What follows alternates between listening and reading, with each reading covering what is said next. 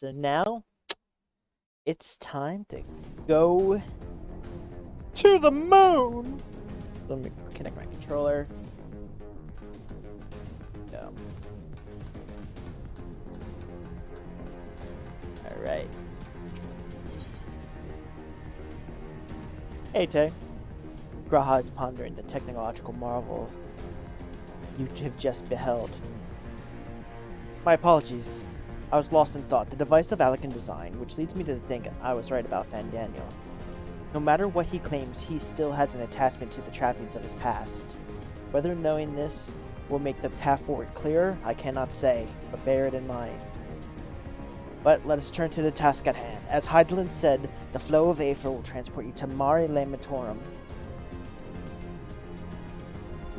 We must hope that the ally of hers can provide you with necessary assistance to restore the seal before Xenos and Fandaniel arrive to stop you. It seems we are ever a step behind, but I have faith you'll make up the difference. Know that whatever awaits, our prayers are with you. Now go, beyond the sky. Alright, we kinda gotta see what everyone else is thinking.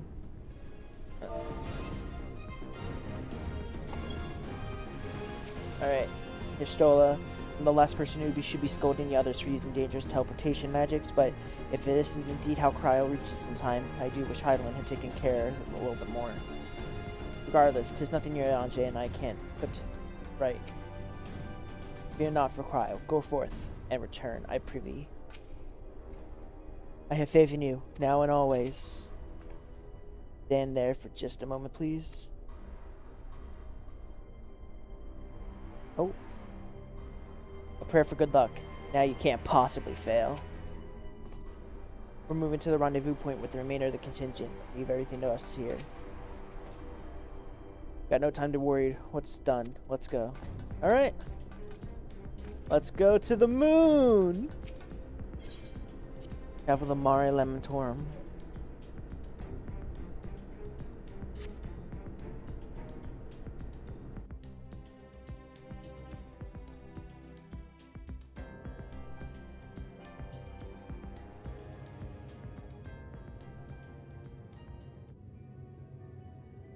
Long, long before Dalamud was forged to imprison an Elder Primal, the eldest of them all, savior of the star, was sealed within a moon of his own.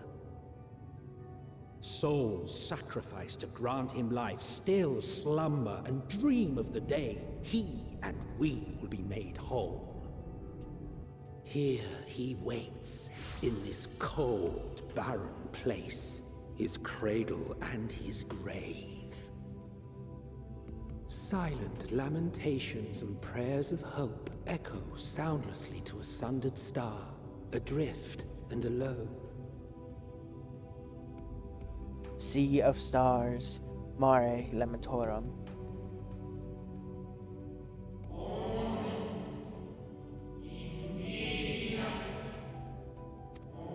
Items.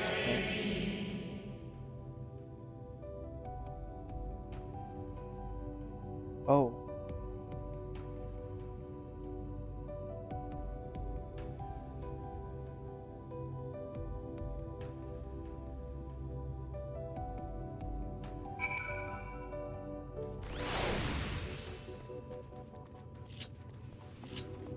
See what's up.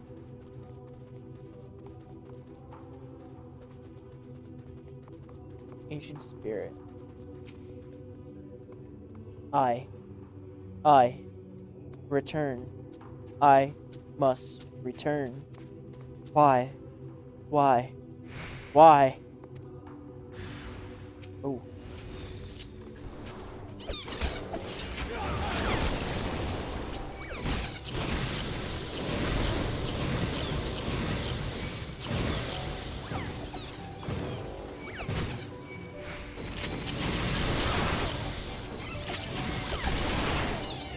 Hello, fellow machinists. Home. I want. I need.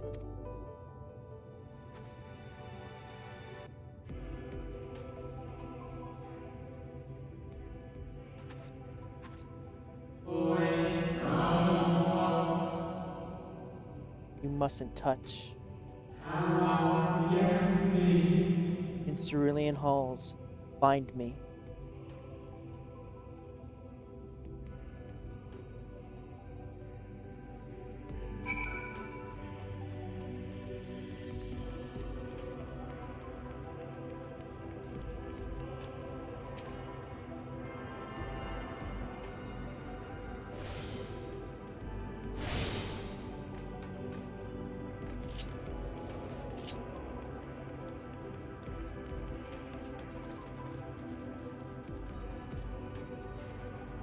Wow.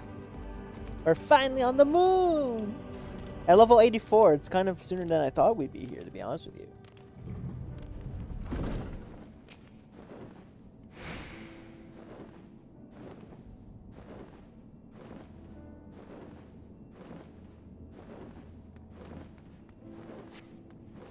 No steps echo in this looming spire save your own, but you nonetheless sense a presence above.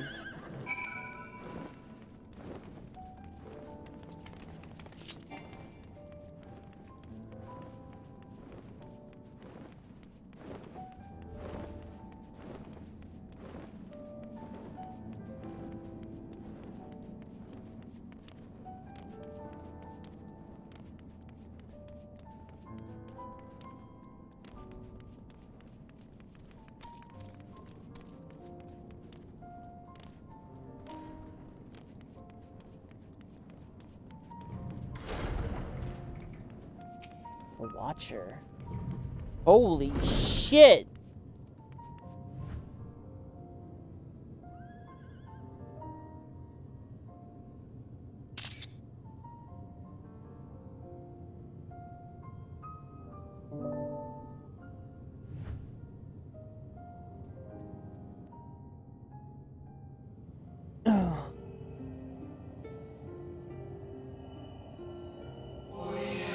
Apologies, I've been preoccupied for some time. I am out of practice at conversation.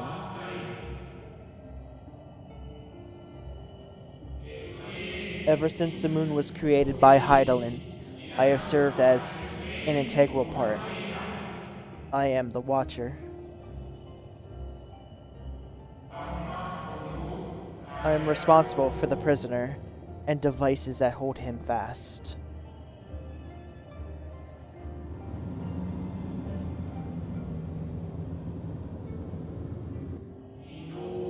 Zodiark himself, a projection of the moon's core.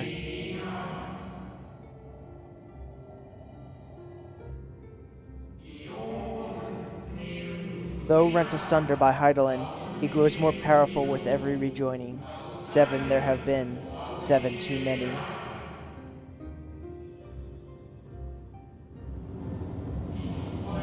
And yet, for all his servants' machinations, he remains incomplete, the fallen and beyond salvation. No attempt would be made to free Zodiark, not until he is whole once more. But someone has taken action. The shackles of him nearly shattered.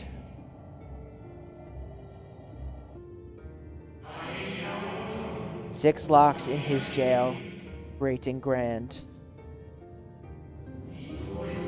Gargantuan swords driven deep, brands to bind Zodiark furthermore.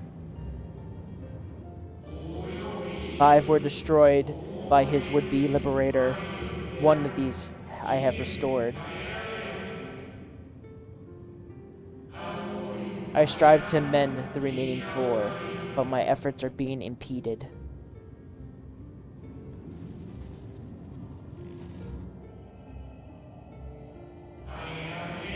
Souls sacrificed to summon Zodiark, the manifestation consequence of the waning seal.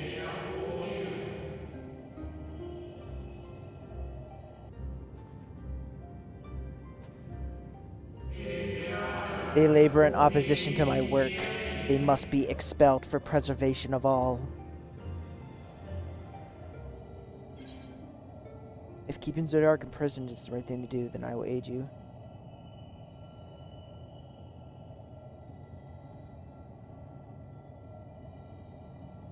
Control. Oh, don't tell me my controller is dead.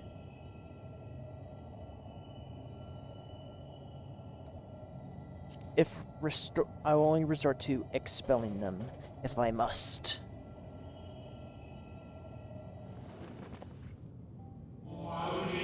Of that, I have no doubt. You are her chosen.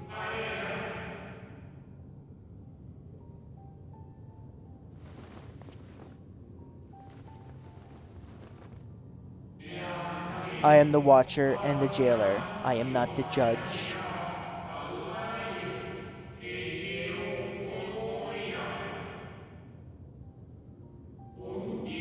Know this. Hydaelyn commands the forces of stasis, and this moon is the product of such power. So as Zodiac remains imprisoned in this place, no more sacrifices will be made in his name, nor will these souls rendered up to his name fade into oblivion. Go, meet these wandering spirits. Do what you think is right.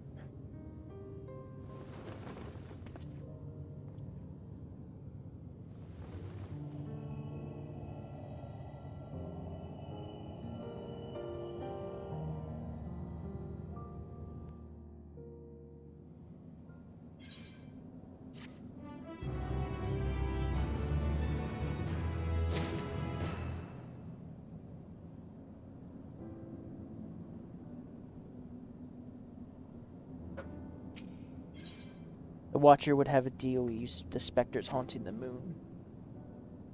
You must confront these lost souls, but you need not expel them by might and arms.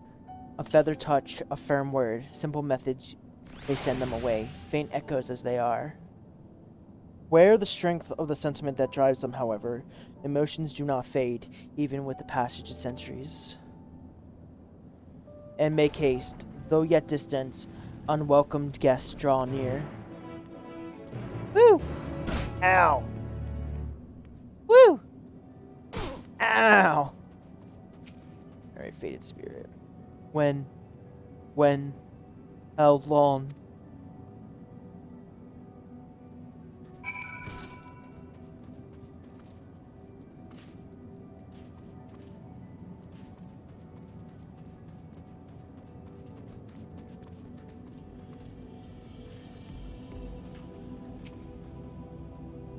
Was it truly so long ago?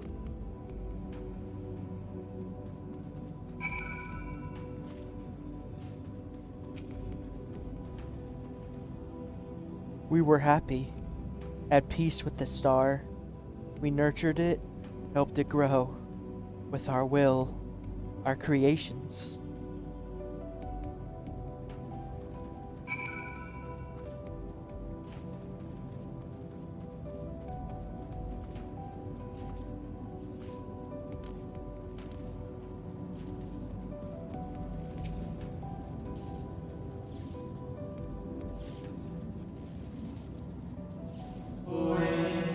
We were the star's beating heart, its life, every soul a drop of blood flowing through its veins.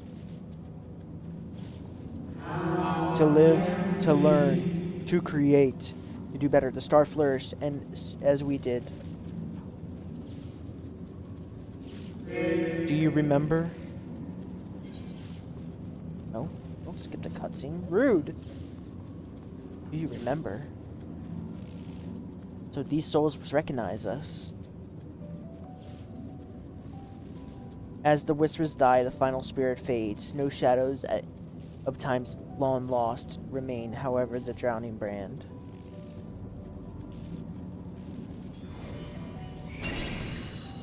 What the fuck? That's a cute-ass dog.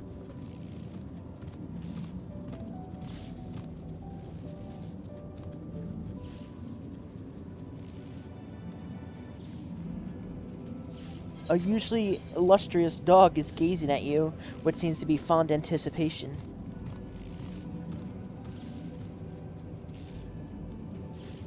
It appears to be waiting for you to follow. Follow the dog and try not to fall behind. The dog leads the way.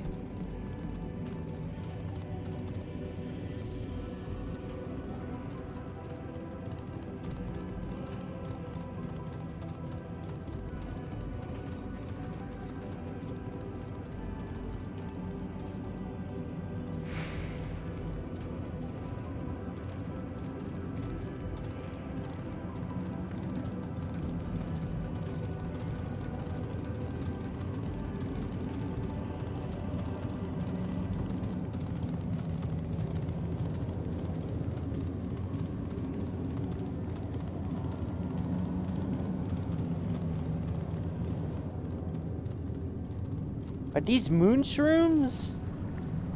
They actually are. What the hell?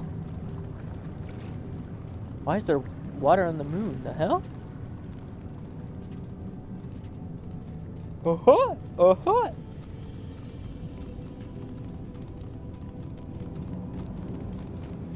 Where's this dog taking us?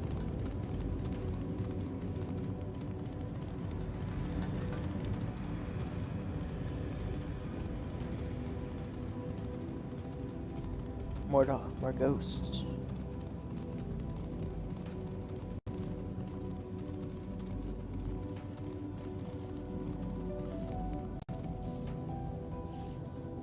The dog silently regards that spirit that lurks near the brand.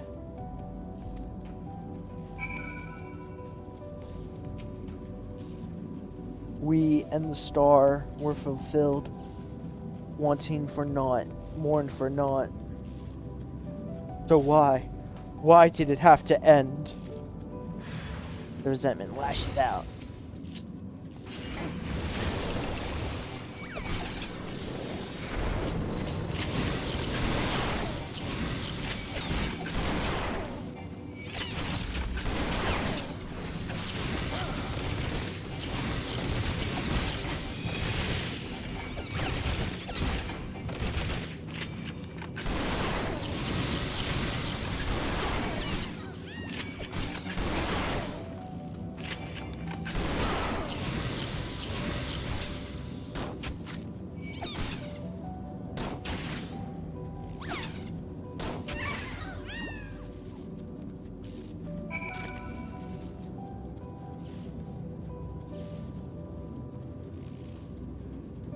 How could oh.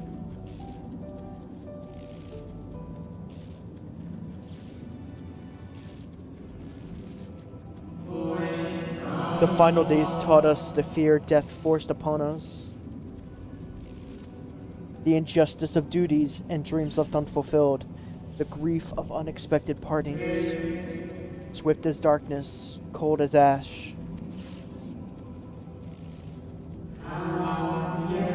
Such tragedy, yet no catharsis. Such truth, yet no consolation.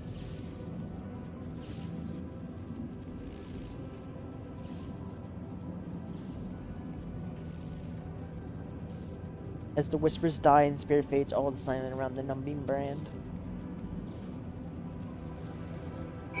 Now what, dog? The lustrous dog once again staring behind you expectantly. Who are you to deny it? Try following it and not fall behind.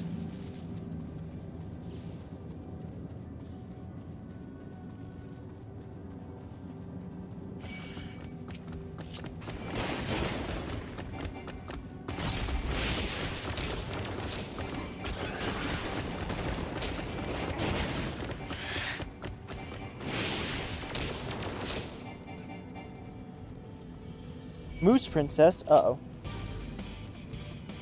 You're just flat out... Ouch. Oh.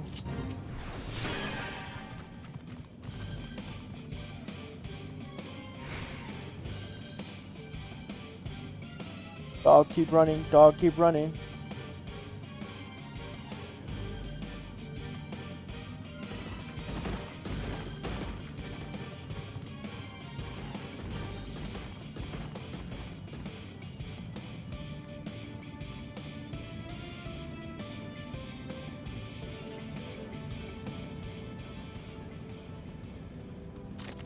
The fact that we're this close to Zodiac is crazy, though.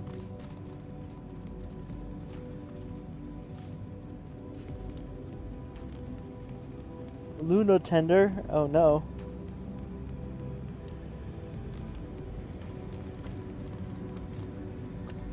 Dog silently regards the shadow lurking near the brand.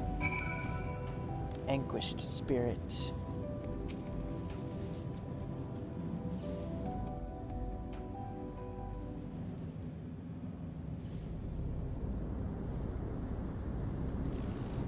What do you have to tell us? Our perfection came crumbling down. Such overwhelming despair. In that moment we knew the end was nigh.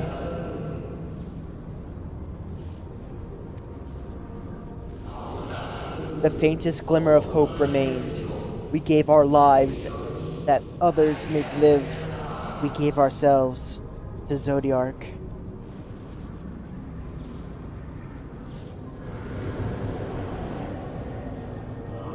Zodiark, our Lord and Savior.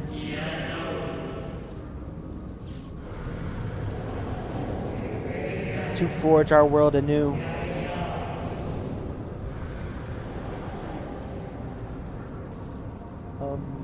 I don't like this.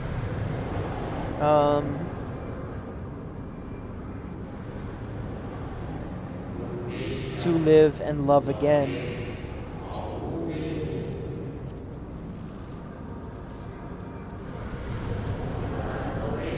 Become one with the star. It's your boy, your little. Fill earth and heaven with life. Birth paradise where fear is a distant memory. Your little moon boy.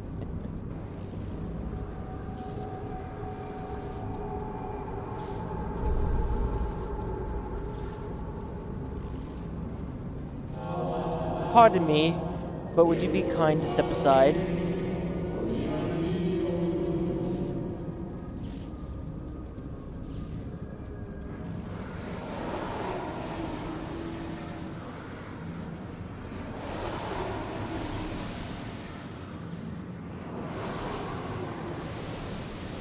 Who's that?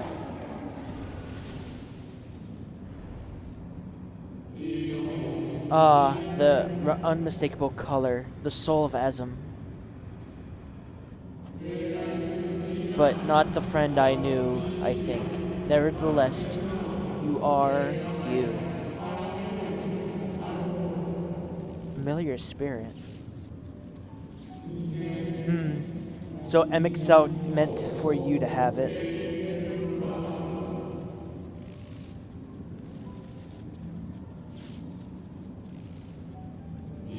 You seem surprised. Why might that be?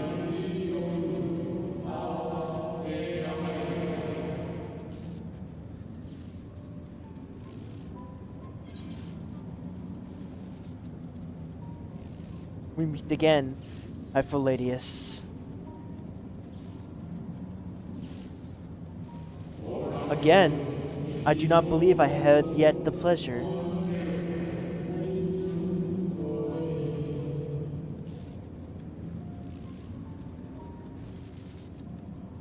I'm assuming we're telling him how we met him already in FFXIV's Memories of Amarat. That's what I'm assuming we're telling them. FFXIV created a shade of my likeness, and not only me, but all of Amarat.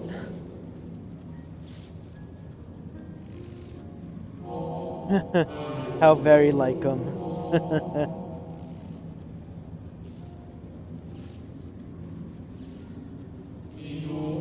A slave to sentiment, even after an eternity.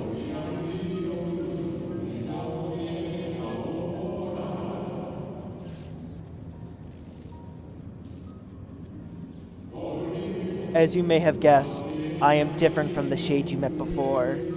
No mere approximation, but the original.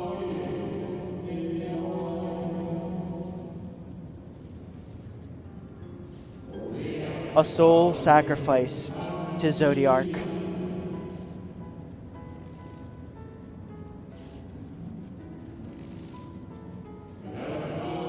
We remember in vivid detail the events leading to our purgatory.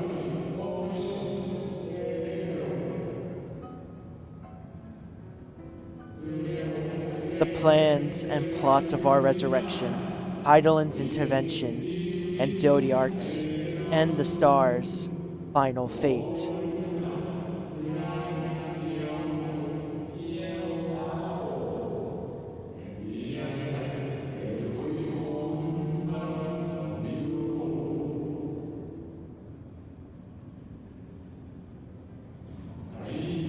And that we drifted in a waking dream, our minds steeped in fog, until you came. I do not know what you and your friends intend for Zodiark or the future of the star. Nevertheless,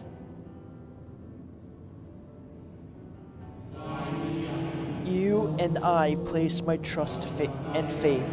In you I choose to believe, as MX did.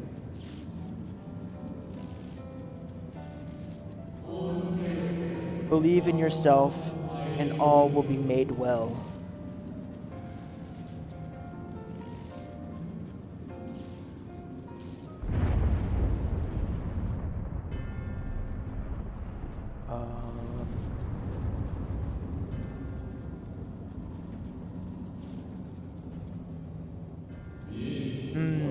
More new arrivals.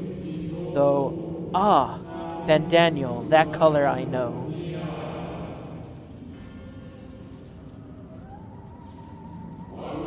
And another I do not. An unfamiliar but fearsome being.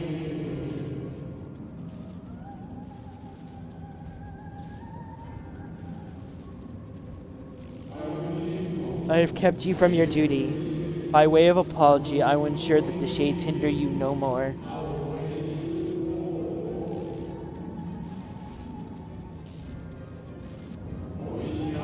Protect the final brand.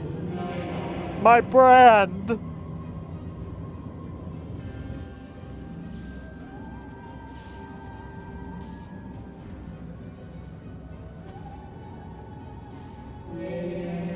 Fare you well, my new old friend.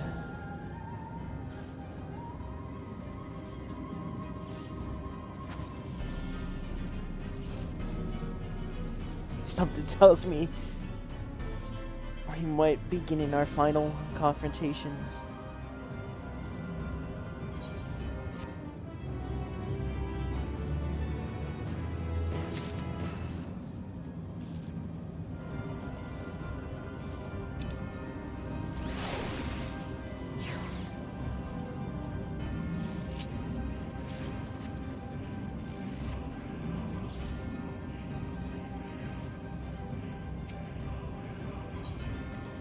Something has raised the lustrous dog's hackles.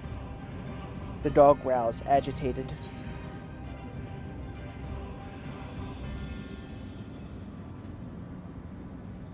Cry havoc and let's slit the dog of war. That's you, by the way. We must protect the brand. Come on, boy. The dog nudges you with its nose. You get a feeling it wants you to hop on. Ride the dog. Oh! Got a flying dog.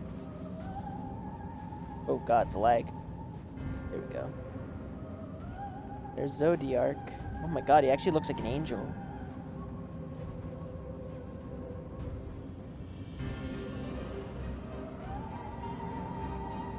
But the final brand's right here.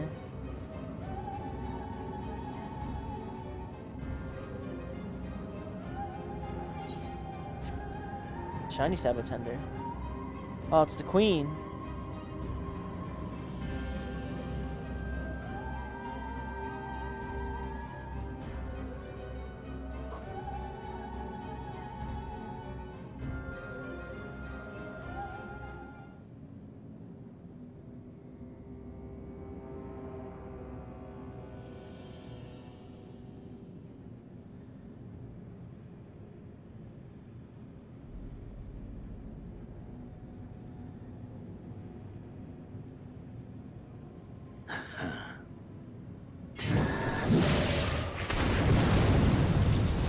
Oh.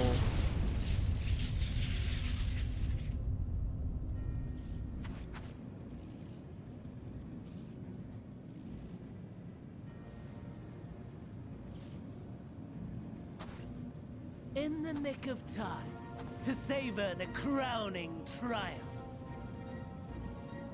Unbound and free at last.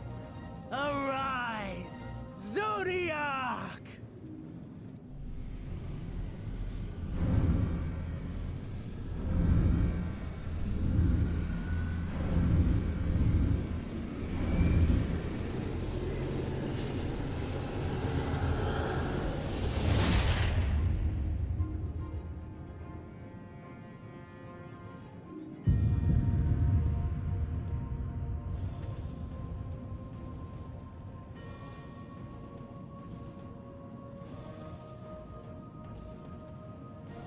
deprived of heart and will by the loss of dearest Elidibus.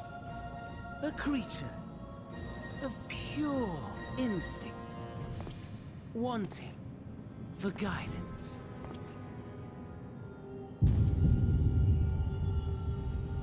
But powerful, oh so powerful. More so with every passing moment. I don't like this.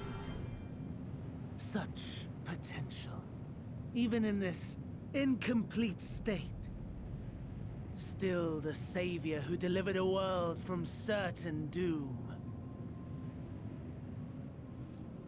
So, here we stand. You know my intent. Consume the god, then the world. Stoke your fury to a raging inferno, and dance among the ashes. Or perhaps you would face me here and now. A lesser but welcome amusement.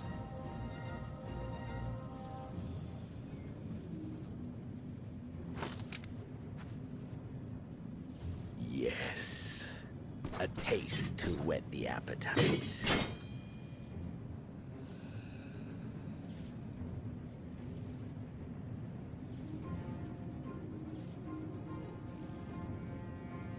Sorry to spoil the moment, but might I ask that you postpone the slaughter until I've said my piece? I promise I will be brief.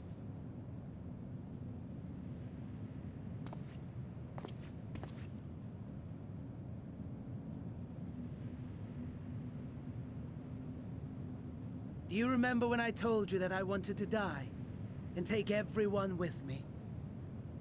I meant it. Is he about to...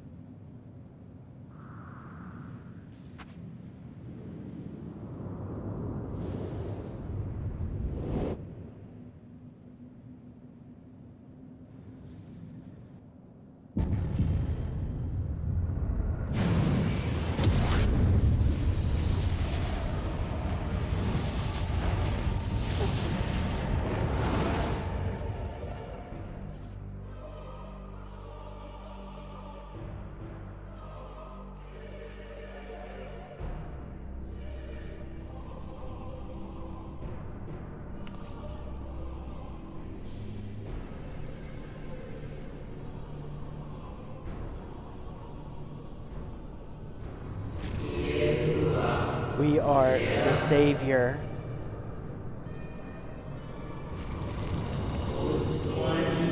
We are the guardian, the keeper of the natural order.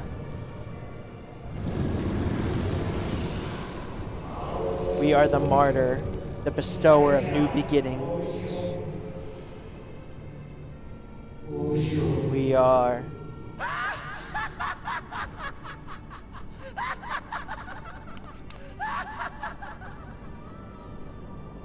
Such lofty aspirations! And what sweet irony that the world's saviors will become the agents of its destruction! It cannot end this way. We must return and be made whole. We are the will of the star, now and forever. For the greater good, for the sake of the world. Wrong, wrong, wrong, wrong, wrong! Lies and delusion! The dead have no power over me. You will be silent. Silent as the grave!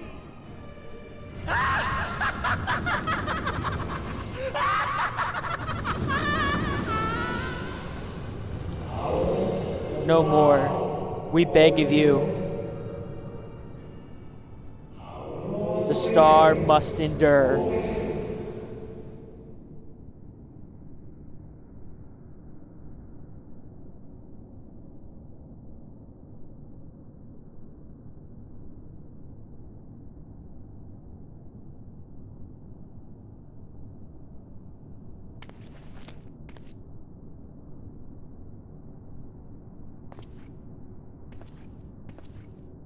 Believe and walk in faith.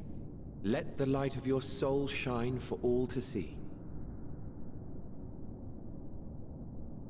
Not quite the outcome you'd imagined, but a fitting one nonetheless. Don't you think so, Hades?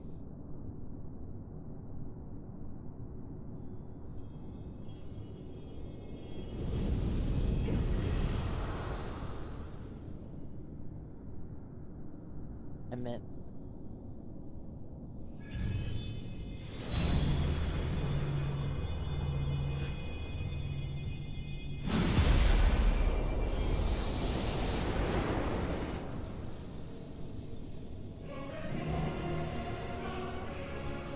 Oh. All I craved and more. Boundless power. Mine to command. Holy shit.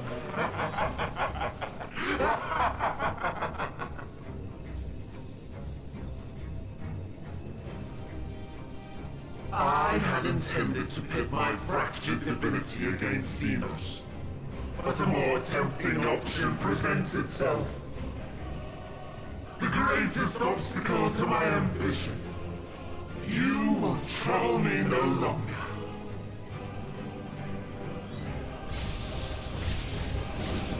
Warriors beyond the rift, heed my call.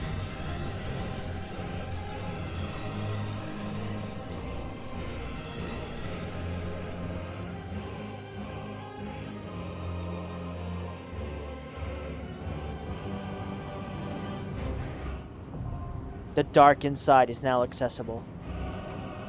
Holy shit.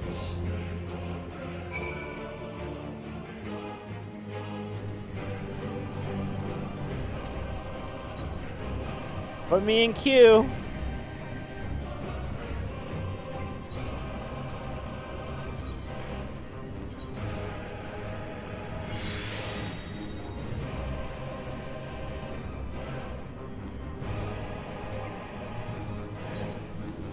While we're waiting for people.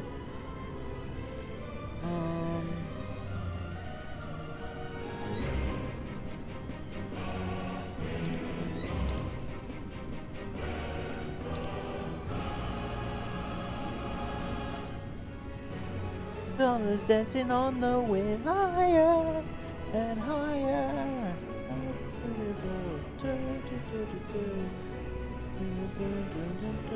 We carry on. Going of houses dancing on the wind, higher.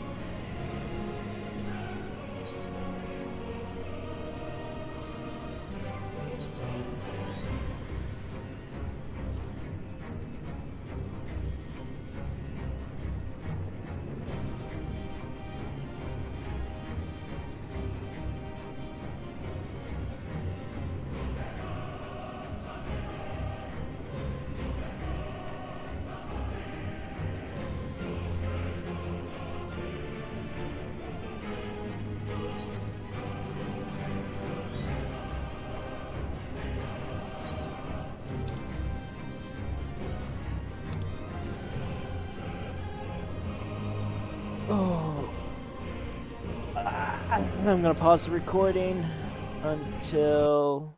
Oh wait, what? Where's the pause recording button? Rip. So I guess I'll just stop the recording until we get queued. That recording back up. All right, let us confront Zodiac.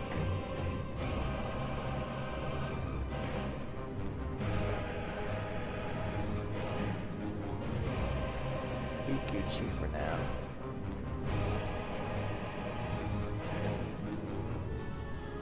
Yep. Come on, one more player. If this guy.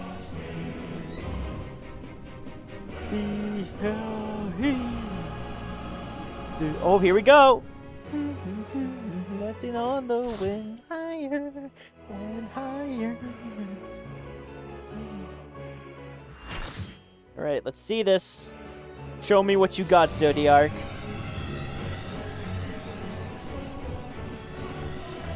Sea of stars, the dark inside. Eternal darkness, Zodiac.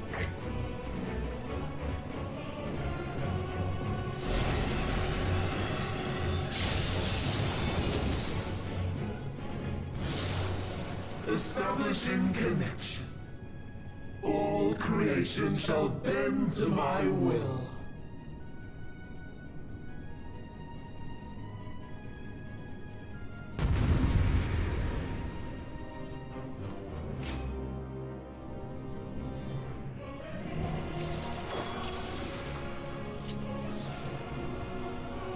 I don't know what to do with my extra charge of.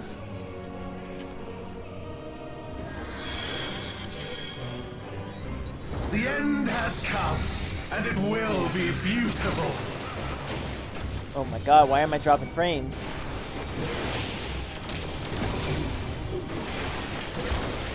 Oh! The marvels of Sirius were the playthings. I'm gonna trust the healer here.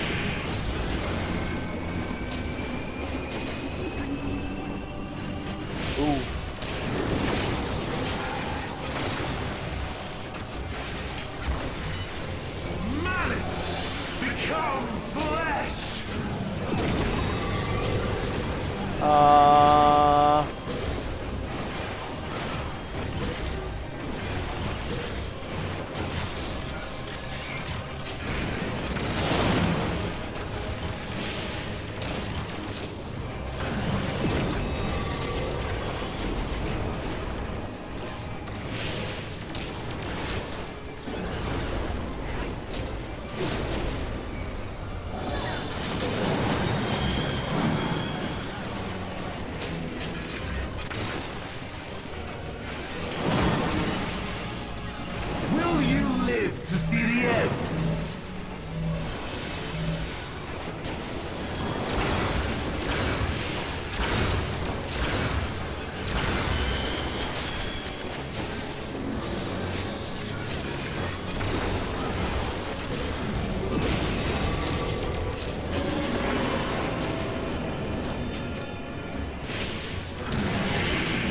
Guess we just have to stay on this side, right?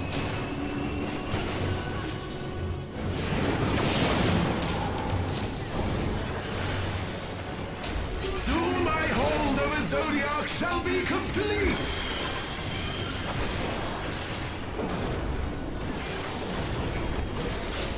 Mine! All mine!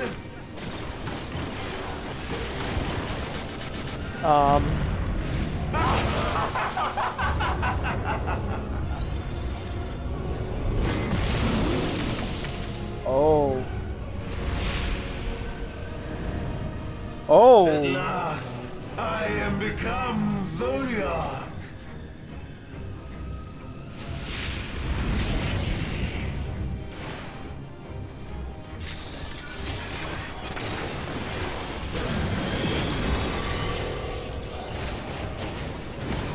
The natural order overturned!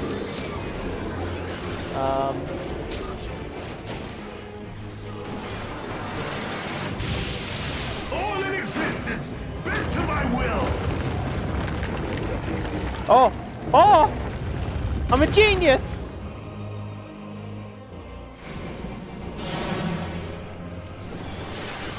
My life's work My masterpiece!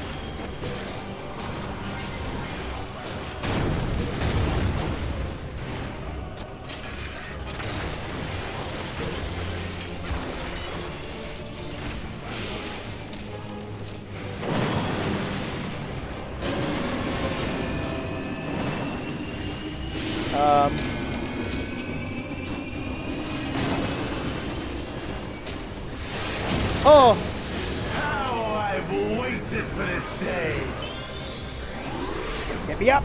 Get me up! No! Put me back down! Put me back down!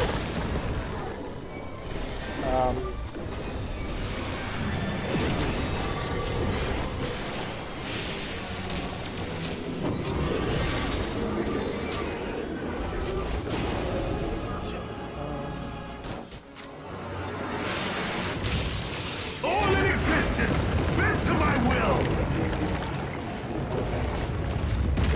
Oh.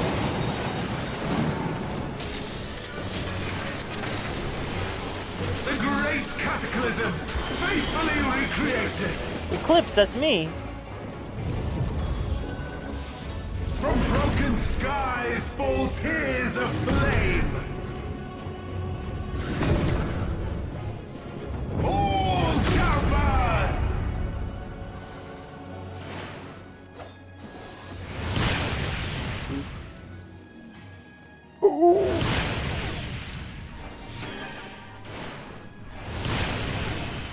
Will you live to see the end? Nope.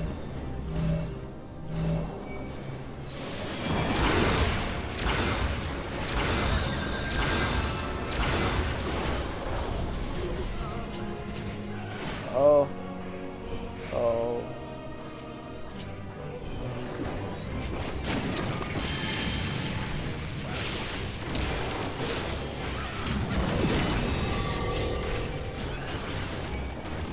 Okay, yeah.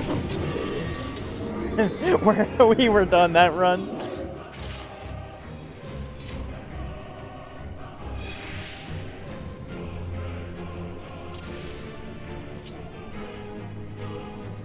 Alright, let's try this again.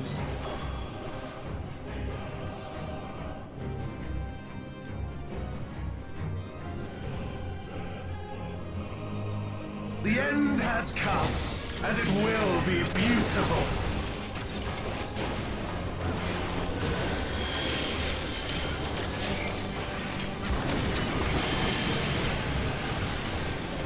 The marvels of Sirius were but playthings.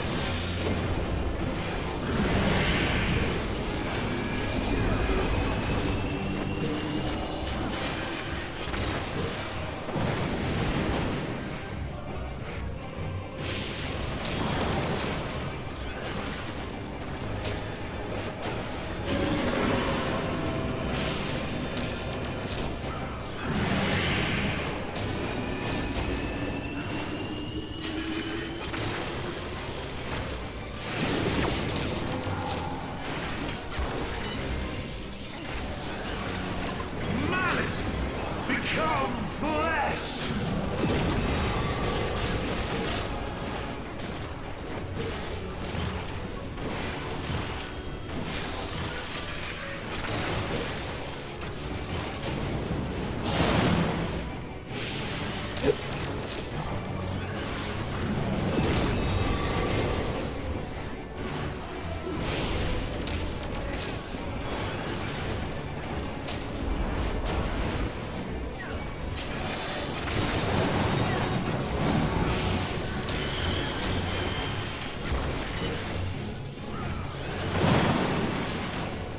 Will you live to see the end?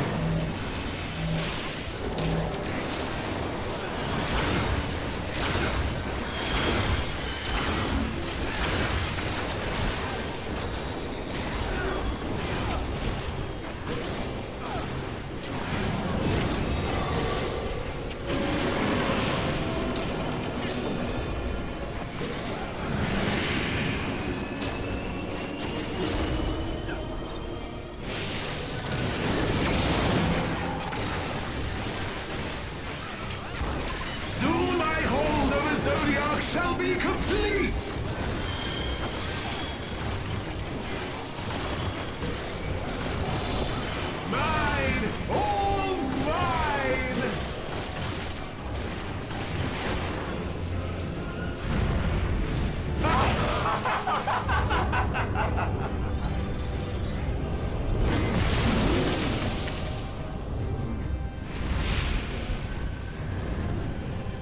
At last, I am become Zoya.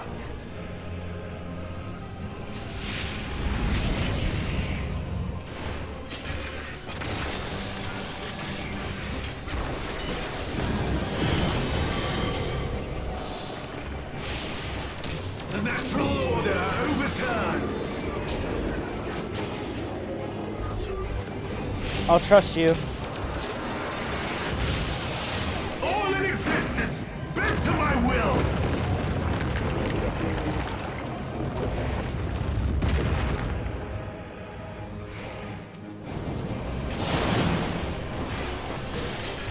My life's work, my masterpiece.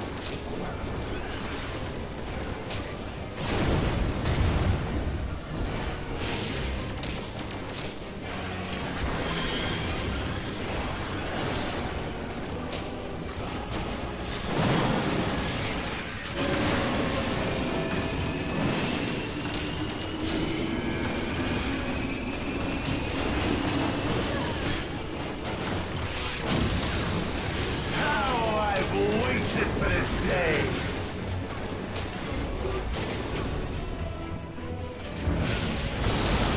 Ooh. That tank.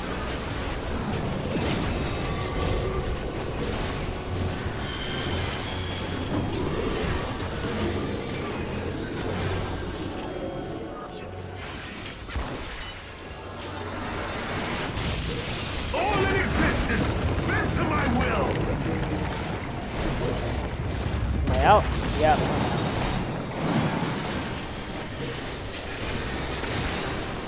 The great cataclysm, faithfully recreated. Not this time.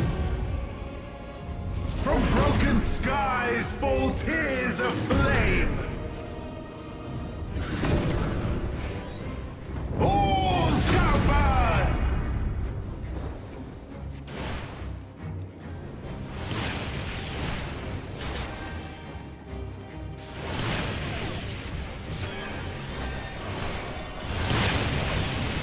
Will you live to see the end? Good question. Are we? Oh!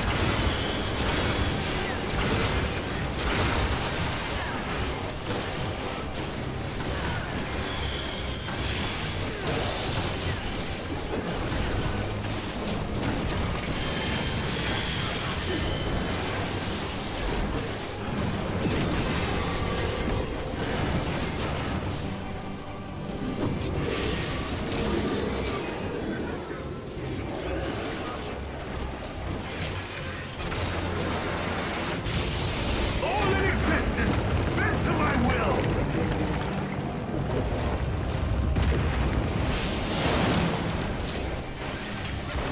Will you live to see the end?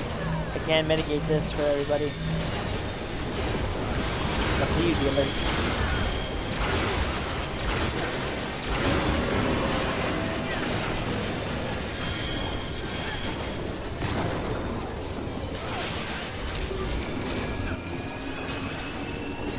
Oh. Oh no. Woo. I have no need for strength.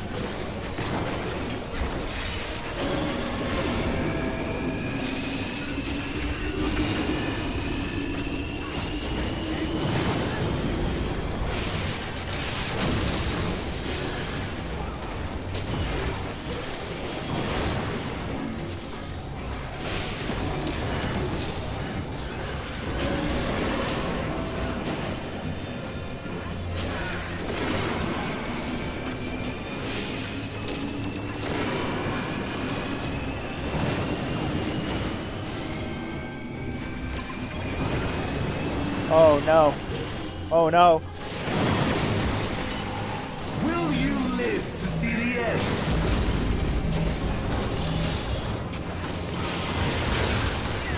Get him, ninja! Uh-oh. Other side, other side, other side, other side, other side.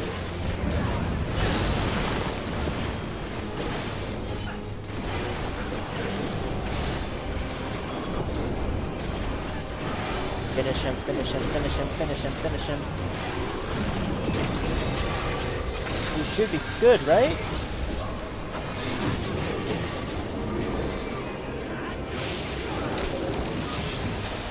Woo! Is this the limit of your power? Is this how it ends?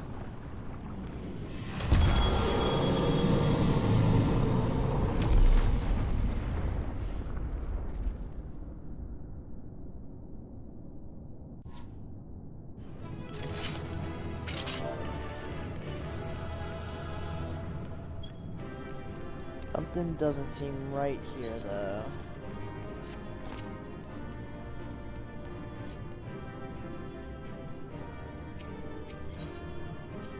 Let's go.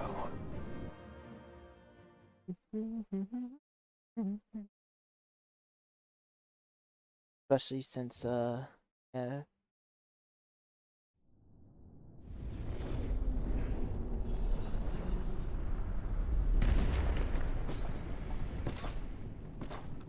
Oh.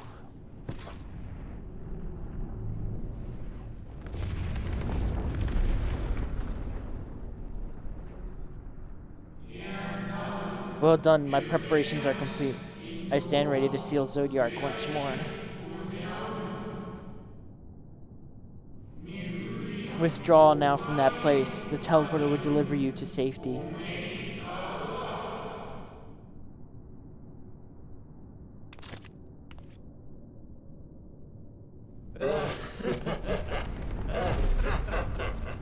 Incomplete and insufficient. Of course he was no match. Once again, you have left my best laid plans in ruins.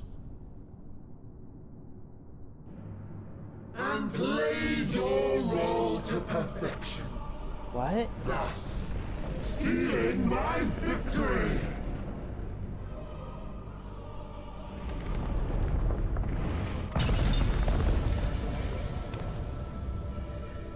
From the first, all I wanted was for you to kill Zodiac. 'Twas but one of many methods to achieve the desired effect. 'Twould have been the same had Xenos died in my place. But what better and more satisfying way to ensure success than to take control myself? My sole regret is that you live to tell the tale. Even so, I have fulfilled my heart's desire.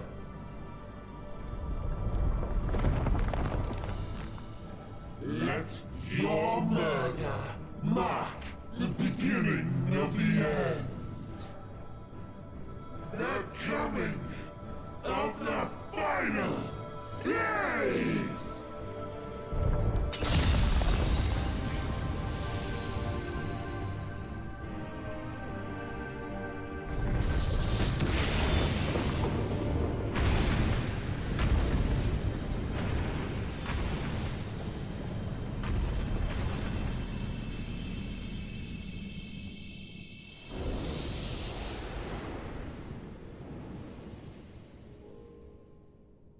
How quickly strength fades, and blood cools. Old familiar sensations. So many lives, so many deaths. No different this. I close my eyes and slip into the dreamless slumber.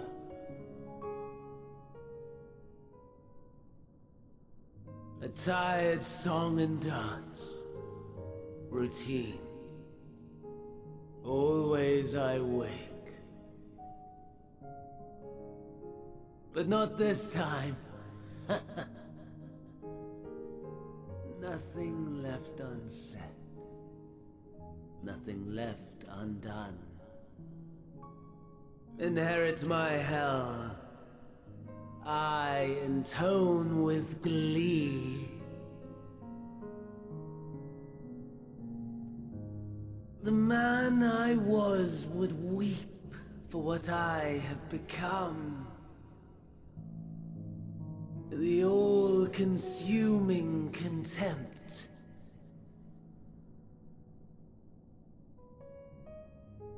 But I've the wisdom of 10 millennia to justify my answer to the question. No value in their existence. Not a whit. For all that I looked.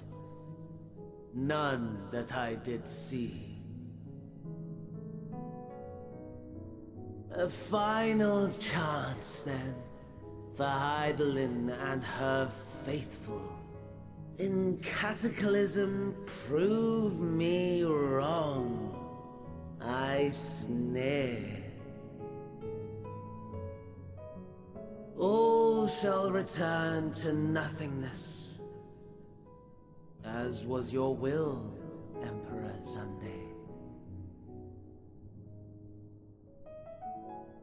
I, the star, and every living being, consigned to your oblivion.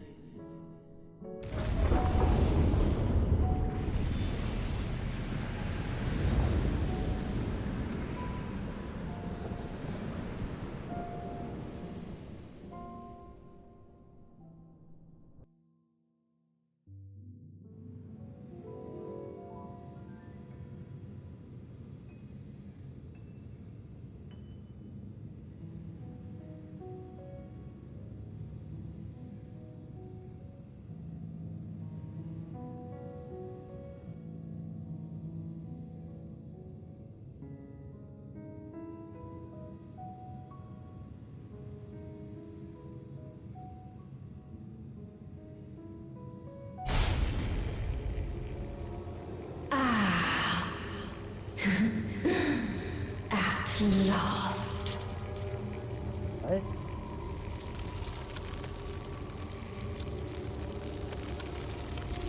What the fuck?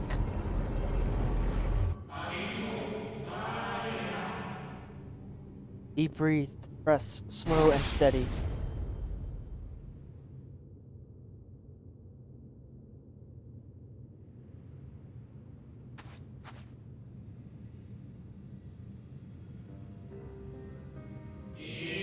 You saw it too, yes? The blue star below, thrown into turmoil.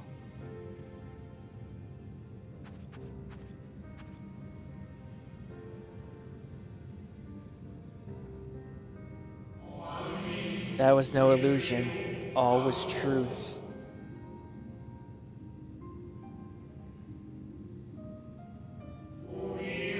With the death of Zodiac, the laws of nature over which he presided had begun to unravel. The final days are upon us. What you witnessed was an omen granted by the Echo, a vision of horrors to come.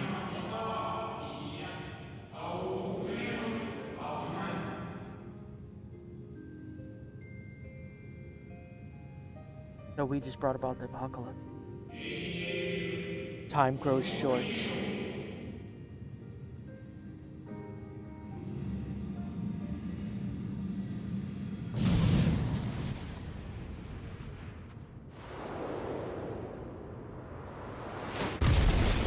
He wants our showdown now?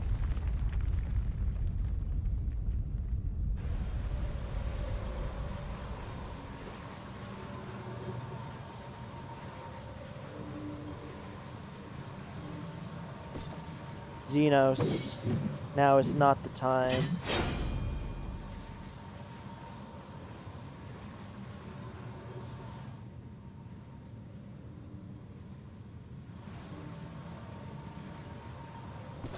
No.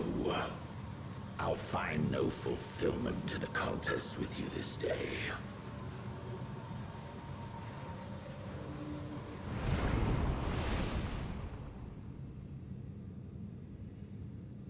Slavering beasts gather at your gates, ravenous and eager. Already you turn to them and away from me.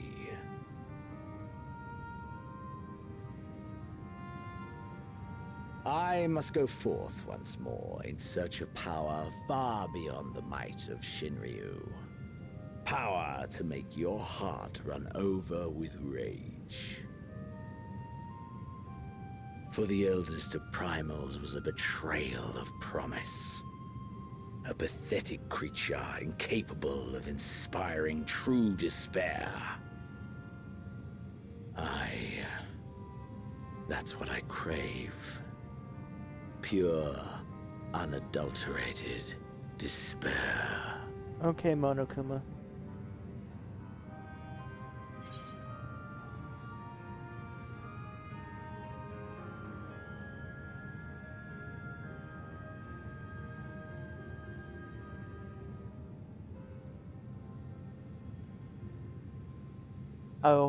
I will not fight for your amusement.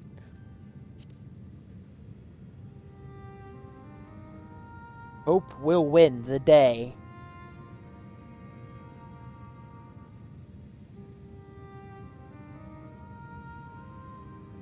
We shall see.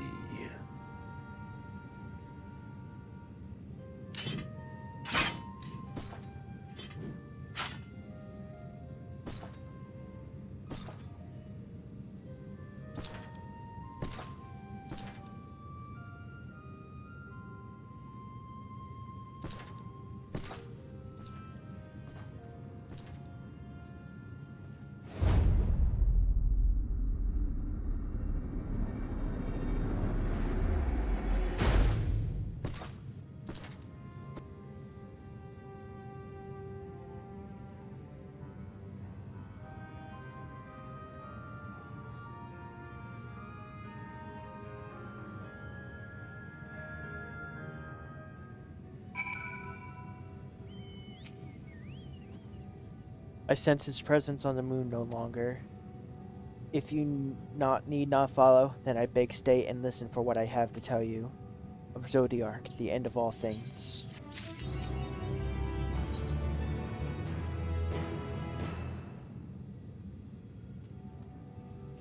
The Watcher would... Before we speak at length, I believe a change of surroundings is in order. I have more than ill tidings to share, you see. I sensed others arriving not long ago. Through my communions with Heidelin have grown infrequent, I have learned enough from her to know these are your comrades. And as luck would have it, they have already reached my abode. Come, let us join them.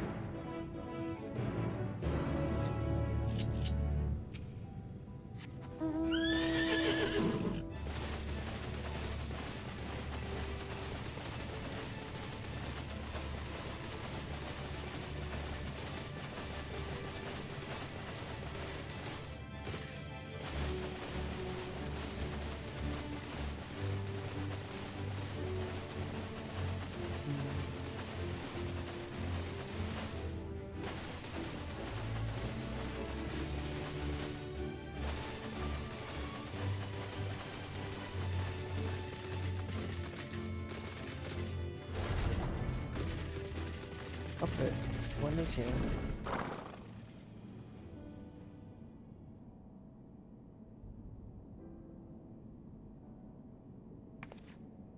Thank goodness you are unharmed. We did what we could to subdue the temper before making our way here. Not without casualties, unfortunately. Some few detonated explosive, killing themselves and others. The contingent healers had their hands full tending to the injured and enthralled when we took our leave. Lest you wonder, Mistress Kyle hath been delivered unto her care. serving as conduit for Highland's power have taken its toll, but she will recover in due course. As for Alpha Node and Alisaie, they insist on remaining in Garlemald while we three rush to your aid. It appears, however, the matters have already here come to a conclusion.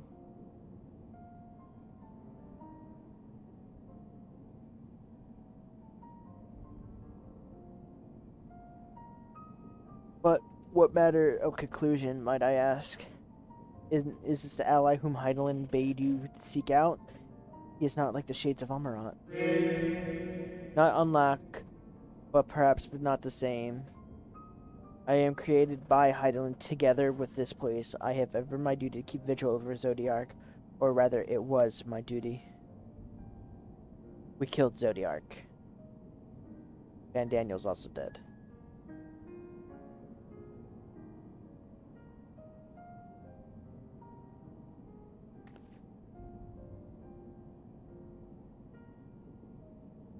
Then Zodiark is no more. And not without consequence. I am afraid, for now, the delicate weave of the star, preserved in his presence, has begun to unravel. Are you alright? My attempts to forestall Zodiark's release has all but extinguished my strength. Oh, exhausted, whoops. If you might allow me to rest a short while, I could share with you all I can. Please do not need to exert yourself on our account. These crystals contain records of your time here, yes? May we peruse them while we wait? By all means, if you'd like to review them chronologically, I suggest to begin at those on the upper floor. I shall leave that to you, Eclipse, while I see what has been gleaned on these crystals on the lower levels.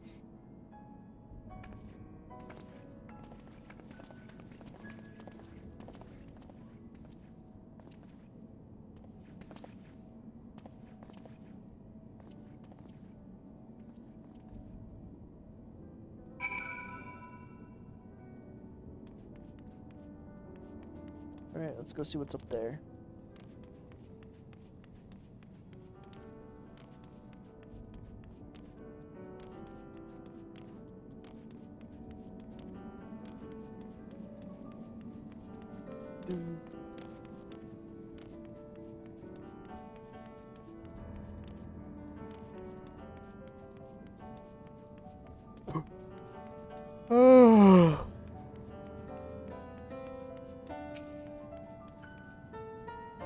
The glowing crystal. You gaze into the crystal. Ancient knowledge of Zodiark flows through your mind. Daily summary, no abnormalities. Daily summary, no abnormalities. Daily summary, no abnormalities. It appears to be records of a long, lonely vigil in the moon, dating back to the beginning of Zodiark's in prison.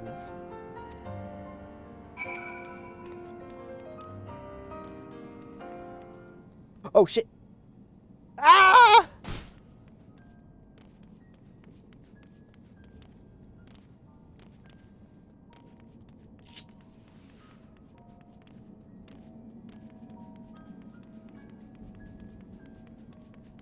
Let's try that again.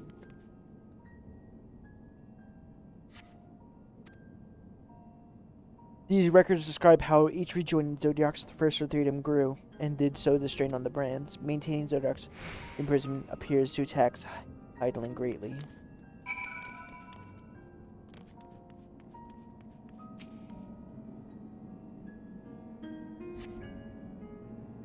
As you gaze into the crystal, knowledge of the past rejoinings flows through your mind. These records describe the Watcher's efforts to prepare in the event Zodiark broke free from his prison. The record goes on to describe maintenance carried out regularly on with the Leporites, though it's not clear who or what they are.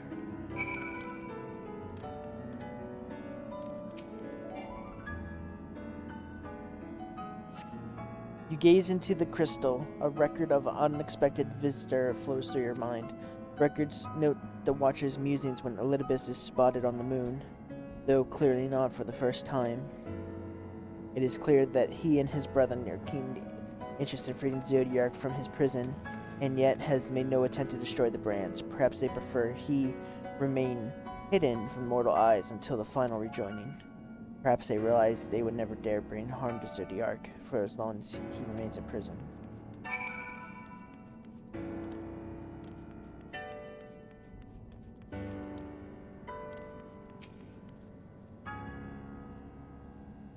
None of anything import. We tell Lestrola everything that was important. So, as we suspected, maintaining the brands required a great deal of her energy and focus, and this cost has grown higher with every rejoining. That will explain why contact with her has become rather infrequent since the 7th Umbral Calamity. I too have made a startling discovery. The heavenly body in which we know to be the moon is in fact created by Heidelin. When the Watcher said that he created together in this place, I thought he only meant this facility. Truly, Heidelin's power is far beyond anything I could have imagined.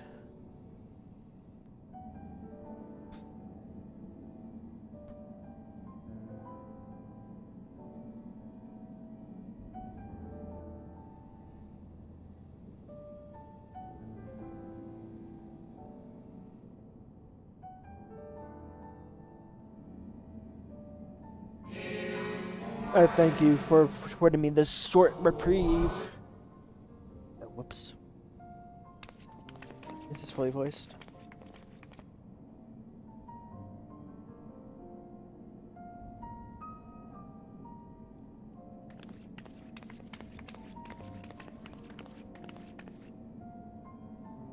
It is we who should thank you. The records stored here are nothing short of extraordinary.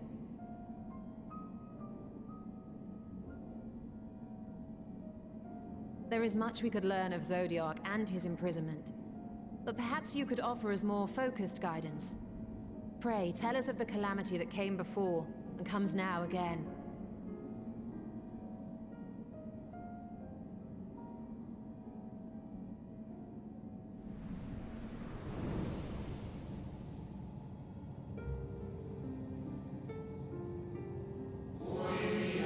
Long ago, before the Great Sundering, there was but a single world, Emthris.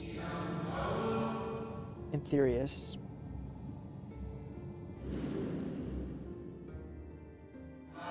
One day, from within the earth, a terrible cry issued forth, affecting profane change in all matters of life.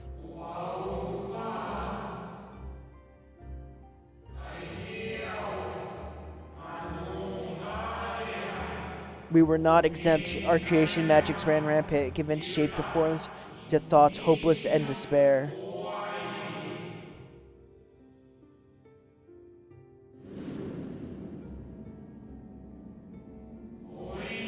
At first, the phenomena was limited to a single region.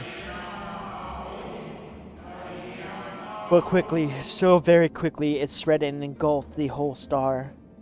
Were the ancients ever able to deduce its source?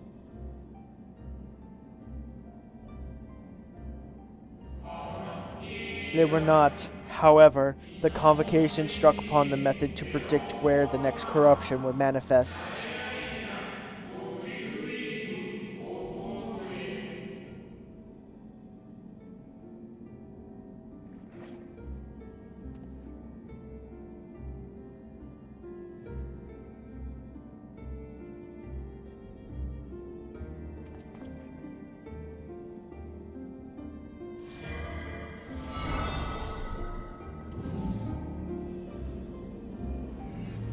Ooh.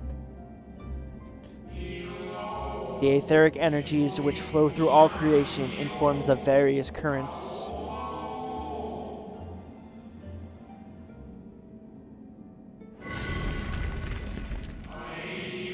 The currents which course through lands and seas.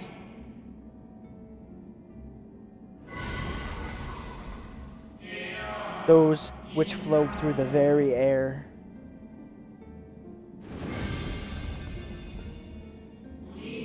And those of celestial nature, which encompass both stars and moon. Celestial currents. I cannot say I am familiar with the concept. Nor would I expect you to be. You scholars of our time knew of its existence.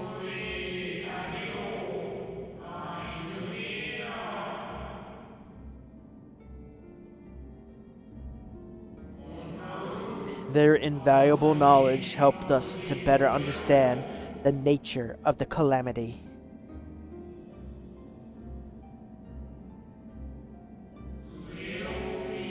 Like the terrestrial and ones of earth and air, the celestial forms a vast network, but etherical distribution is not consistent. The convocation soon realized that the inciting incidences occurring in regions in which the flow is weakest.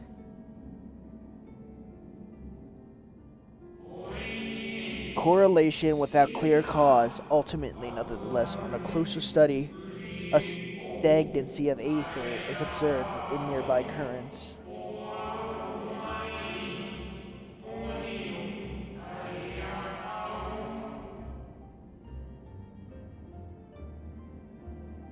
And so they sought a means to harness the forces of darkness, of activity and growth. Thus was Zodiac conceived. No less a power than a god's could set right the laws of nature and quicken the flow of ether within the star. Precisely, with the advent of Zodiac, our end was averted.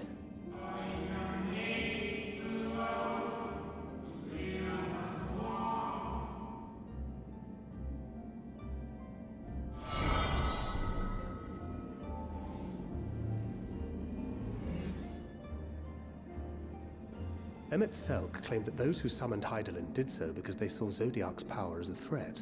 Is that true? Indeed. There was a faction opposed to Zodiac's creation, but their aim was never to unmake him.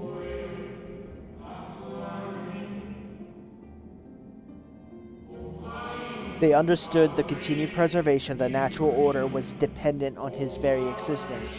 Until we could identify and address the underlying cause of the final days, he would need to remain, for his departure would surely set an apocalyptic event like no other. Hydaelyn recognized this as well, and so rather than destroy, she sundered Zodiac, herself, and the star into lesser reflections, and she might confine him to his place.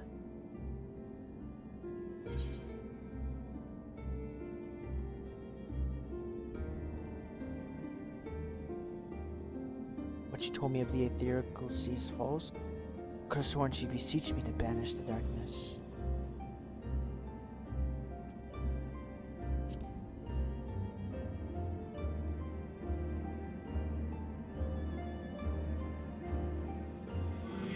Perhaps she did, but as with all beings, intent is not always in accord with words spoken.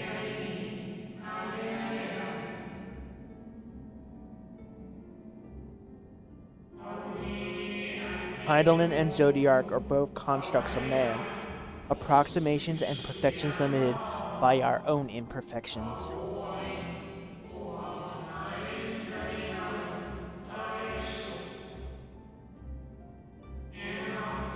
Zodiac was, without question, the more powerful of the two, having been born from sacrifice of half of Aether's population.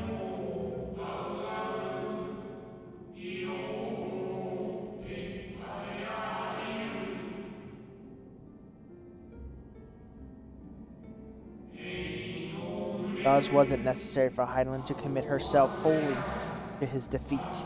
Still, no effort was needed to confine him.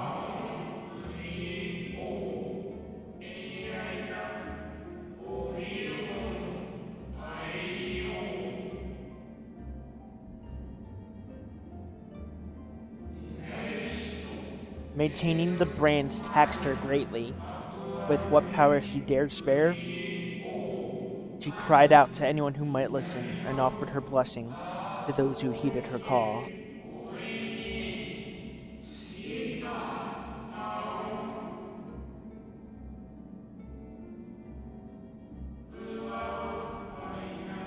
Though it was likely within her power to do so, I believe, she did not wish to speak of Aetheris or her history.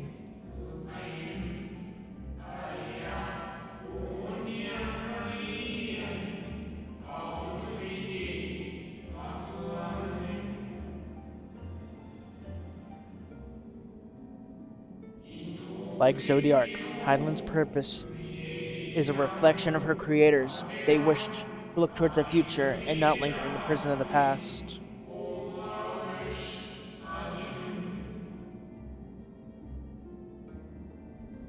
The Ascians set in motion 7 rejoinings before we came to oppose them. How many more worlds would have been lost had we not placed our faith in her? How many more souls living in the present would have been snuffed out for the sake of those long dead?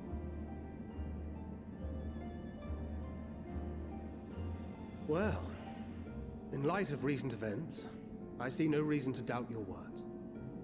And even if Hydaelyn is not a god in truth, if Minfilia believed that we should trust in her plans, then I choose to do just that. Which brings me to a rather important question. Let's suppose we try but fail to stop this second coming of the final days.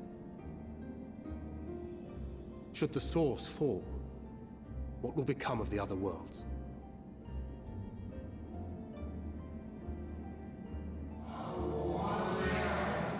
The nomenclature is no fitting than you know.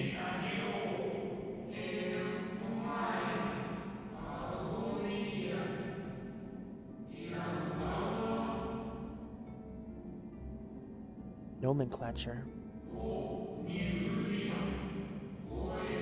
Bring ruin to the source, and its reflections will share its fate.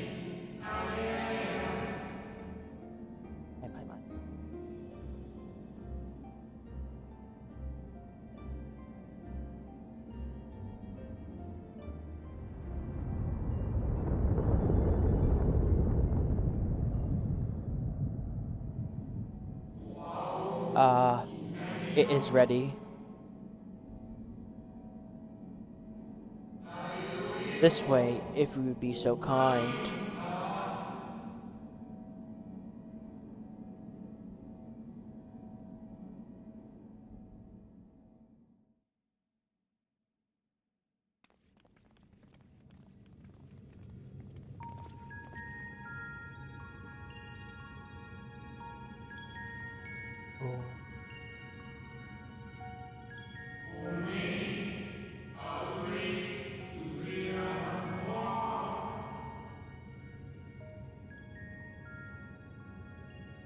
Yes, but what is it? I missed that. Sorry, I was looking at my phone and my dog. Hydaelyn knew better than any of their power was not absolute. Indeed, she has ever sheltered the whole Zardiov and his faithful at bay.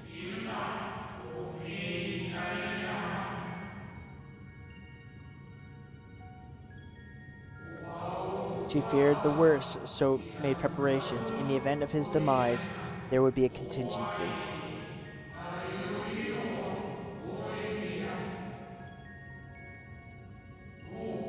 The moon is more than a prison. It is a vessel capable of bearing the people of Ethris to safe harbor.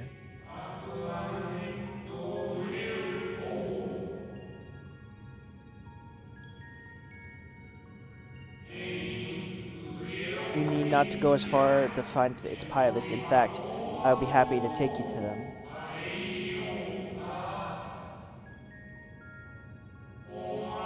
And fulfill my final duty as the Watcher in the dark.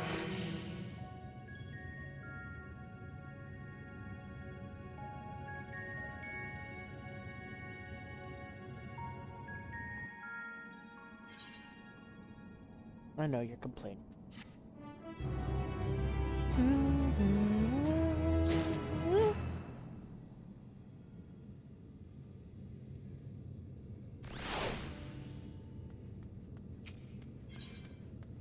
At long last, the Watcher is ready to fulfill his final duty.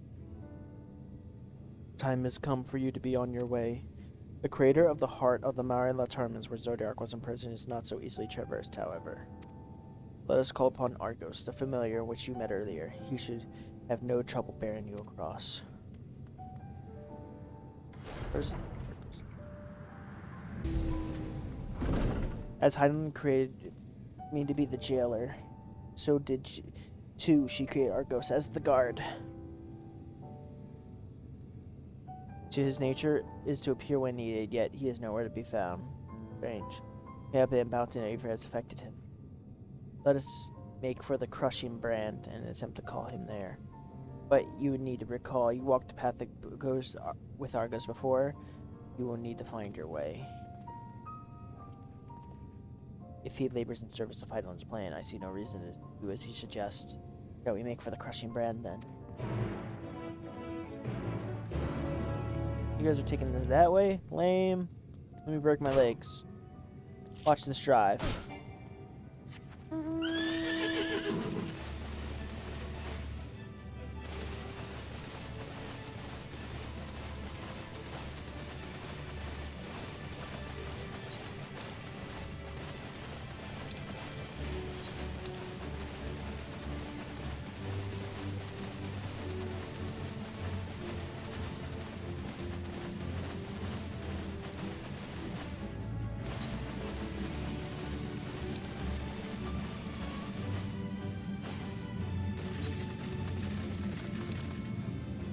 Which one's the crushing brand?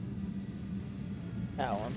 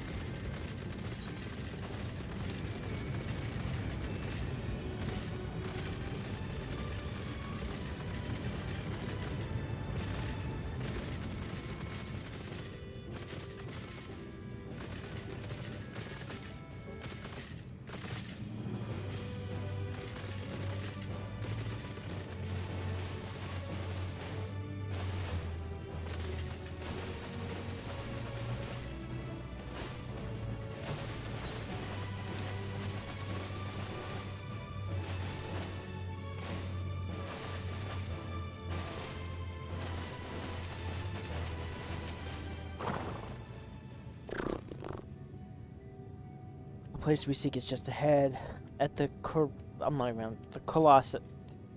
Colosseroi. You see, Argos cannot manage us without sufficient concentrations of ambient ether. You'd be hard pressed to find a greater confidence inside this cavern. Follow me.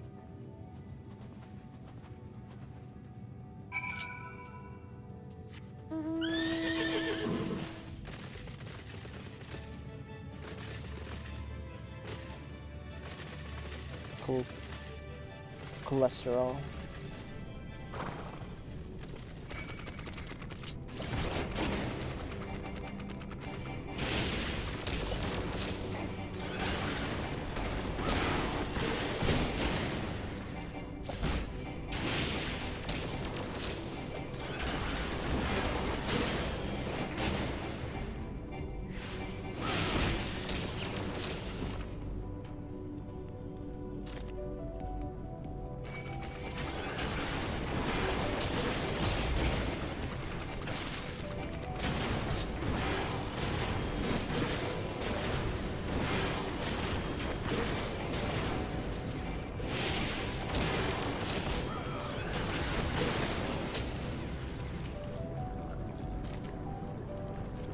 Yes, here will do nicely. The lunar spigoi draw ether from the ground, which is then dispersed into the air. At the present, however, the ambient energies are not quite sufficient for Argos to manifest. Might you be willing to spare some of your own to help the Sprolog around?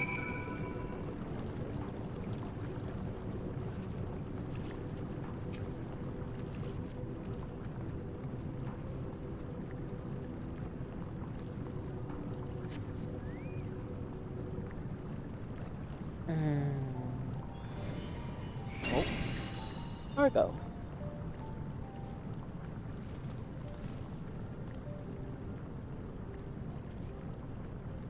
Argos manifests in the flash. She seems to be glad to see you again. Most fascinating creation of Heidelin's. Wouldn't you agree? Should be a need arise, he is even able to create reflections of himself on a whim. No, I assure you, there is no reflection which accompanied you earlier to the brand.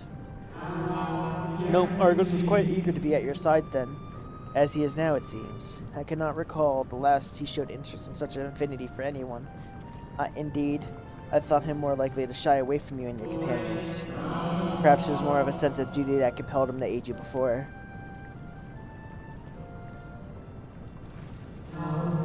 As for your companions...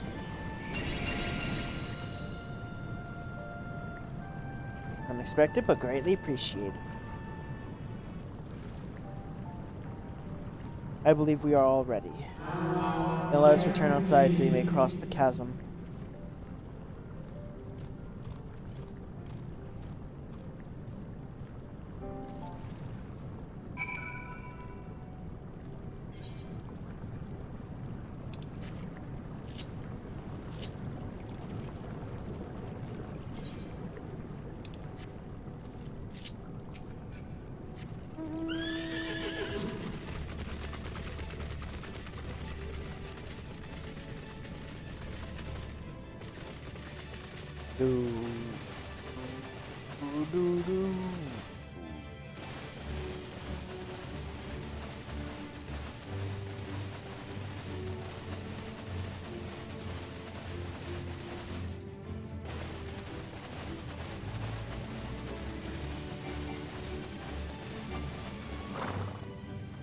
Your destination is the creature structure with the Cradle of Darkness.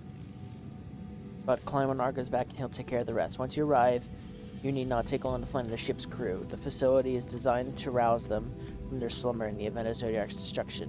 Heed their counsel. Together you may guide the star and its people to a kinder fate. This is where we part ways, but know that I shall be ever watching and praying for success. Our allies' assurances notwithstanding, we cannot be certain what awaits us on the other side, so perhaps it would be best if we did not all go at once. I propose 2 of us cross first while Thancred and Jay will wait here. Alright, let's go. Onward!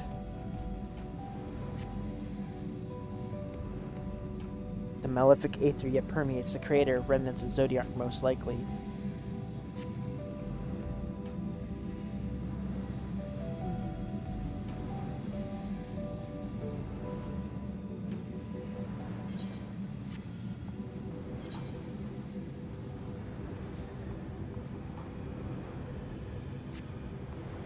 Just a little further.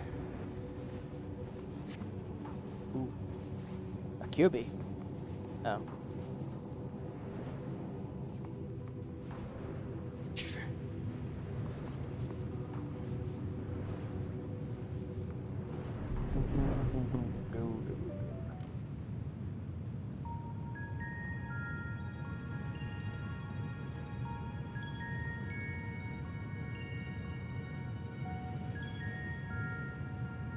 The structure is enormous, though it is hardly surprising given the size of average an Amartine. Apologies for the wait. Right, then let's head inside and... Oh? Nice, Fiat. I'm not... It doesn't even look like I'm halfway through!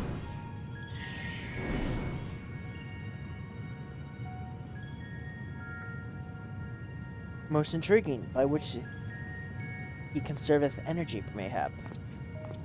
Aw, I can't wait.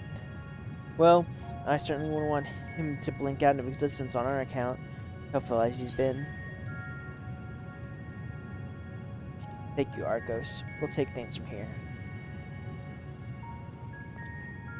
If Argos is to remain without, let us not keep him waiting over long.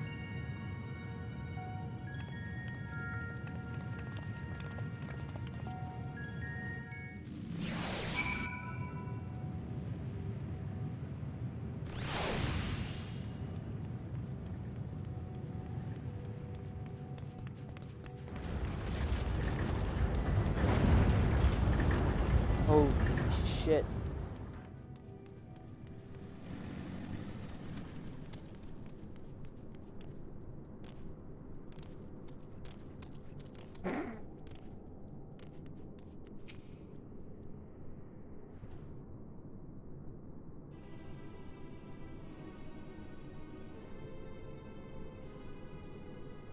I got a long ways to go. Fuck.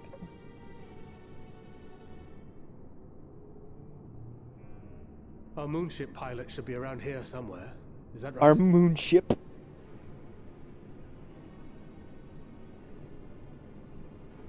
Yes, Viet.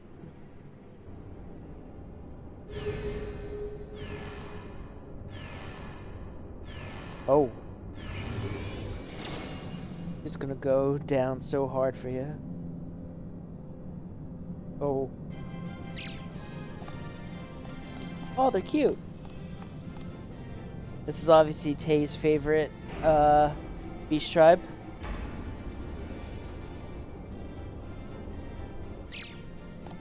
But for now, just enjoy this part. Oh boy.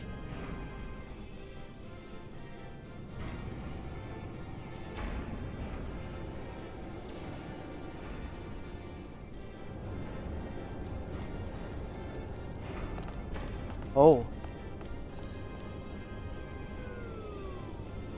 Me?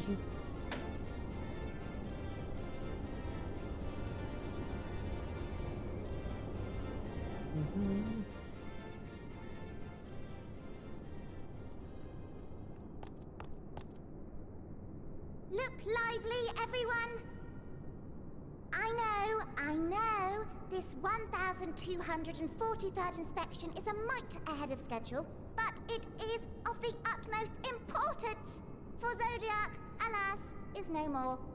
This is why she nonchalantly As of said now, that. Our mighty moon has a new purpose, to bear the people of Aetheris to safety.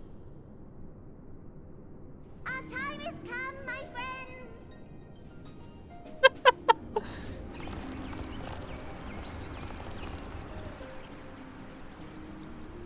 We must be swifter than swift. There is much to do before our guests arrive. I expect your workstations to be immaculate, and don't forget to relay our signal to Aetheris. I don't know, Viet. She skipped cutscenes. No? Maybe so? No? Then hop to it! Oh, never mind.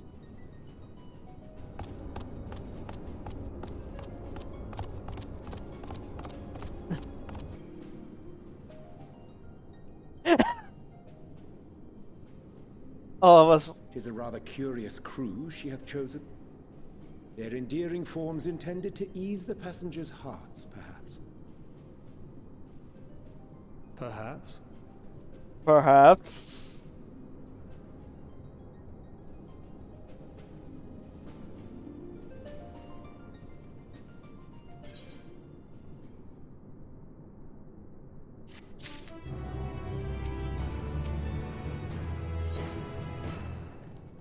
What are they yelling about?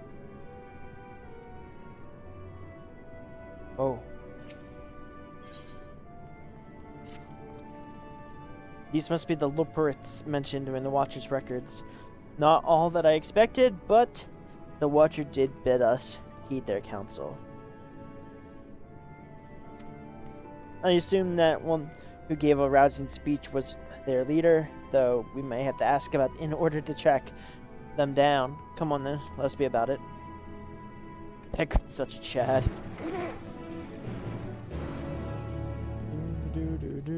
Break my ankles!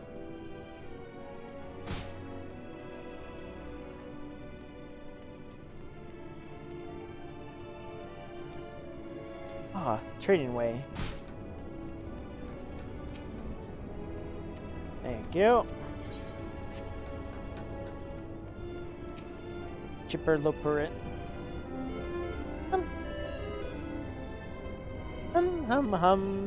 Oh, whoops. I'm in charge of the construction and maintenance of the atmospheric circulation system. Only the crispest, cleanest air for the people of Angeris, and that's a promise.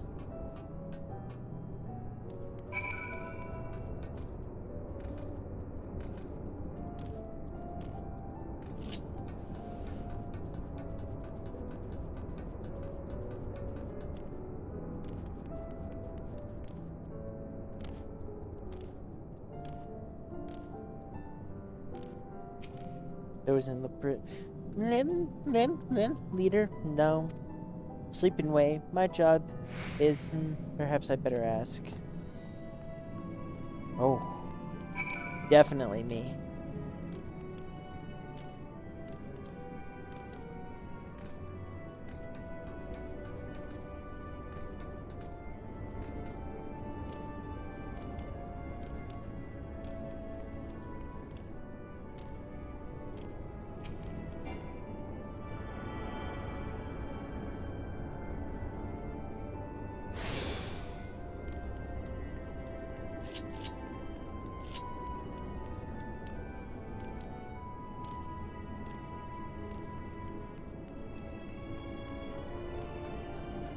Woo! Snappy Luperet.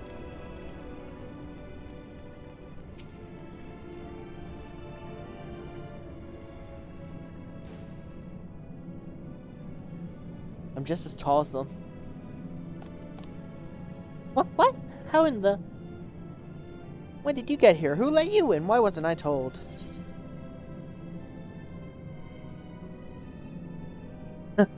Take me to your leader. Were you the one giving orders earlier? I gotta see what this is. Look. What was that supposed to be? You're humming? If one can even call it that. That's truly off key. You should sound a bit more like this.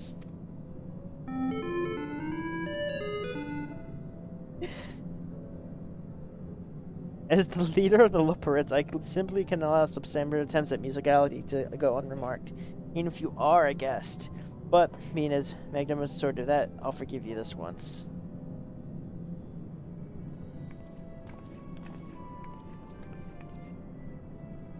Well, looks like you beat us there.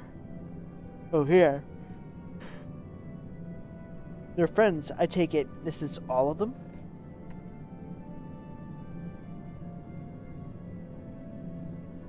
A group comprised entirely of children. What must their parents be thinking? This isn't a nursery at all. Perhaps we should build one. Or did we already build one? No matter. We need to wear your pretty little heads. All will be well, I promise.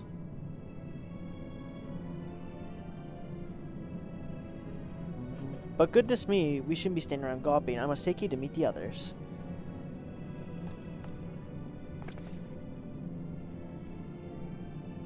If you could run around towards the entrance, you'll find the path that leads to the central platform on the upper floor.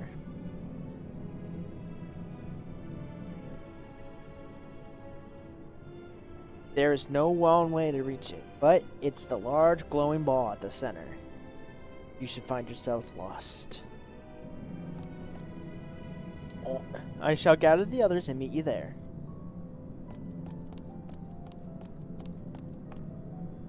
Well then, back to the upper floor it is.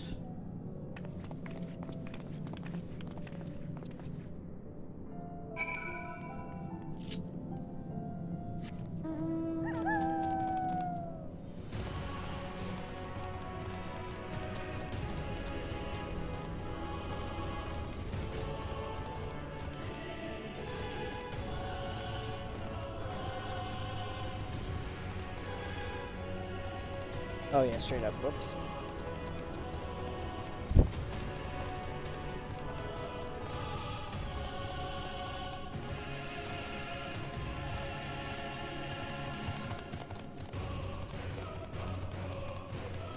Oh, yeah.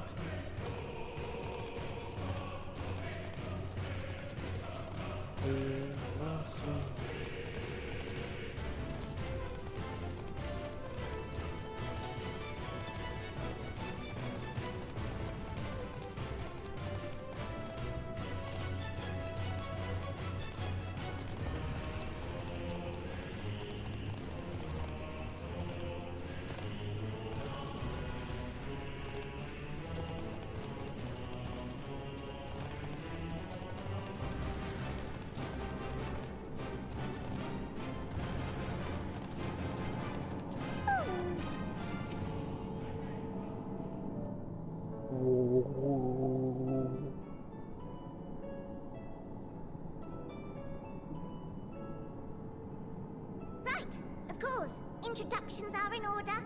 Ahem. My name is Livingway, and we are the Loporits, created for the express purpose of commanding this ship and bearing the people of Atheris to a brave new world. A whole new world! Specifically, I am the one whom she charged with the execution of her most vital plans. You might say I'm her right paw. Livingway's the name. Map reader and navigator of the heavens.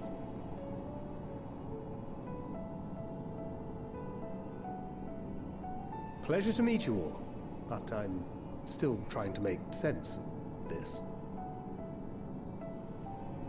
Confusion and bewilderment are completely understandable. Fear not, I shall walk you through it. The people of Atheris, through no fault of your own, I'm sure, set in motion a series of events that, unfortunately, culminated in Zodiac's obliteration. Acutely aware of the imminent crisis, your parents sent you little ones on ahead while they began the necessary preparations. I know I look like a child, but... Still not following? No? Very well, I shall elaborate further.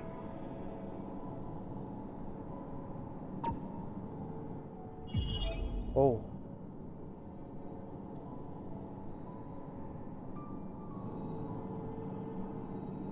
Here, we have Atheris, your home, and the moon, where we are now. Mm-hmm.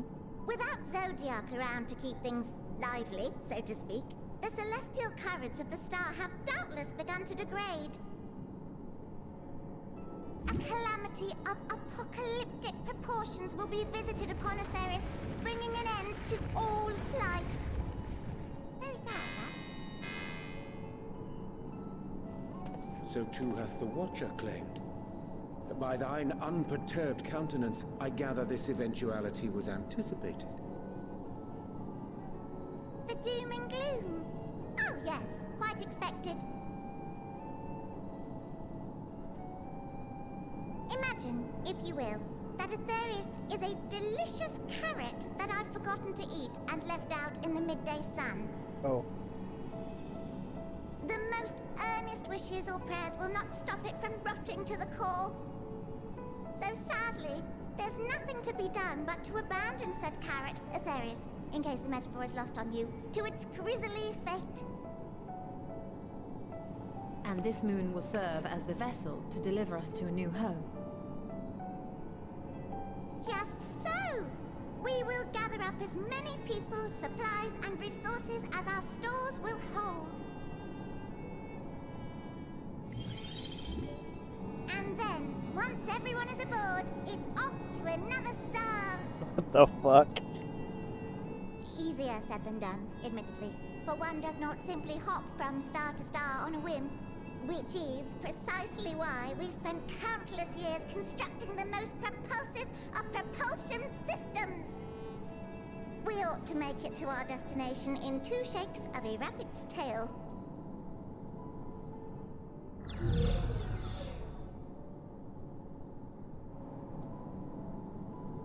Impressive technology. I dare say it is beyond anything we have ever seen. No need to shower us with praise. All we've done is faithfully carry out the instructions left to us by Hydaelyn. Back in the old days, when she was still just Venar, she was dedicated to the study of the world and its inner workings. And the Watcher, the real one, not the simulacrum you met, was one of her fellow researchers. We and this wondrous vessel masquerading as a moon are products of their knowledge and know-how. There's certainly more to you all than meets the eye. Might I ask where exactly you intend to take us? We identified a few promising candidates for resettlement some time ago, but we cannot guarantee that they are fit for habitation. Moreover, the ship can only travel in short bursts. We intend to go down our list, hopping from star to star, until we find one suitable for resettlement. need to worry, though. The vessel is being refurbished with accommodation for an extended stay as we speak. While we did have to rely upon outside help to determine what amenities were essential, I dare say we have risen to the challenge. Oh. Help? From who? From you and yours! Who else? Each time we woke to perform regularly scheduled maintenance, we were greeted by the resources you sent us. What better way to learn about preferences and proclivities of our present-day charges? Huh? Ah, but you're still adorable little children. Perhaps your elders were responsible for the deliveries. I'm not sure what led you to conclude otherwise, but I can assure you that we are all grown men and women. And I very much doubt my elders know this place exists, much less how to send you so much as a starlight missive. What? Then who in blazes let you on my moon?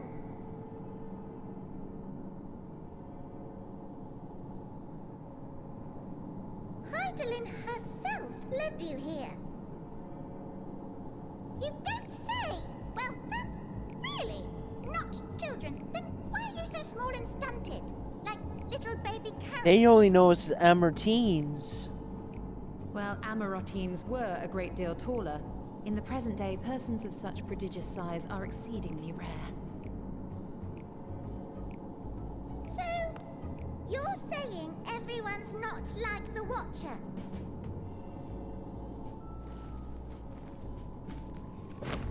Oh, confound it all! Someone could have at least scribbled a note about your profound miniaturization. That tome in thy possession. Oh, this? One of the first books sent to us. A compendium of the people of Aetheris, with a few blank pages at the back for minor corrections and updates as needed. The sum total of our knowledge of your kind is contained in these... Wait, is that the Eorzilla Encyclopedia? I thought it was abridged and made small for our benefit, but... this isn't a regular-sized book, is it?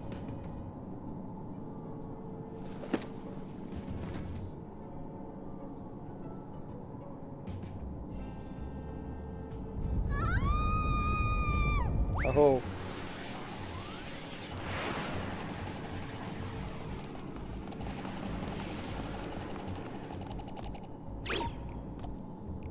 Building way, can you hear me? Yes, we're all very busy. Change of plans. I need you to rebuild the domiciles at 1/3 the scale. All of them. Yes, all of them, and but me no buts. See to it with all speed. Shit. Perhaps you could tell us a bit more about your terrestrial collaborators. Yes, in due time. But first, I'd like to hear more about you, if it's all the same. I'd rather not risk any other complications due to outdated knowledge of our passengers-to-be.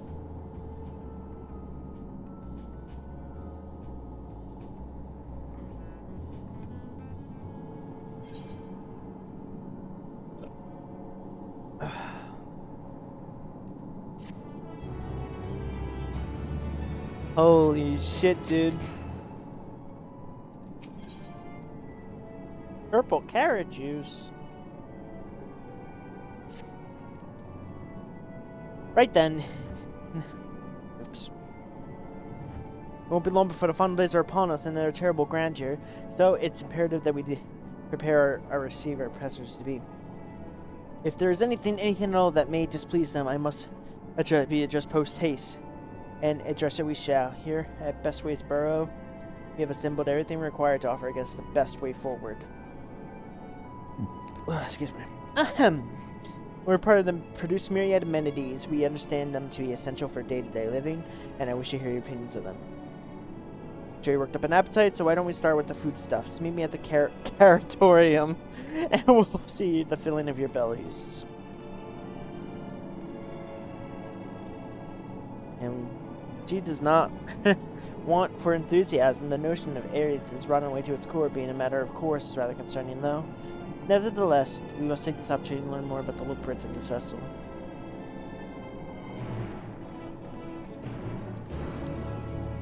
That's like a young Herbert looking guy. Alright. Move back control mic. Down and this way.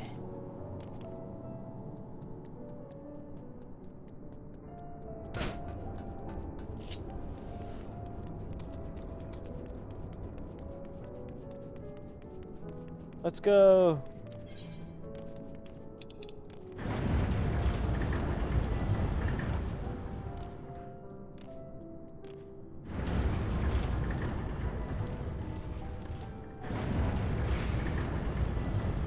Oh, whoa.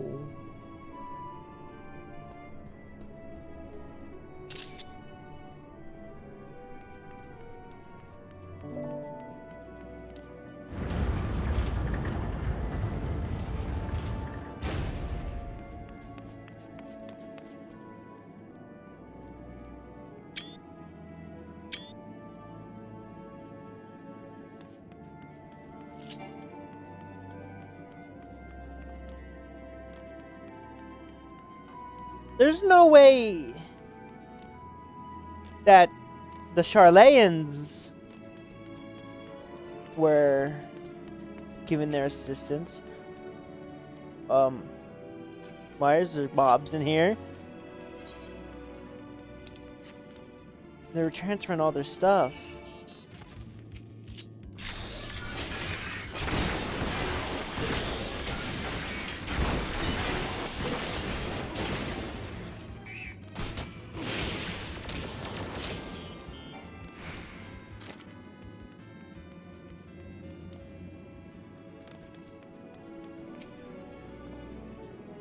Welcome to the Manetorium, where we create prototypes of various sundries required for our soon-to-be passengers. Allow me to head off to the foodstuff production. Cooking way, pleased to meet you all. Her work has involved no small amount of trial and error, but after many cycles of painstaking labor, I dare say we have created the finest cuisine our guests could ask for. Is that smile towards what I said? Did I accidentally spoil it myself? Don't confirm, but... Oh. I learned of all the essential nutrients for the healthy and balanced diet for the reference materials which we received. Why, I practically worn the words of those invaluable pages. Naturally, so we've considered to ease the growth and production. We will not want free ingredients. We insist you try some. We have some fresh stock recently prepared for an account of, well, because we just woke up and we're all quite famished. Along with the platforms here, you'll find storage units full of bursting with delectable delights. Help yourself to anything you like.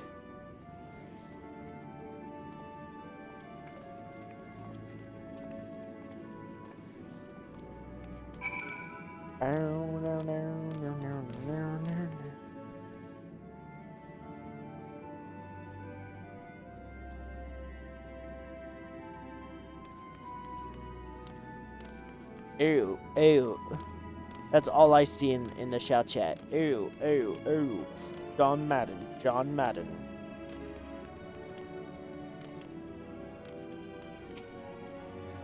You open the storage unit to find rainbow-colored assortment of carrots.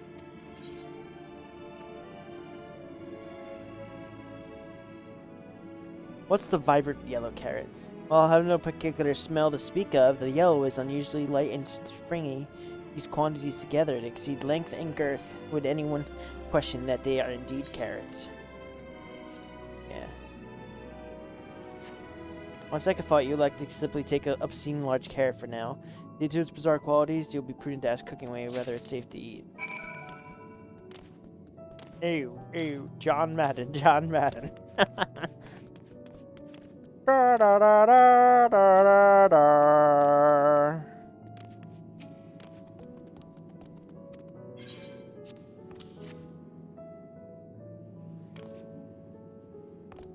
Football. John Madden. Oh, I can't say that one. Ah, yes, a fine choice. were my personal favorites, actually. Please dig in, and I'm eager to hear what you think. With great trepidation, you took a bite out of the carrot. You snap off a piece of the carrot, enjoying the crunchy texture. Righteous confidence surges within you, a certainty that you're at the center of the universe. All that creation is a story, and you the star. Beloved and perfect and special, a god, worthy of worship and prayer. That sounds exactly like me. Or at least a very second roll of the dice should treat you poorly. That's funny.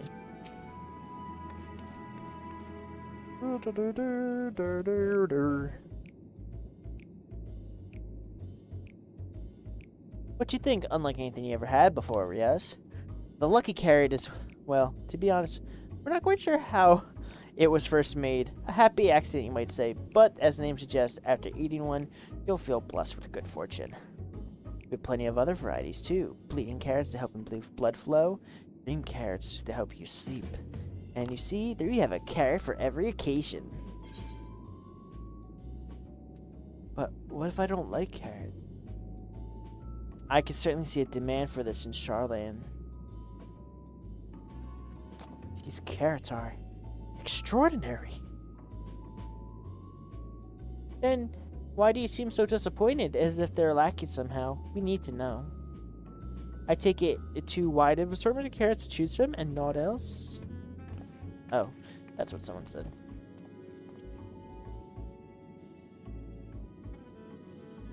May I ask, what exactly did these collaborators share with you about the cuisine on Ethos? Surely you are aware of the abundance of dishes and foods you could emulate. Taylor! No! But of course we are, but, well, we only recently that we have established contact. Every holding a conversation is a struggle at first, but so imagine our surprise when they sent mountains of books and documents with no clear instruction, and the sheer amount of information was overwhelming.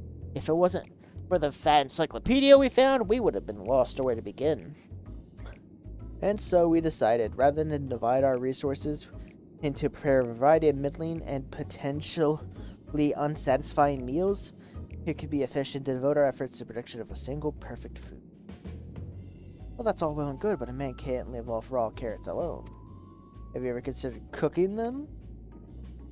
You mean steaming, boiling, roasting, and the like? I suppose we could prepare carrots in other ways.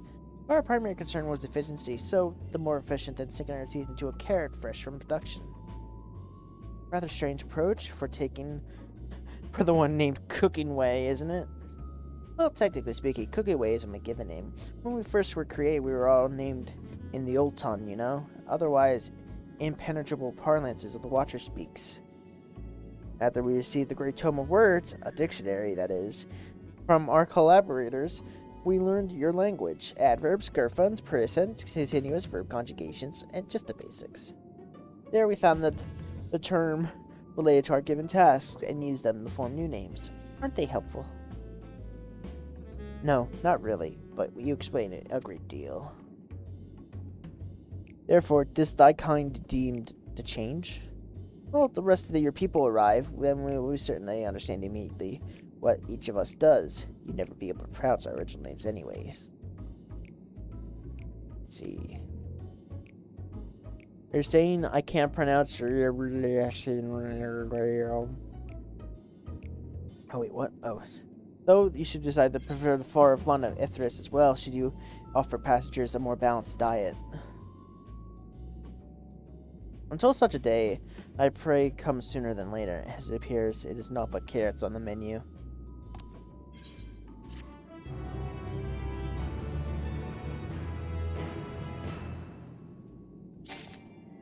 Ugh. Hungry for carrots? I think we had our fill of carrots for now. Let's move on to other necessities, shall we? Our clothing production is surely to impress this way.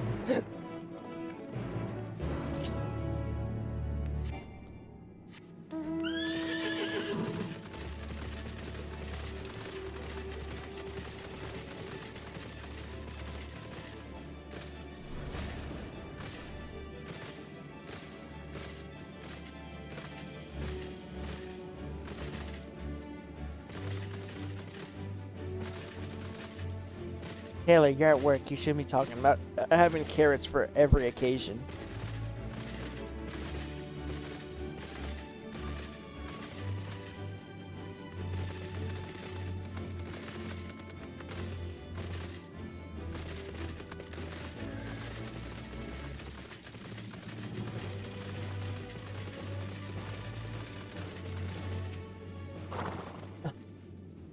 Here we are, the Apparel Production Station. We've chosen to employ more traditional methods for this task. Creation magics. Island, in her infinite wisdom, blessed us with a self-same affinity for magic.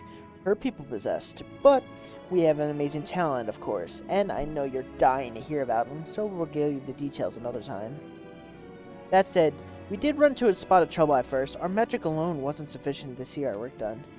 In the end, we discovered crystallized aether is a wonderful catalyst that could provide us with the extra vis we needed.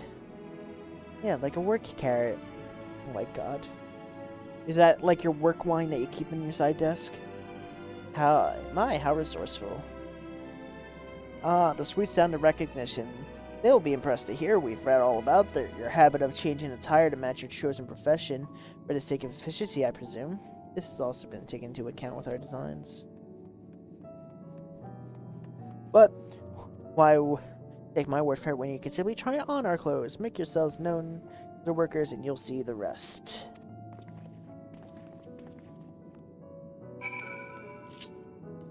Well, Mao? No.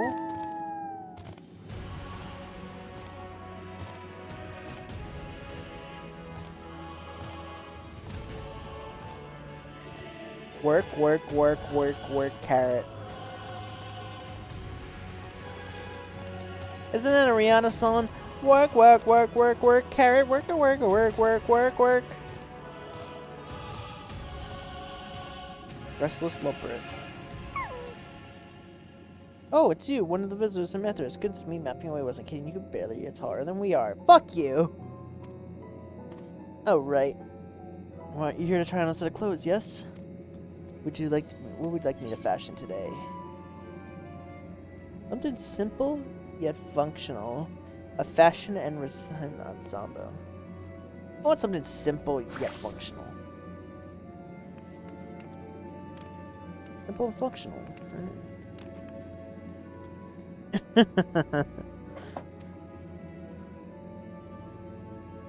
This will only take a moment.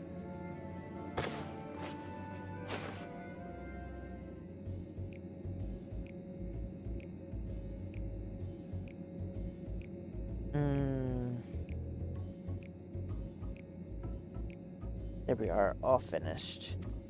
Perfect fit if I do say so myself.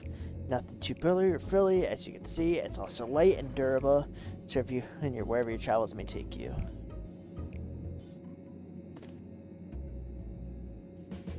Would you look at that, speechless, and I thought you may not like it. If you mind something, why not speak to my fellow artisans? I'm sure they'd be happy to oblige. You must continue these garments in order to possess. To change back to your normal garments if you're far away. Look at your map and change the garment area. Speak with the restless leopard. Restore or prolong the garment change. Oh boy.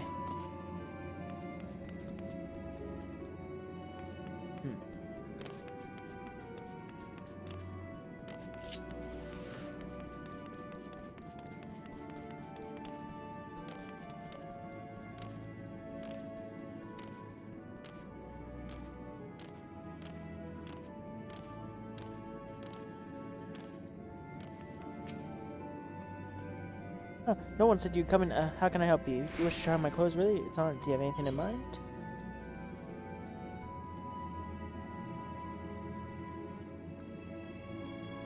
Oh, look. Got anything a little more flair? I'm looking for something for clothes with altogether different design. Surprise me. Can you show me something with a little bit more flair? I think I can handle that. Let's see. This should do.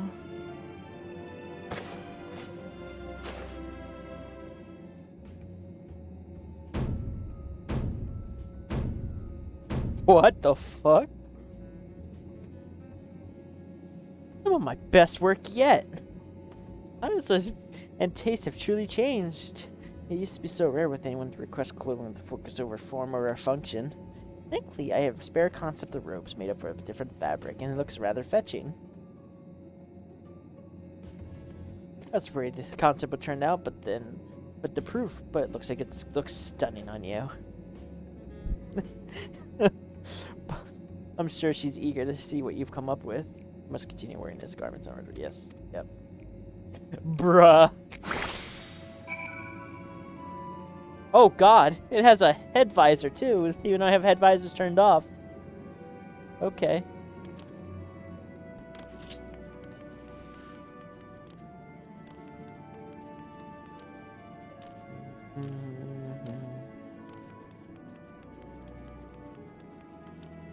Go living my while wearing your new attire.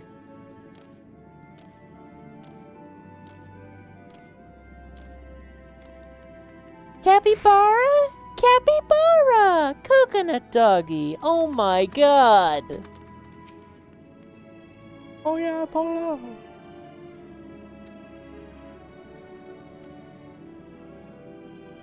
I can see your admiration for the moon and we little Brits in your eyes. No doubt your friends will feel the same as sampled our creations.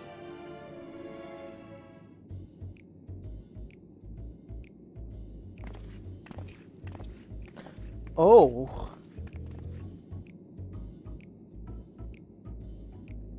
Oh. Sorry to kept you waiting. They insisted we sample all the concepts ere we returned. Verily, 'tis an ensemble most becoming. I like that one, Ariange. It has green.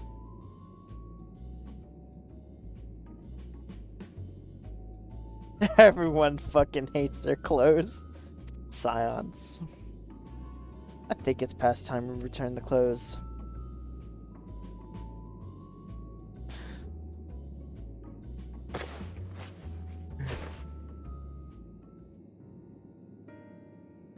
Oh, so confident our garments will meet your approval. What are we doing wrong? The Watcher taught us that, in time, everyone wore the same robes, otherwise it would be against social etiquette.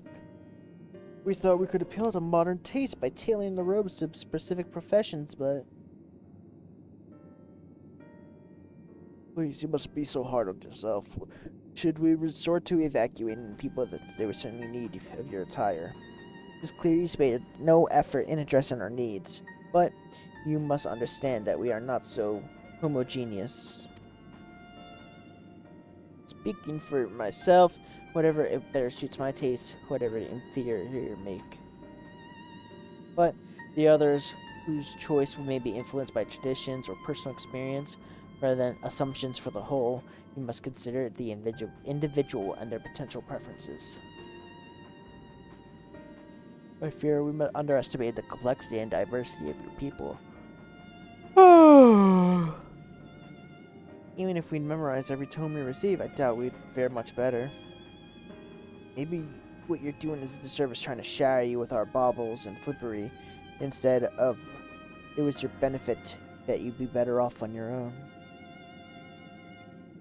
There are some who might agree, people who prefer to keep others at arm's length, even when they shouldn't. As for one's former fool, I'd like to ask you a question. The plan to evacuate and escape the final days, did you account for reflections for other sources as well? Not that I'm aware of. You were born of Hydaelyn's love for Aerithis and the salvation of the people on that star alone. It was never our aim. Surely, it's better to denote ourselves to saving one world than to divide our efforts across 14, risk failing them all. Suppose you're right. Living way might leave you to explore. Best ways burrow unattended. You've given us a lot to think about. Hi, my. Give me a kiss.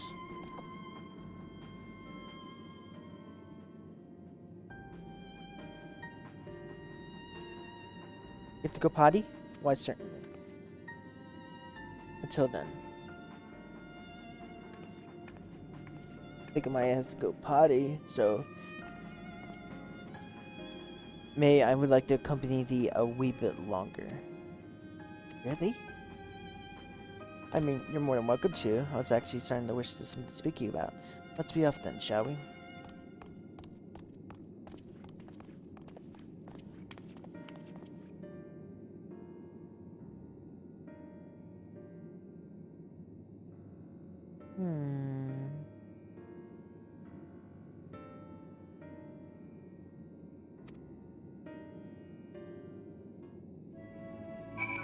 Alright. I'll leave this music playing in the background. We'll be right back. I just gotta take the dog out.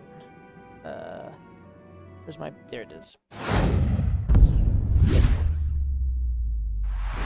Yeah.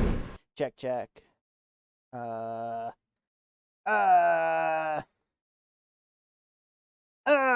There we go. We're back. Alright, let's see what's up with the moon.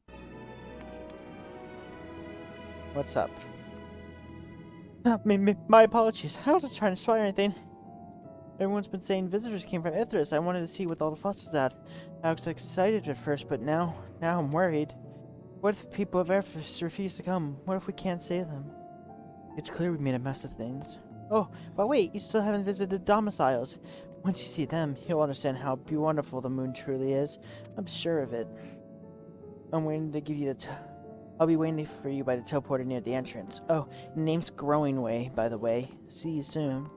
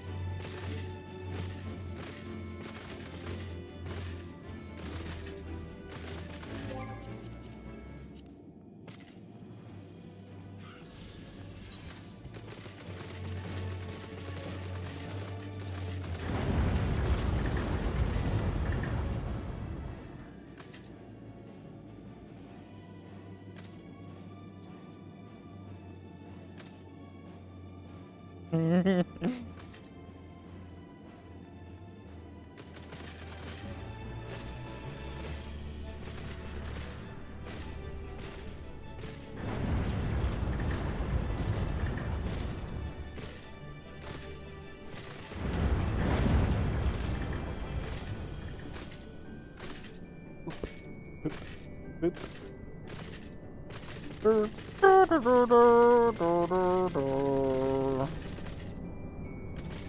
Oh no, another Shen. Oh,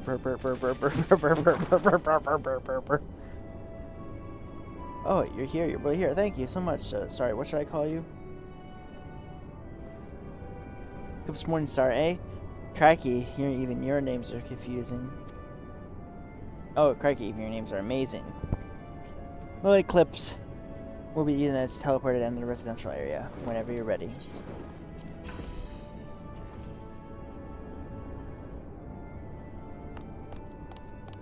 Ready in the teleporter. Oh, you're British and you're American. Or no, you're British and American. You're voiced and you're male.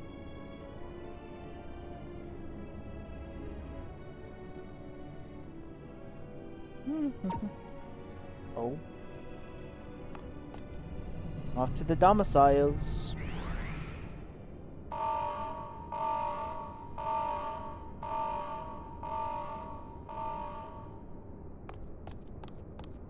Huh? Access to living quarters restricted due to reconstruction. Then where is it? Oh no! What do you mean, oh no?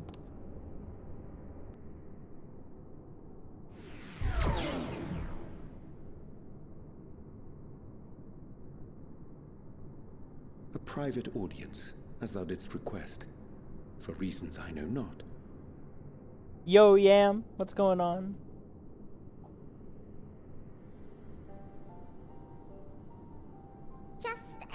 caution.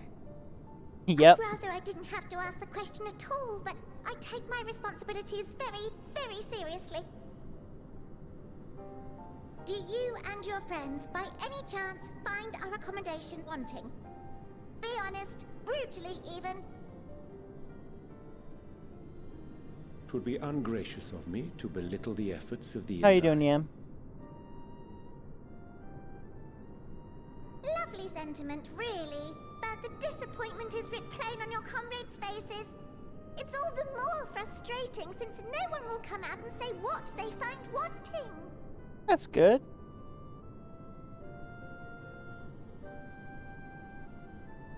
If there are faults in our work, we need to know. We can, we will do better. But time is not on our side. Anything interesting happened or fun The final recently? days will wait for no one. If your people are to be saved, we must take quick and decisive action. This vessel must serve as a home for as many passengers as possible, for far longer than we may like. Which brings me to my request. Our collaborators on Atheris are doing what they can to prepare for the voyage. Would you be willing to go and lend them a hand? Having seen the moon for yourself, you could speak to its Just busy many working? splendors, learn what else they might require, and assuage whatever concerns they have. Just busy working? I can feel that. Today was my last day of classes. Therefore wouldst thou entrust me with such a task? How to put it? You're the only one who appears not to be wholly unsatisfied with our work. You don't hate our stuff. Quite good at pretending that's the case, at least. Calm, collected, tactful to a fault. Very particular with your words, too. You understand that, in the face of great danger, one cannot pursue perfection at the expense of practicality. That difficult choices must often be made for the greater good.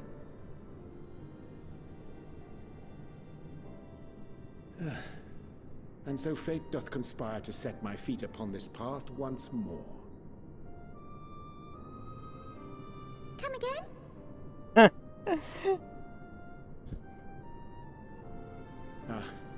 Idle musings. 'Tis no trifle, thou dost ask. Yet full well do I understand the urgency and necessity.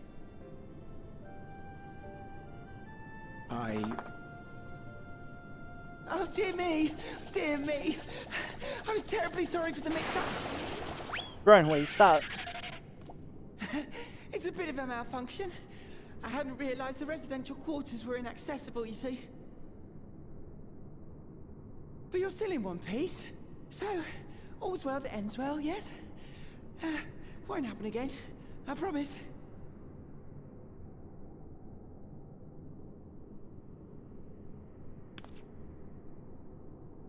What was Urianger talking about, though?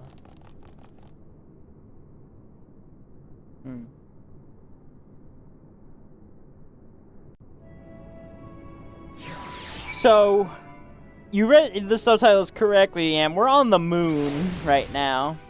And we're about to put people on the moon for when the world ends, apparently. Gosh, that was embarrassing. I promise to be more careful from now on. Since the residential quarters are closed for now, I've rerouted the teleporter to allow travels between the floors instead. Hopefully it proves useful in the meantime. Shame you couldn't see it, though. You really liked it.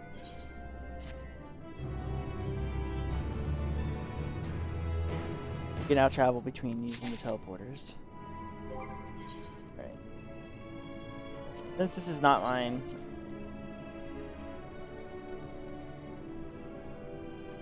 Alright, let's actually start opening some of these coffers.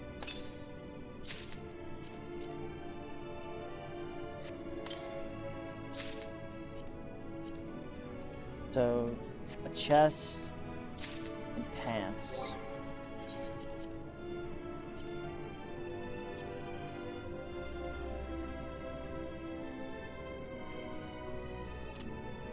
Oh wait, no, glamour.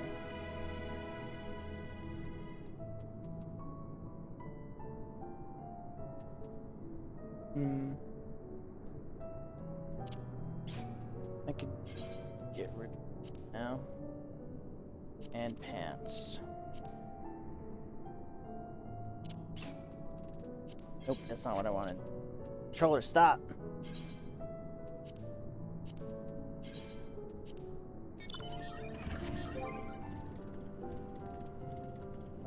Maya, hey! Nobody my- Hey! No. Nobody my pants. Okay, put in the armory chest. The armory chest. My weapon's still better than... Really? Ooh! This actually looks pretty cool! Alright, growing way.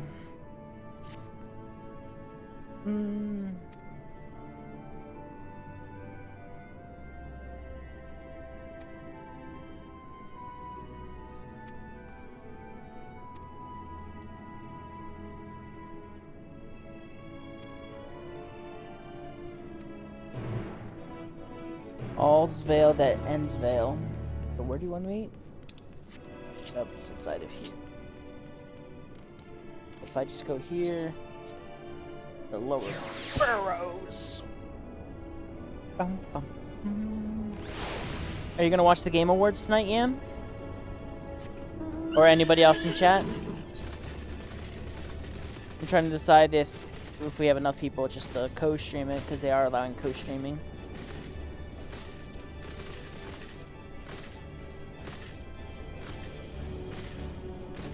Scam Awards, Keck W.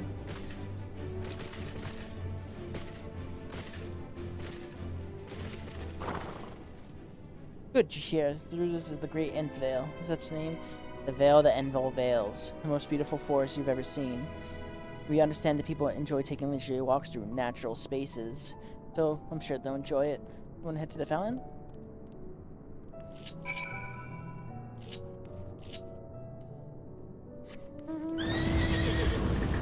Let's see.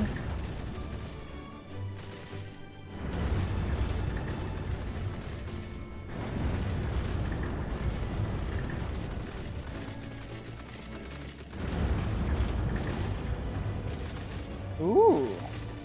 But where's the trees? Oh. Do they think that these are what trees look like?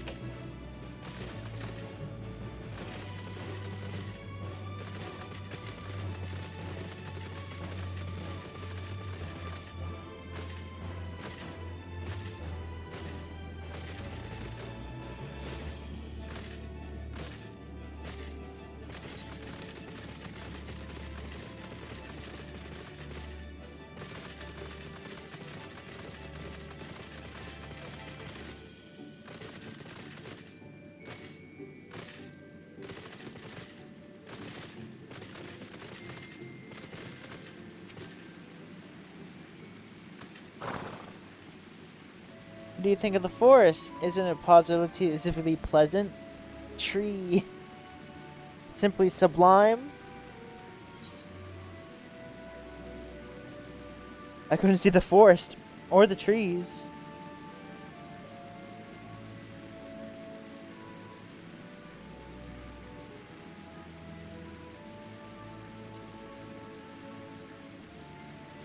You're pulling my tail. You're in the forest right now. Building this place was a challenge, let me tell you. Since we were born here, we never seen trees in person before, let alone a forest. The information sent by our collaborators was quite enlightening. Even after much deliberation, we decided to use crystalline constructs in place of living trees. And thanks to the atmospheric circulation system, this place produces air that's clean as if you're on the forest of Erithus. The fountain behind us is powered by a rather large crystal adorning its top. Plays a vital role in supplying us with fresh water. Much time and effort was spent making the most spherical spheres. I dare say its unparalleled roundness speaks for itself. I enjoy nothing more than to take a nice long stretch at the spot of relaxation whenever I came up here. You look like you do for a stretch yourself. Slash stretch.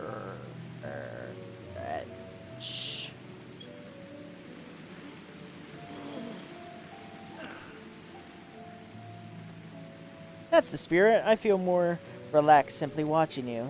The sight is worth the many years spent on this place. It's not too much to ask, but it's a dream of mine to take a walk through the forest with someone from Earthis. Good, we made it. Oh, he wants to take a walk. You will? I'll be quivering my whiskers. Yep. Yep. Let's go, little growing way.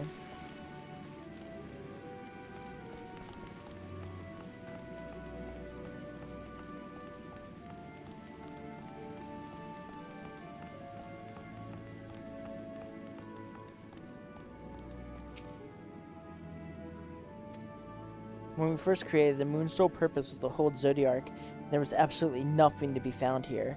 Eventually, Hydaelyn gave us our first text, furnished the moon with propulsion systems capable of facilitating travel to other stars. It sounds impressive, and I suppose in some respects it is, but it was only possible thanks to the knowledge Hydaelyn shared with us, and also a lot of time to get it done, 6,000 years, give or take. Anyway, let's keep going.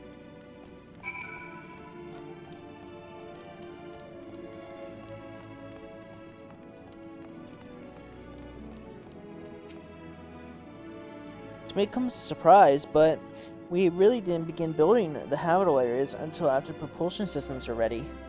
Considering how long it took, I wish we started sooner.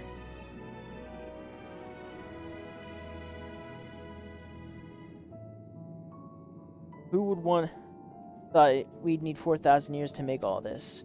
I certainly wasn't work you dare rush either. You had to create infrastructure and countless supporting systems, some of which haven't been operated with until 100 years later. And then, it was a brief period of all our productivity came to a breaching halt when that bizarre red satellite was sent up from Etheris, the Alicant's mischief, I think. And think maybe some new nefarious actor was colluding with Zodiark. All we could do was stand by and brace ourselves for the worst. Oh, that's him. I could tell you how relieved we are when Hydaelyn informed us it was of its destruction. Oh yes, there was a joyous humming that day. Another conversation point? Ask if you can taste the rainbow crystal. What? No! It's certainly not to do with crystals on Earthis. That's what you do with them. But we don't eat them. Certainly not this one. It's possessed of all 6 elements: wind, lightning, earth, fire, ice, and water. We use crystals like this to maintain the moon's equilibrium. It's worth mentioning, although that's because of Hydaelyn's influence, being the embodiment of tranquility and stasis and all. Manipulating the elements is no different than it might be on Earthis. The conjuring of fire would sooner dry your clothes than singe them, for example. Put simply, the etheric conditions of ill-suited are grown, why the surface is most barren. Of course, that's all necessary to stop the region and Zodiark in check. Can I taste the rainbow crystal?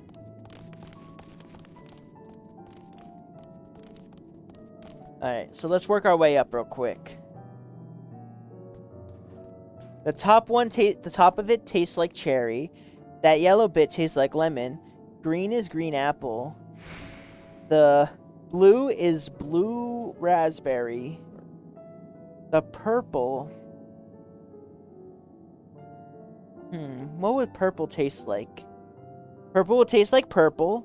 Oh, it would be grape. But we all know it won't actually taste like grape. It'll taste like purple. And then that pinkish bit at the bottom... Red, yellow, green, blue, purple. Okay, so...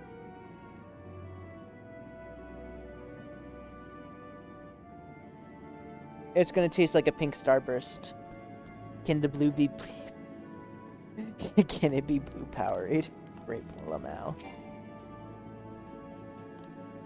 Say, do you know anything in particular about the tree tops? I mean, apart from the fact that they're massive crystals and not trees. I'll give you a hint. It's the golden rings emanating from the spears. Lamau strawberry. It's... along with the device fixed near the ceiling, they fulfill the role similar to our sun, and do so better even. The sun and similar celestial objects are of great expanse, radiate energy that is harmful to our bodies. These rains shield you from the energy, allowing you to bathe in the perfect amount of sunlight, or rather, close approximation of it. Pretty impressive, wouldn't you say? Oh, and look closely. You'll see a different types of trees have ever so different curvatures. Yes, this forest is truly the greatest.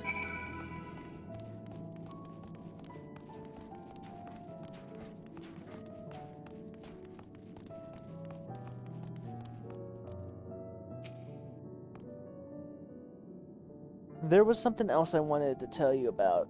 Alright. Oh yeah, somebody clip that, by the way. That's a good clip of us speculating what the rainbow crystals would taste like. There's something else I wanted to tell you about. Oh, right. The propulsion system and habitat facilities were completed around 2,000 years ago, and with that, the most important features were fit for purpose. Which is all well and good, except we knew absolutely nothing about the present-day people of Aerithis. Why not go with Aerithis yourself, you might ask? Strictly forbidden. Were our technology or our knowledge of the moon's true purpose exploited for evil ends, the results could be disastrous. Then, there is a few more rejoinings where it became increasingly difficult to converse with Hydaelyn. Fearful that we might lose the ability to communicate with her altogether, we beseeched her to find people in Aerithis which she could trust to help. We were quite fortunate everything worked out as it did.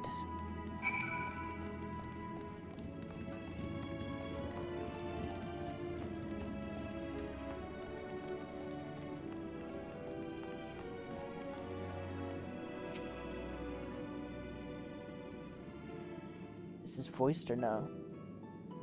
With the exception of routine inspections and maintenance, we remained asleep and waited. Hopefully Hydaelyn would find someone who would help us.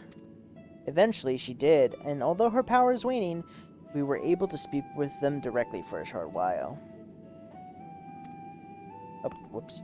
They certainly didn't waste any time when we taught them. No more than a few years after that, our collaborators found means to convey messages and supplies to us from down below. With all the letters, books, and other resources they sent, we learned enough to start making more meaningful changes to the moon. And now that you're here, hopefully enjoying yourself as much as I am. I knew this would be the greatest end veils. I knew it. There you are. I take it you already received the grand tour. Shame we missed it. Growing way, I've been looking all over for you.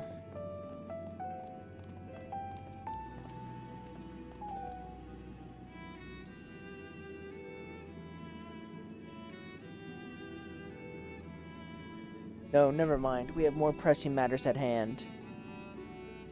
I'll be requiring an emergency meeting shortly, and your attendance is required. Really? I can't imagine why you need me, but if you insist. We won't be away long. You're more than welcome to continue looking about the burrow. Now come along, Growing Way.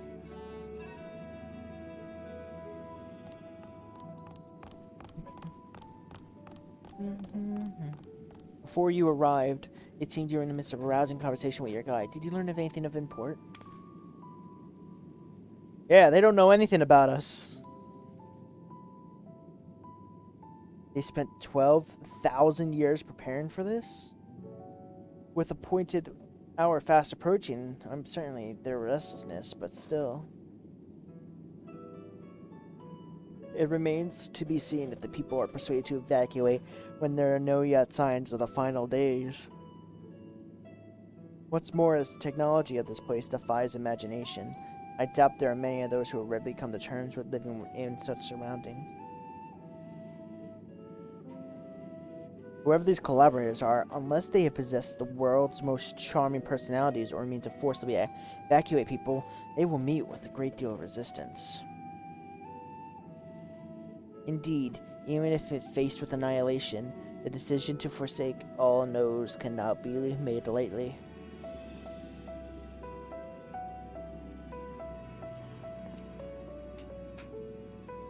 Forgive me, friends, but I must beg your leave. It is another matter in which yet begs attention of mine. Of course, We can accompany you if you like. Nay, that would be not necessary, if you excuse me.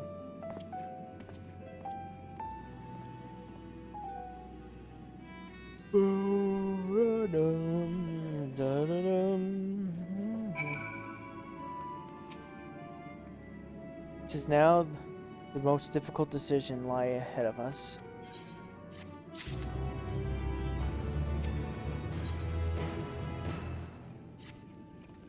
The Urianger seems strange to you, more so than usual, I mean. I know he is petulant for to keep going of his own counsel, but to be lying. As I said, I wasn't worried. Would you go see if he's alright? Your soul and I will remain here. Do else we can learn about the final days. If you hurry, you'll be able to catch him. Uh-oh.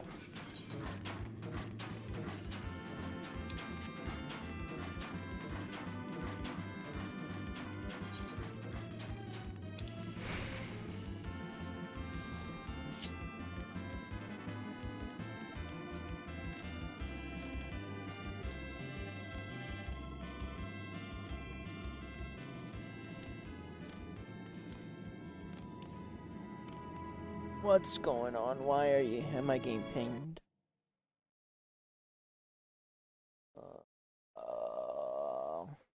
Where's that server?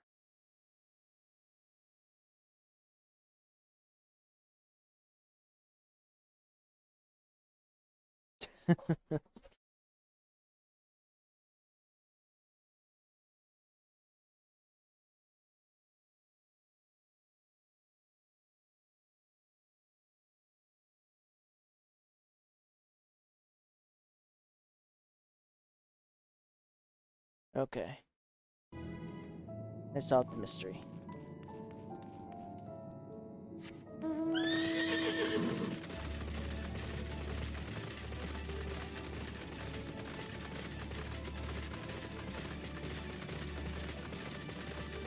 Boom, ba, da, da, da, da, da, da, da.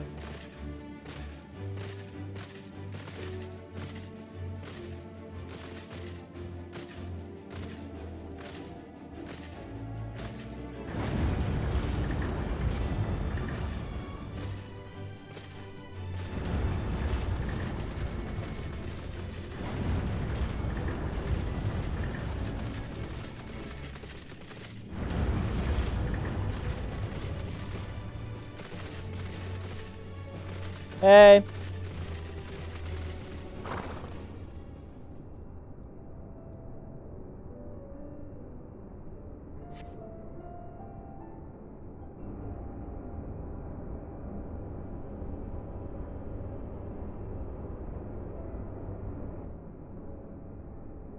There's a Yanje.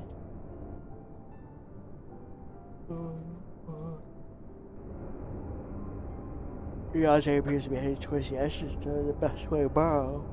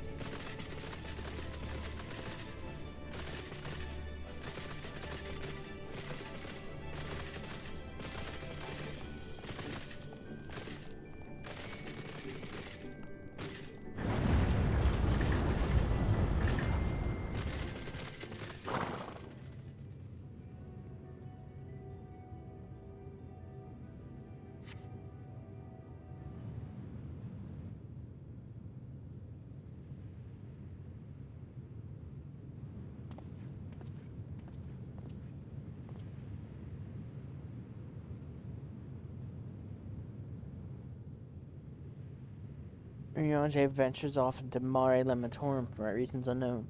You must tread carefully, or else he might sense your presence.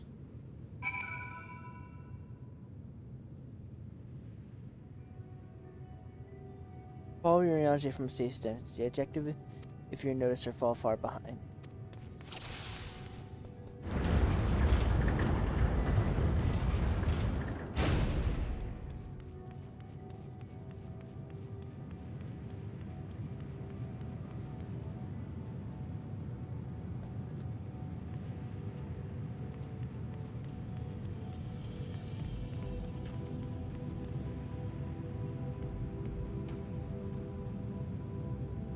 Hmm?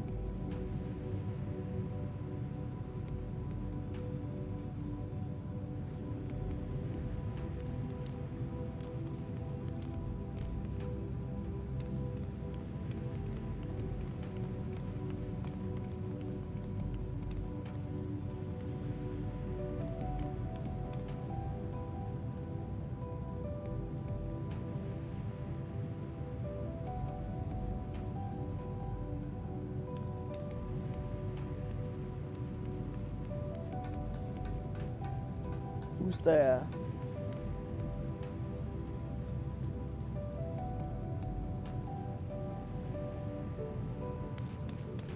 Oh, he's running. He's a runner. He's a track star. He gonna cry when it get hard.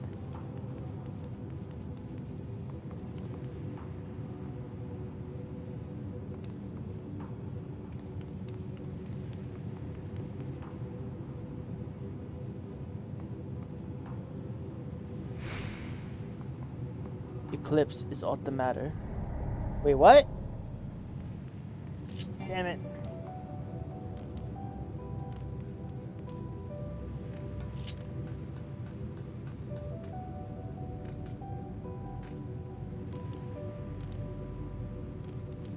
You wanna hear a track star?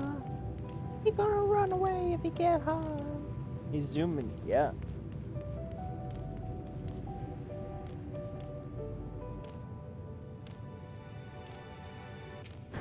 Try that again. Have to follow your Yanje.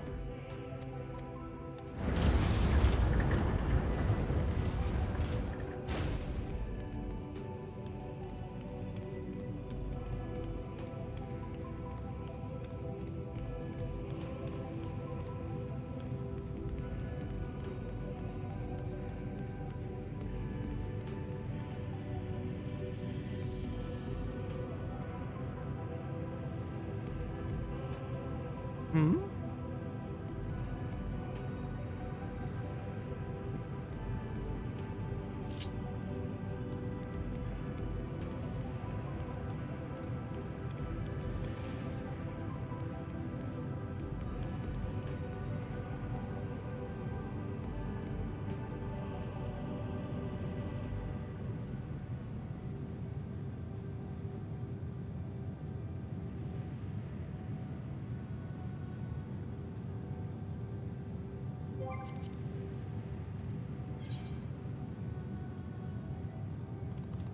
Someone's there on their level 90 botanist. He's a runner, he's a track star. He's gonna run away when things get hard. Now I know I have to hide here.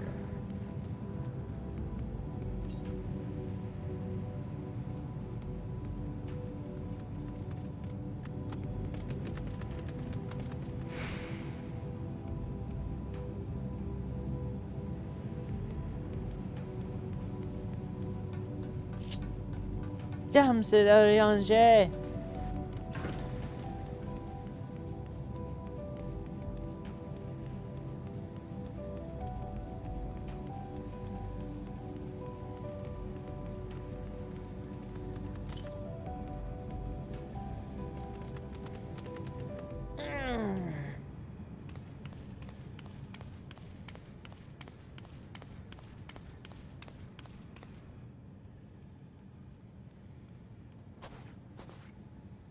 Thine arrival is timely as ever.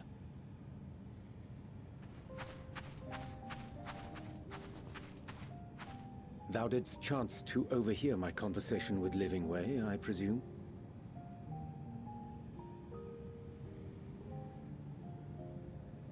'Twas not mine intent to move in shadow. Nevertheless, I have been asked to do that and more yet again. Is it so plain that these strangers could intuit it at a glance? My capacity for silence and secrecy and duplicity. When Grahatir did contrive to deliver the first at the price of his own life, I was complicit in the scheme. A sacrifice averted for a mercy. Would that I could say the same for Minfilia. One life for one world. And by that bloody bargain, brokered by my hand, were the Scions robbed of a dear comrade, and Flamine her beloved daughter.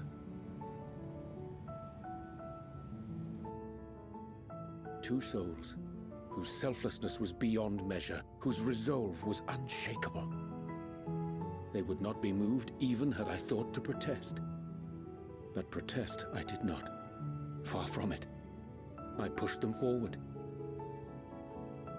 No effort did I make to seek out alternatives, ones that would not demand such terrible costs. That resignation weigheth heavy on my mind, as does the memory of another lost to mine inaction. Dearest Moonbringer, who did face death unflinching, that we might secure a means to bring low the Ascians.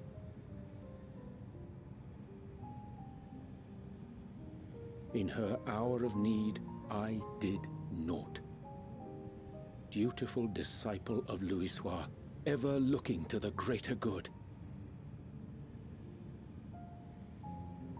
Had I shut mine eyes and bid her live instead, mayhap she would be with us today.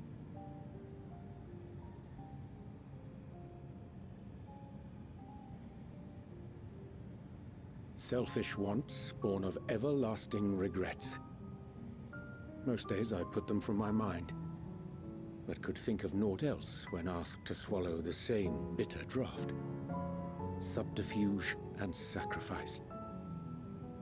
Mayhap the right moral choice, but one I regard with great trepidation.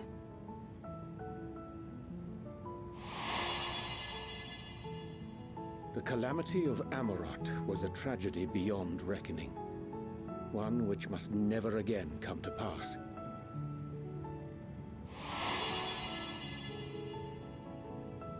Thus must we struggle, haunted by ghosts of those we have lost, clinging to those we pray we can yet save. But what of those we cannot? How do we make peace with the dreadful algebra of necessity?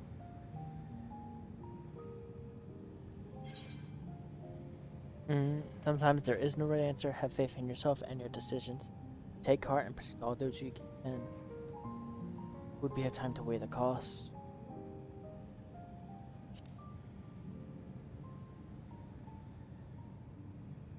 Sage counsel indeed.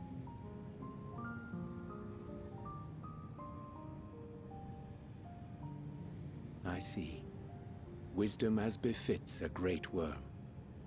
Curious that he should think thee in need of such encouragement. What? Strange. Scarcely can I remember when last we spoke alone, and so candidly.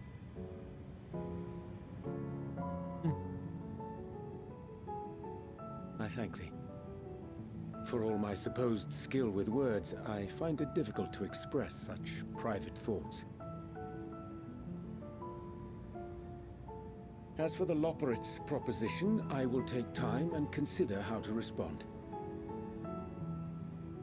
'Twould be to our mutual benefit if we could converse more openly with our aspiring caretakers.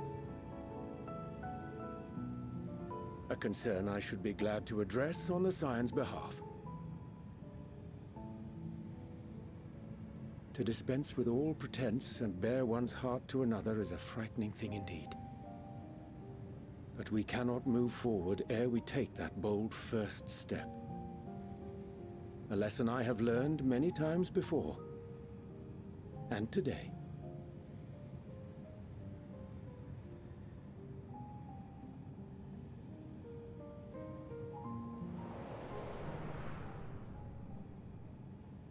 What are they saying? Curse these ears! I've heard bugger all! No matter. We've got our plans.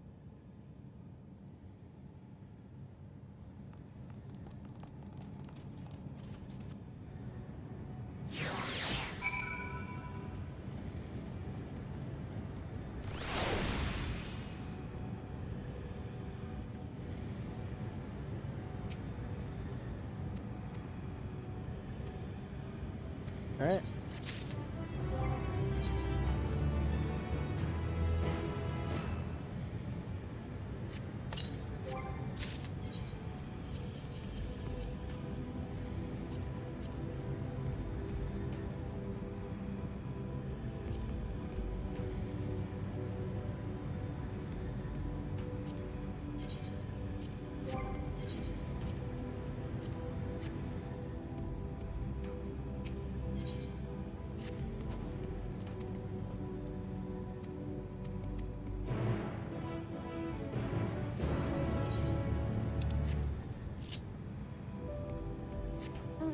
An axolotl?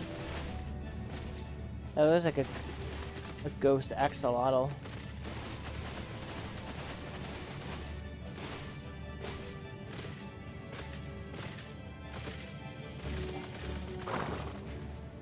Abundance of stronger, excellent.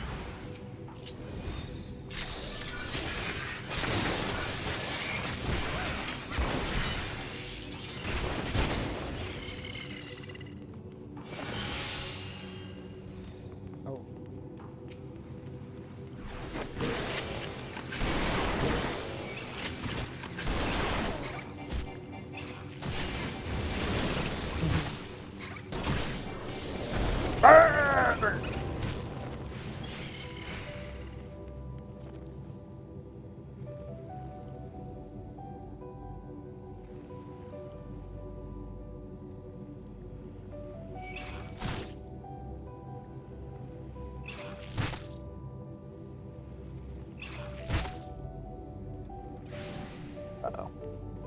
I was sending the text. They're so rude.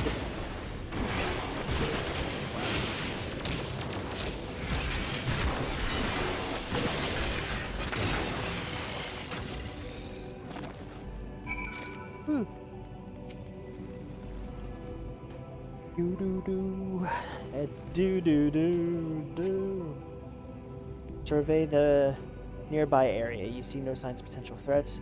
Be a good opportunity to see how Ariange is faring.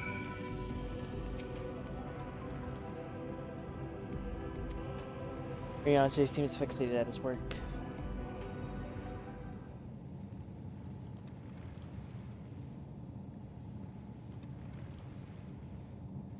There, 'tis done. Magic ink, every ounce of fish crafted by the Numo. Rare is the occasion I would conjure my own, nonetheless a useful skill.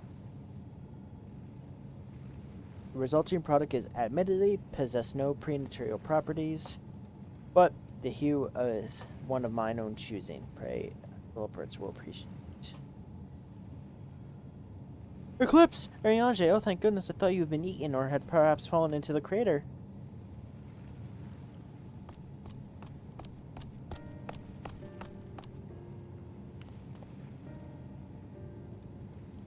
Your stool is looking all over for you, Eclipse. She said she needs to speak to you about something the most urgent. Dire, even. She's also made it quite clear she wishes to speak with Eclipse alone. Which means I'm afraid you must stay behind, Ariange. But worry not. What so happens you need help with an errand. Delivering a package to the Watcher's Palace to Bestway's Burrow. Quite large and heavy, perhaps even too heavy. You poor little Brits. Wouldn't be ever so grateful if you could lend us a hand.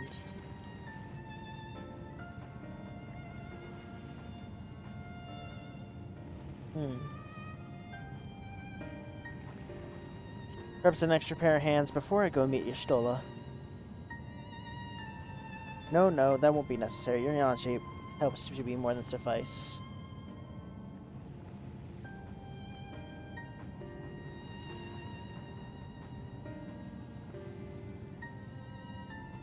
Not to worry, I shan't be long.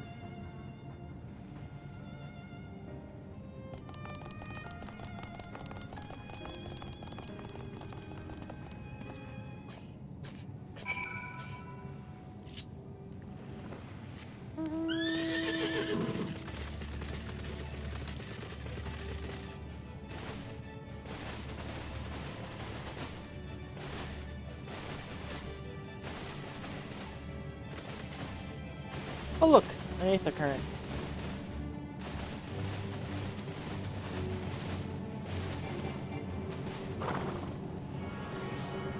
Also, how are we supposed to get the new aether currents if we no longer have our compass?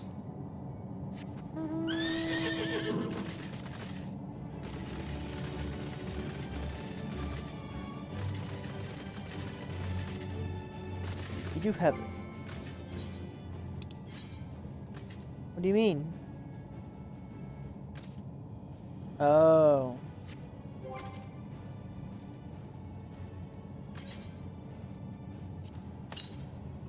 Oh. Also, hi, Gertie.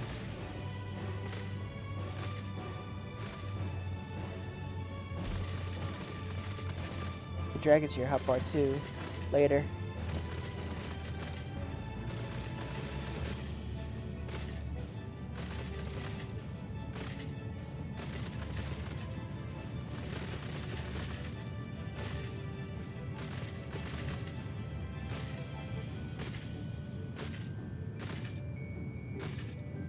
Stop doing 360 no scopes. Come on. One more time. 720.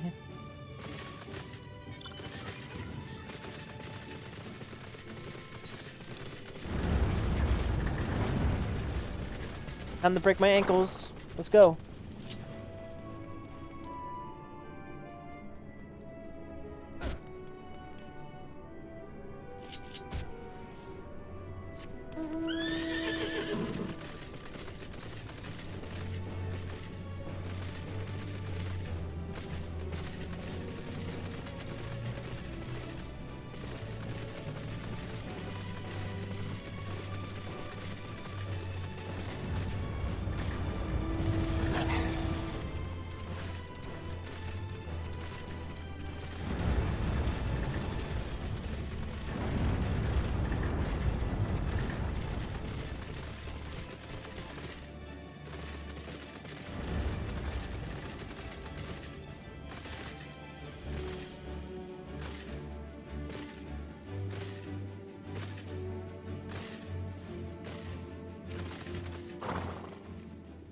Oh, Eclipse, I thought you would be away for far longer.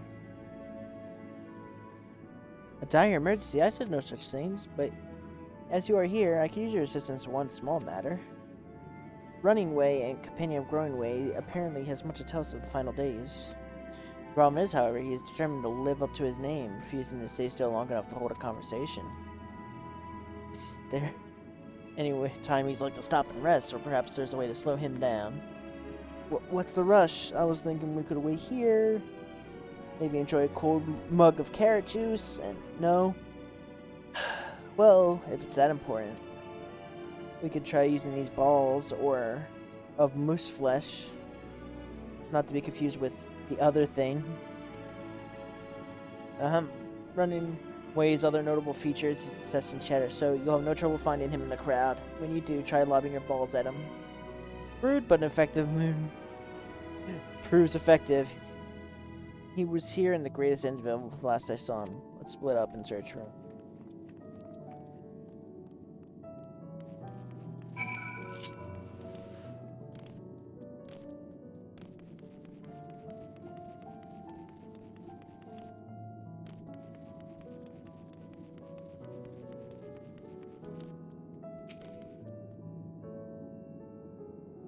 Alright, let's see if we can find him. He talks and he likes to move.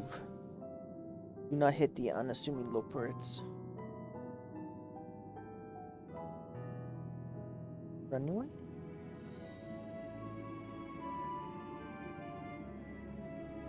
Who are you? I don't have a name.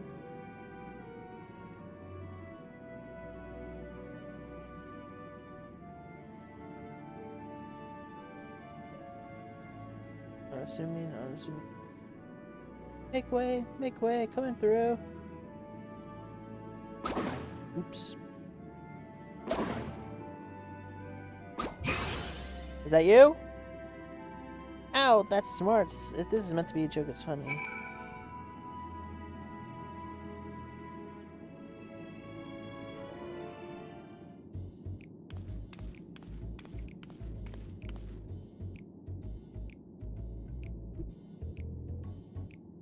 Yes, I'm running away. Do you mind telling me why you hit me in the face with your balls of moose flesh?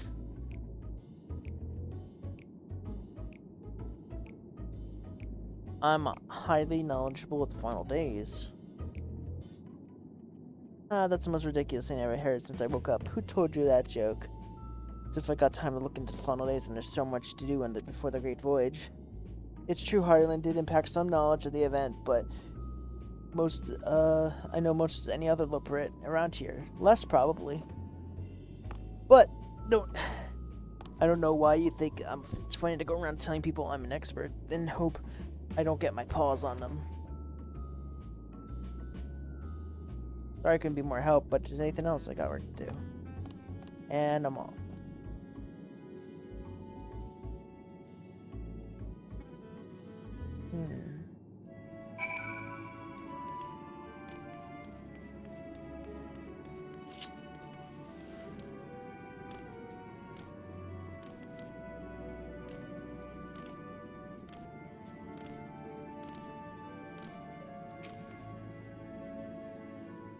Woo!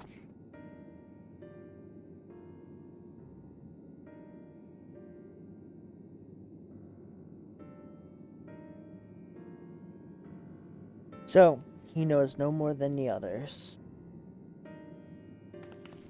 Care to explain yourself, growing way? Well, you see, I misremembered. Yes, that's it. I misremembered. Terribly sorry about that. I'm afraid I'm drawing a blank. Try as I might, I can't remember who I was thinking of.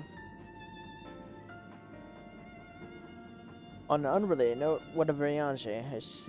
I assume you spoke with him earlier, but what did he say? When did he say when he'd be returning? On his way to the Watcher's Palace with Living Ray.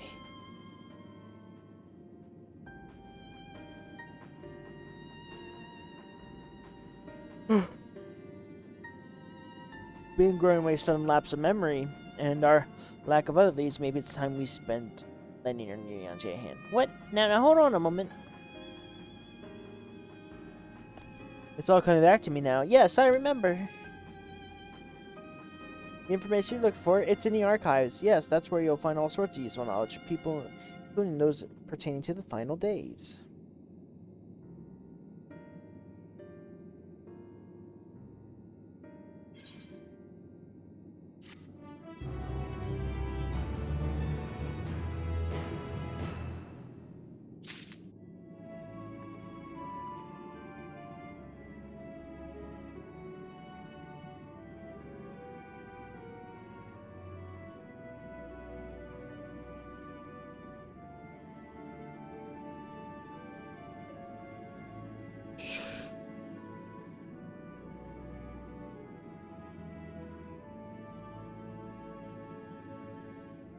Alright.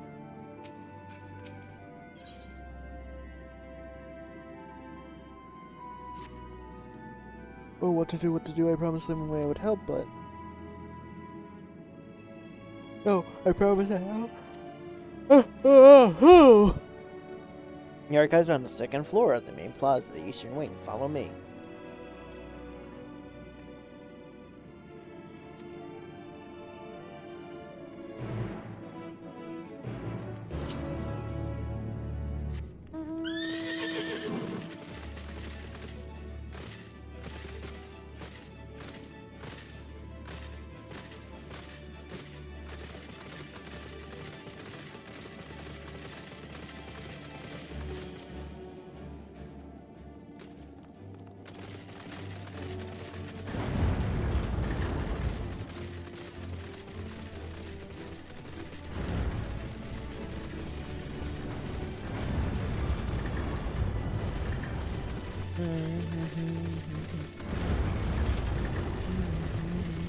Da da da da da da da da.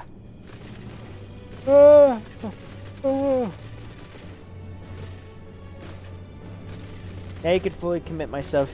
Now you can fully commit yourself to my stream. Excellent.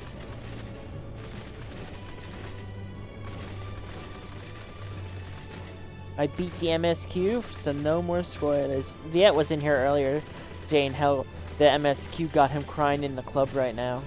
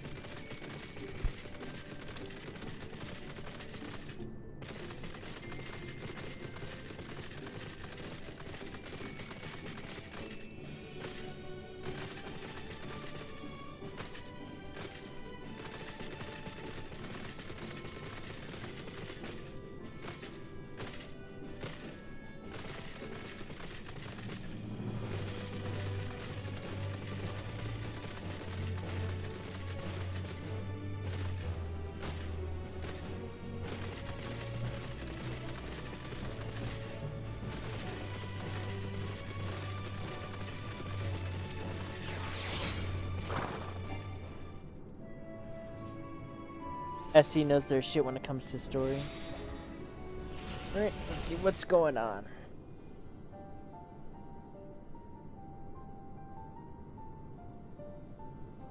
The archives are right through this door, but this seems to be locked. I guess we'll have to go on and find whoever has the key. Growing way, enough. Have you naught else to do but tell us of the final days? You only need to say so we can ill afford to be wasting time, as I know. Do you yourselves tell us we must act quickly? Yes, we did, but... The moon has to be a perfect paradise for all people of Edifice. We're running out of time to make everything ready for their arrival. I'd hoped to see you'd see wonders of what we had to offer, but you found nothing but faults and flaws in our work. Only one of you saw our potential, so the others must be kept here. So that's Living Way's game. Run us around in circles, failing that lock us away so we can't put the plan at risk. Everyone except Urianger. He understands what is at stake, what must be done.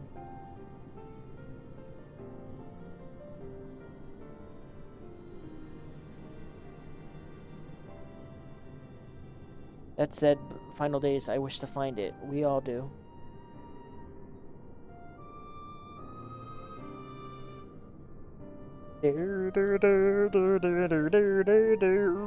Rolling swiftly, bathed in light.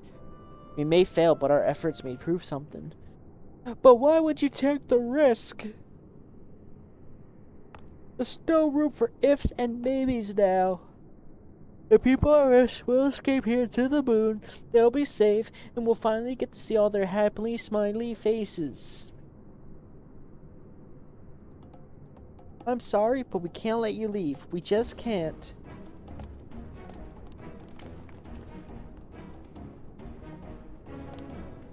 Do what you must. Try not to hurt them.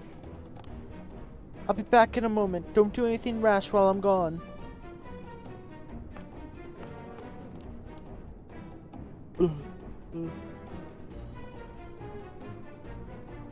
If we dally, they'll overwhelm us with sheer numbers. I'd say knock these ones out, split up, and make our ways to the exit. Agreed. Let us reconvene where Argos awaits outside.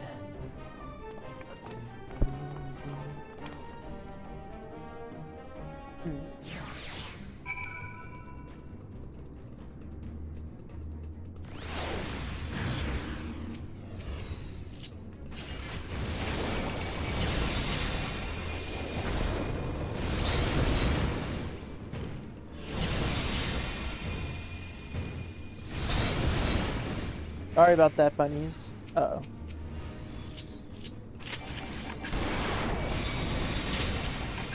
Hey, Kona, American style!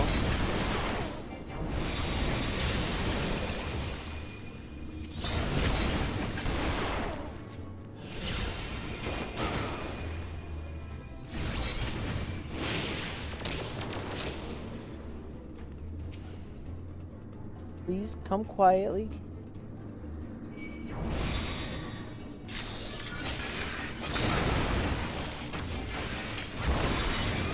Queen, take him out!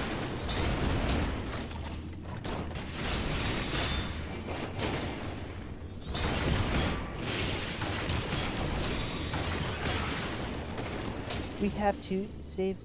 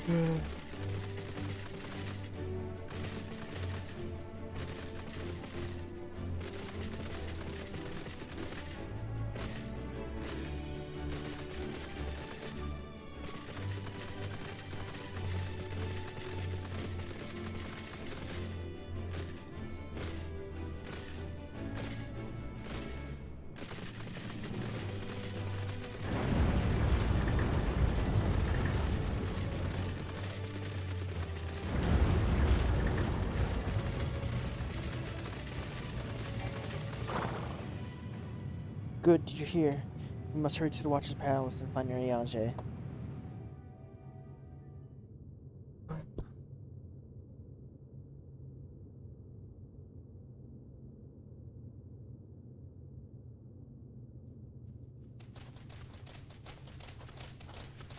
And what, pray tell, do we seek at the Watcher's Palace? Oh, come off it, friend. You know full well why we're here. The time has come for you to return to Aetheris and help your brethren prepare for their journey here and beyond. Forgive me, Living Way, but I cannot in good conscience proceed with this plan. Huh? But what about the final days? The death and the doom? Oh, we have to hurry before it's too late.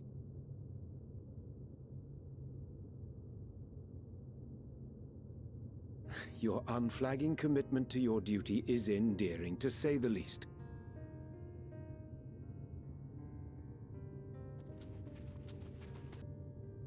Oh, bugger!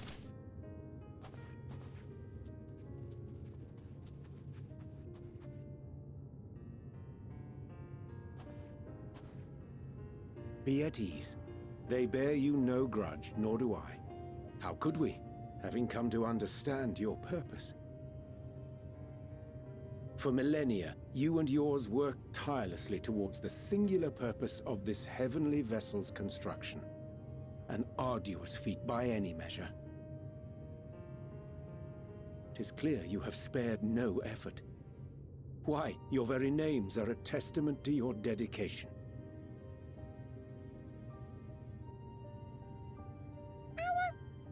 Our names? I'm not sure I understand what you're getting at. Names are an expression of the self, a declaration of one's hopes and aspirations.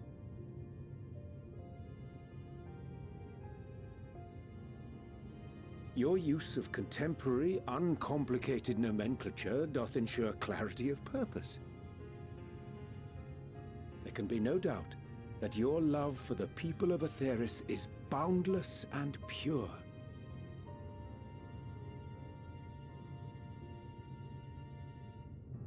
Yes! Yes! A most mellifluous phrasing!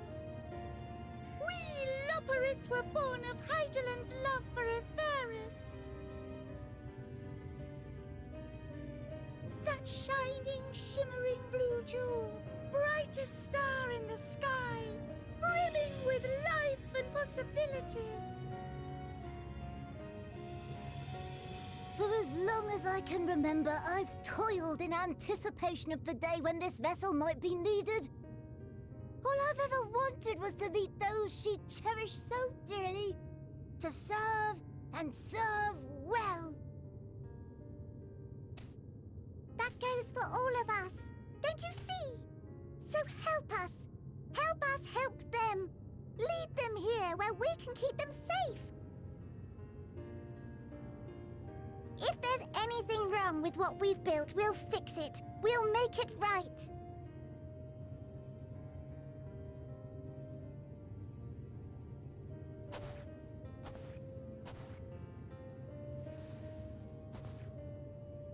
Your works want not for repair. Yet there remaineth much for you to learn of men, and your own kin besides. Singing Way, thy name bespeaketh more than the simple marriage of rhythm and rhyme. The songs of Aetheris are beyond counting, and span the length and breadth of emotion. Maps are monuments to man's pioneering spirit and his devotion to charting the furthest reaches of our star. Many have devoted their lifetimes to exploratory pursuits, to venture unto the highest mountains and the deepest oceans in search of unknown frontiers. And thou, my friend, I do not think we've met. My name is Puddingway.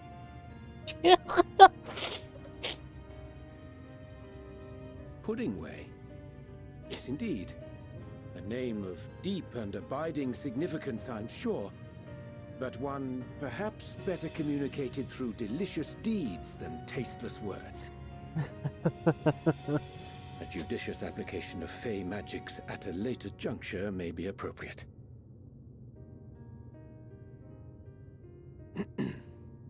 And Living Way. 'Tis no easy feat to convey the significance of thy moniker. When I was a bookish boy, a dear friend of mine was fond of peppering me with questions as I read, to my occasional annoyance. One day, I posed to her a question of mine own. What doth it mean to live? After much contemplation, she proffered this answer. The anticipation of a half-read story's conclusion. The hope today's mistake may serve as tomorrow's lesson. The wish that a new acquaintance may one day call thee friend. She believed it to be all these moments and more.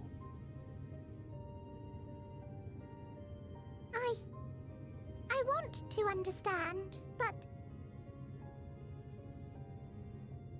I, too, still labor to find mine own answer. 'Twould be my pleasure to assist you and yours in embarking on a journey of self-discovery and enlightenment.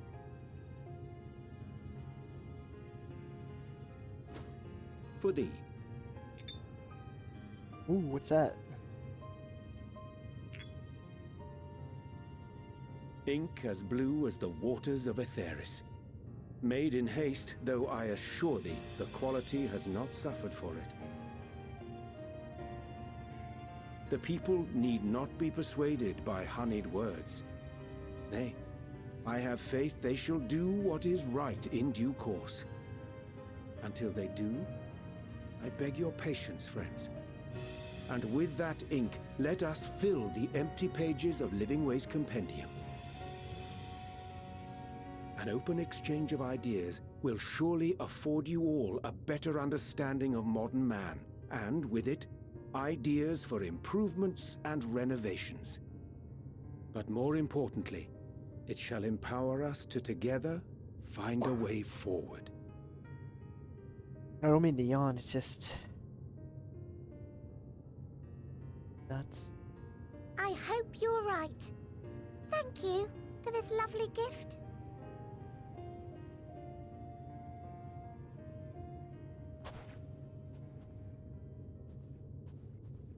There you have it.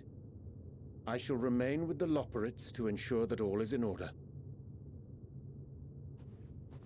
Though we must needs prepare for every eventuality, you would all agree that the evacuation of our star is a last resort.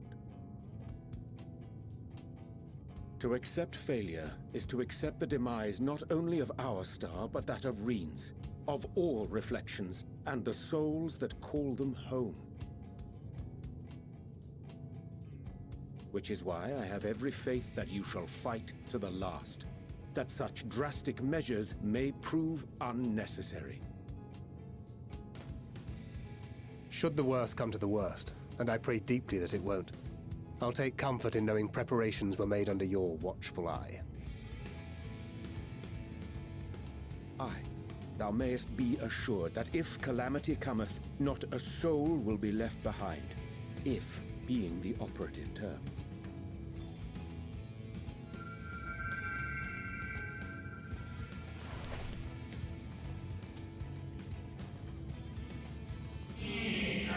Dark flower, how came it into your possession? It was in Old Charlia, in Labyrinthos. Oh, how very like her, and Heidelin gave it to us. Guided by its light, you may come to know her true intentions, intentions which remain a mystery even to us.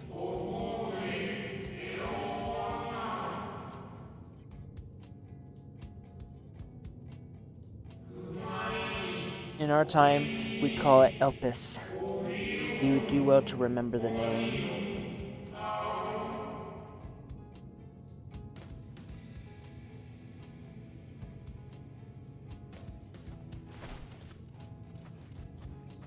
I hate to interrupt, but I feel like I need to make amends for all the secrecy. Think nothing of it. We haven't been the most gracious of guests. Do convey our apologies to Growingway and the others. But of course! And when next we welcome more guests from Aetheris, we'll have learned to be much more hospitable hosts. Oh, and circling back to the matter of inappropriate secrecy, we ought to discuss our benefactors. Agreed. The Charlayan Forum, yes? What? How did you know? The more I heard, the more obvious it became. The Forum's aims align closely with those of your anonymous patrons. A telling coincidence would be an understatement. Though had we not taken it upon ourselves to peruse certain restricted tones in Labyrinthos, we might still be unaware of their plans. But let us continue this discussion upon our return. I dare say we have kept Alphino and the others waiting long enough. Mm-hmm.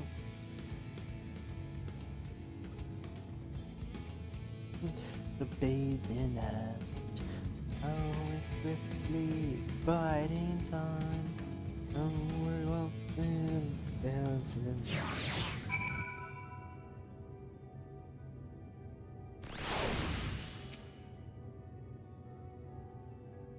Alright. Yep. Part ways is the time for my absence, but I have the utmost faith in you and all our fellow Scions. When next I return to Ithris, I pray to find you all in good health and good spirits.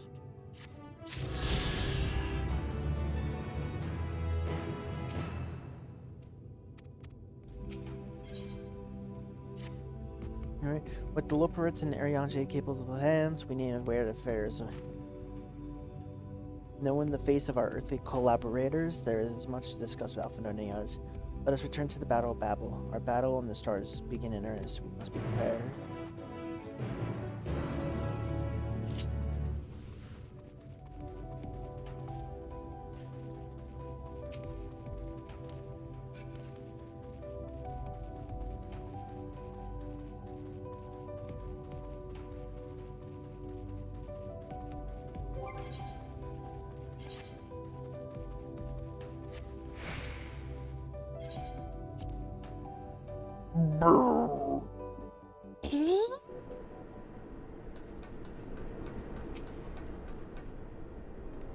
Gods, I could scarcely believe we went to the moon and back. But we'll have time to reflect on that later. Right now, we need to head back to Camp Broken Glass and deliver our thorough report to everybody. I would like to know Everyone is getting on there. They only just begun to treat the tempered prisoners when we left. Sheer curiosity, but warning our allies of the final days is of far importance. Speak not for only the contingent, of course. The heads of the state of every nation must know what we've learned. We know not of when or where in this matter the final days will begin to manifest, so we must see that everyone is prepared. Agreed, though we may wish to stress the importance of discretion, lest the public be set into a panic. Not that anyone is in position of responsibility, should need to be told as much, but it bears repeating anyway. First things first. Broken glass.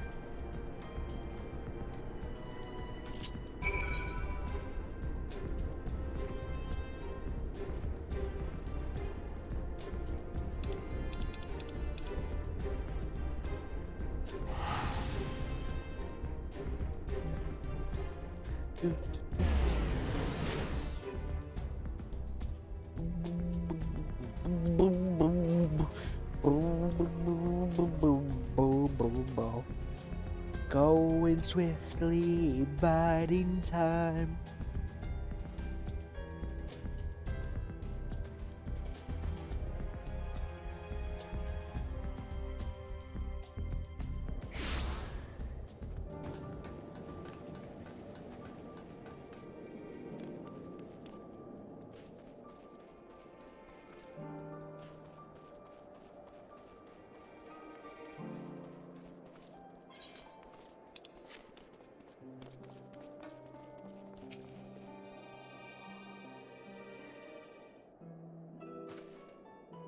It's all good to see you here again. No worse for your lunar adventure, I hope.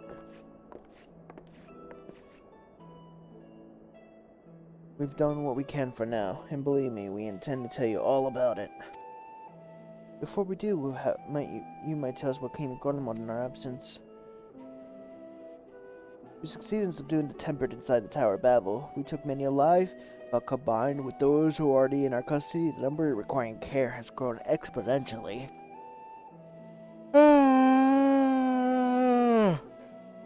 The inclement conditions here have made it difficult, but not impossible, to treat them all. Some understandably are hesitant to proffer assistance, but some grant refuge for treatment. With the assistance of our fellow scions, we endeavor to see them safely transported and subsequently cured of their tempering. Will all the tempered be relocated? Not all, no. We have sufficient shelter to attend to those who need treatment has begun, and we have enough healers have volunteered to remain until their patients have recovered. Julius is one such patient, though he's not yet fit to receive visitors. Truth be told, it's a miracle he and those in his company were not harmed in the chaos. If not for Alphinaud and Alize's timely assistance, I dare say none of them would be with us today.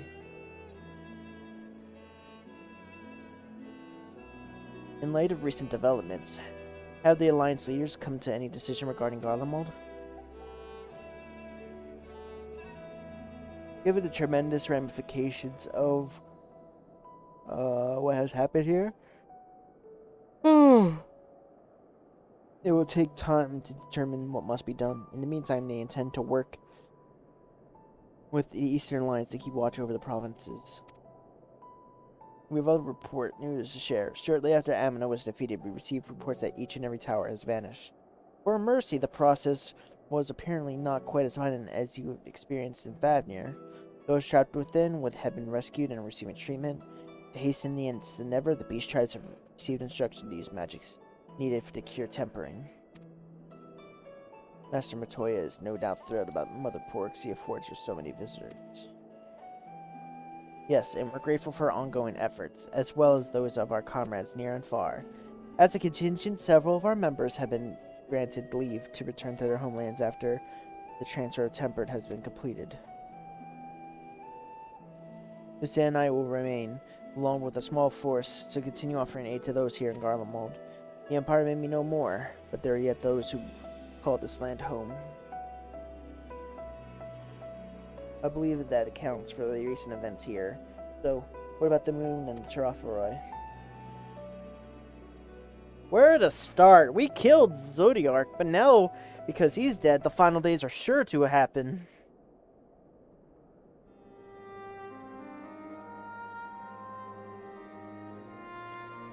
The final days, God, I prayed your victory would mark the end of our troubles.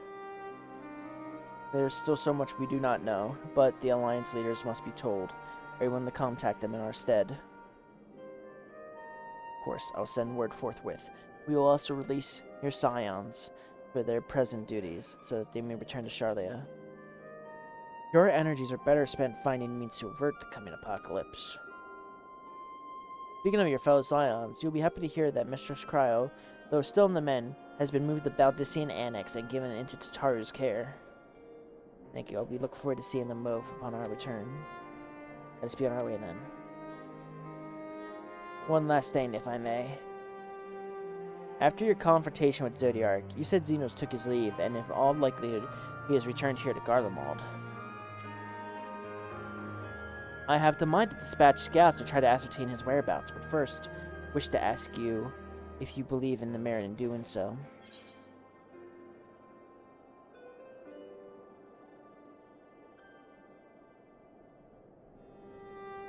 If they found them, they would most likely not likely live to the tale. If you're expecting a trail of destruction to follow, you won't find one. An admirable but futile endeavor. You won't find destruction in his wake. Aye, you're the only foe he considers worthy. And even if my men found him, but not who only hope to bring low that monster. I forget I entertained the notion. While on the subject of Xenos, the 10th Legion has made an official proclamation. They denounce the Crown Prince and condemn his role in the Empire's downfall. His very title has become the source of shame amongst its former subjects, and has continued as it only serves to hinder relations with foreign nations. For this reason, he has been declared as Xenos Viator Galvus, outcast and enemy of Garlemald.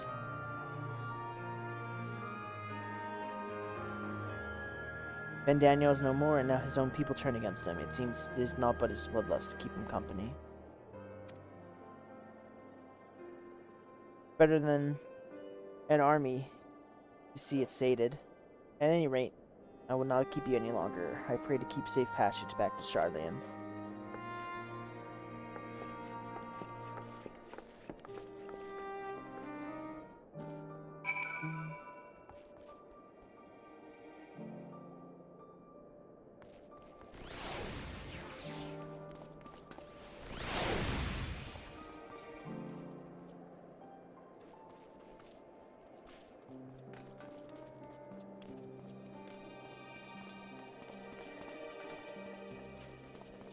Oh. I don't know why.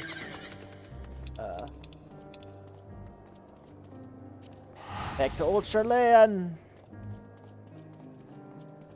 Well, let me quickly send a quick text to realize when dinner is gonna happen.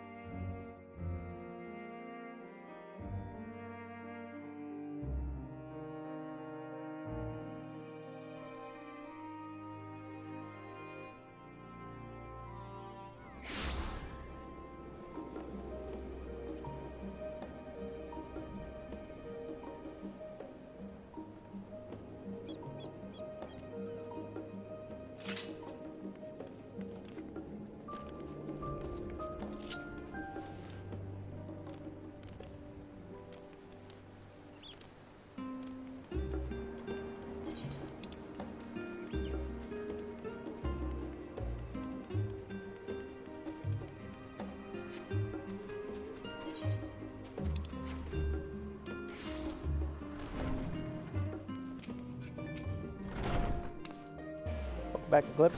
I was so totally worried about you, though it is plain to see the cause of my own fair share of worry, and for that I apologize.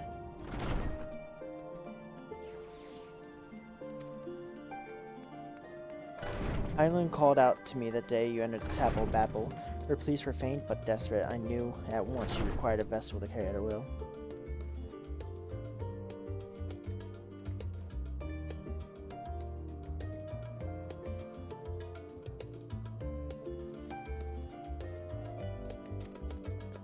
What came after feels like a dream barely remembered, my body flowing through the light stream towards Garlemald. And when I regained consciousness, I was all aches and frostbite, exhausted of aether. So exhausted, in fact, that I could only laugh. Where at that moment I understood Raha's weariness of the tower resort. Oopsie. Perhaps we should wait until the others join us before you give us your account. Let us reconvene in the main hall once they have arrived.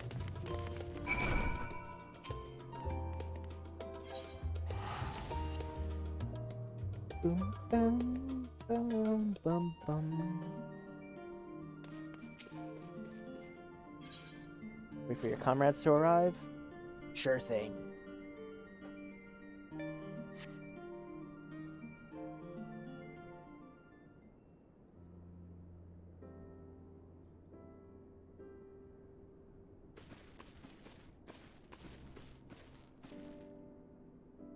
Sorry they kept you all waiting. Not at all. We understand you've been quite busy. Will Iriage be joining us? Duty keeps him away, I'm afraid, though Eclipse can explain why better than I. This dude's on the moon helping rabbits build a spaceship.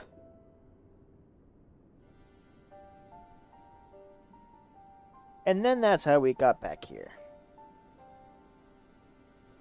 The final days, as befell Amarat.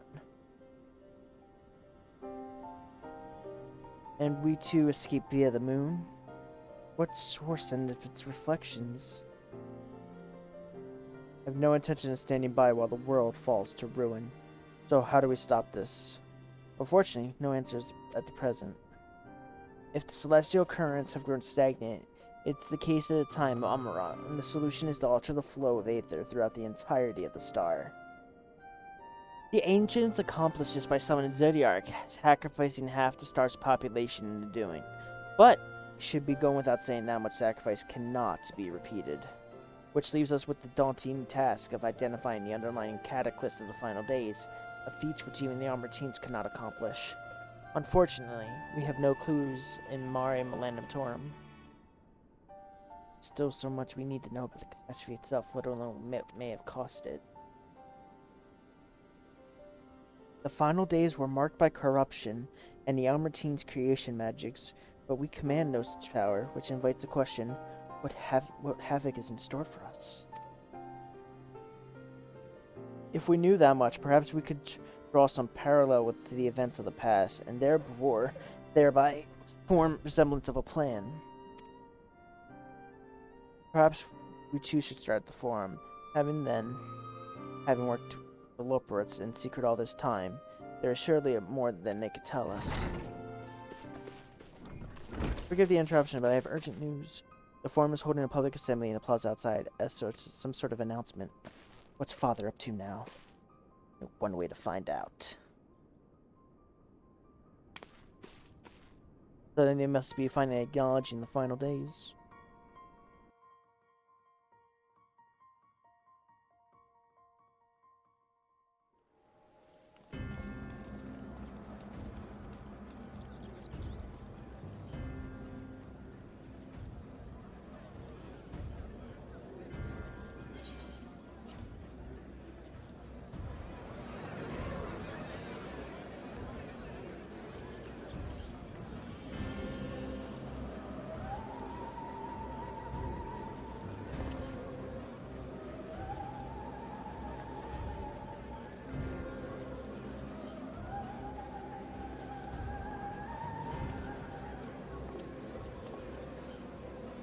Order! Order, I say!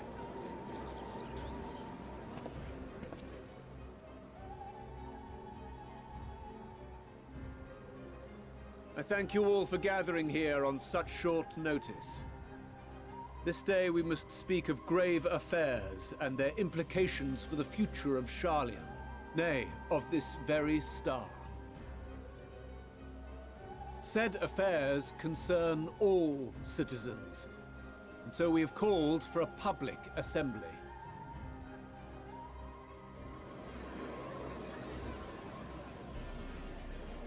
You may have heard rumors of the Telophoroi and the havoc these madmen wreak abroad. Under normal circumstances, we would pay little heed to petty disturbances outside our borders. The final days, however, are another matter altogether. For we dare not ignore these prophetic words of Eld. The Endbearers will come, ushering chaos and calamity. The final days descend and devour the very star.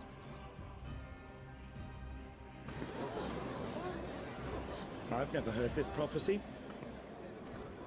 Is it true? Will all that really happen? Calm yourselves. The time has come to speak of the Forum's most sacred duties. But first...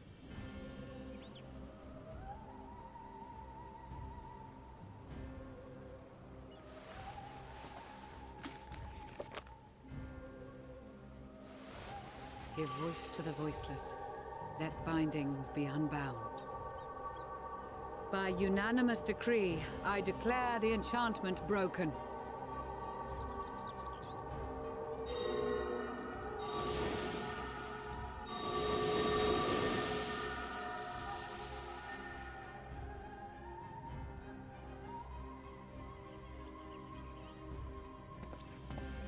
Master Leveilleur, if you would.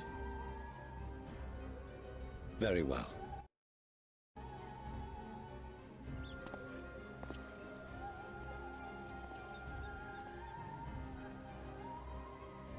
"270 years ago, our forebears began an expedition in the Dravanian hinterlands, in search of a route to access the ethereal sea. This much is public knowledge. Their findings, however, would become the Forum's most closely guarded secret. What those researchers discovered in the hinterlands was not a passage unto the ethereal sea, but the very heart of our star, and Hydaelyn herself. She spoke to them of a calamity that would extinguish all life, and of a means by which we might be spared. The moon. 'Tis in truth a gargantuan vessel built to serve as sanctuary for her children and deliver them from this doom.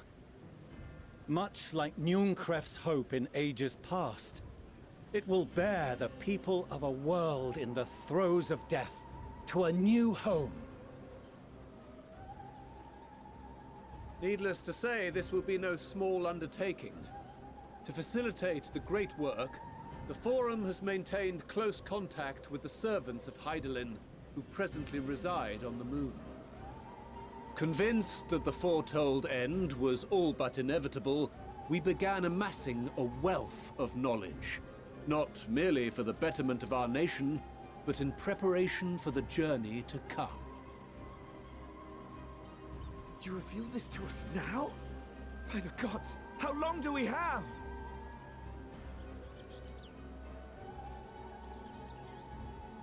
While we cannot say with certainty, we believe the hour to be nigh.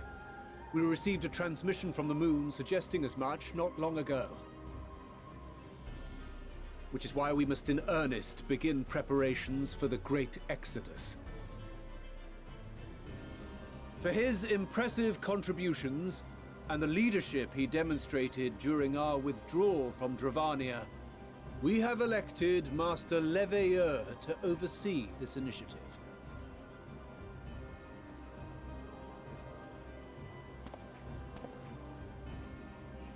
Fellow scribes and scholars, my countrymen, we face a threat of unprecedented scale. We must challenge the trials before us with composure and conviction if we are to find salvation. The wisdom of Sharlayan has ever been a shining beacon in the darkness, and so it shall continue to be. It is our solemn charge to see our heritage preserved for future generations. for those who will come after. We will brave a new frontier.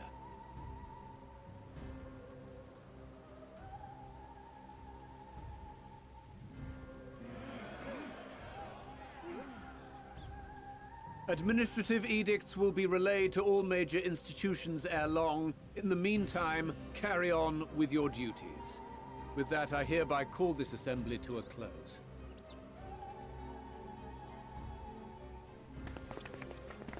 Oh, shit.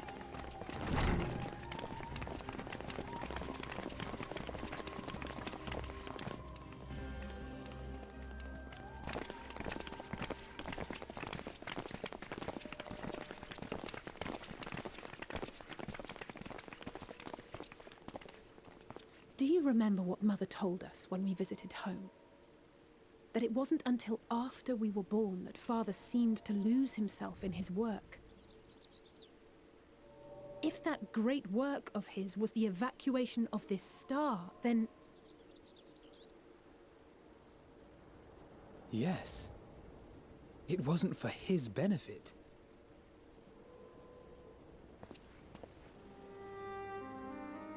Would you mind waiting here a moment? I wish to speak with Father before we leave.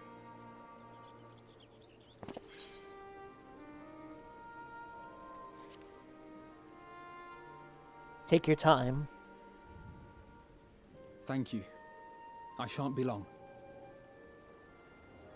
If it's all the same to you, I have a few choice words to share with Father as well.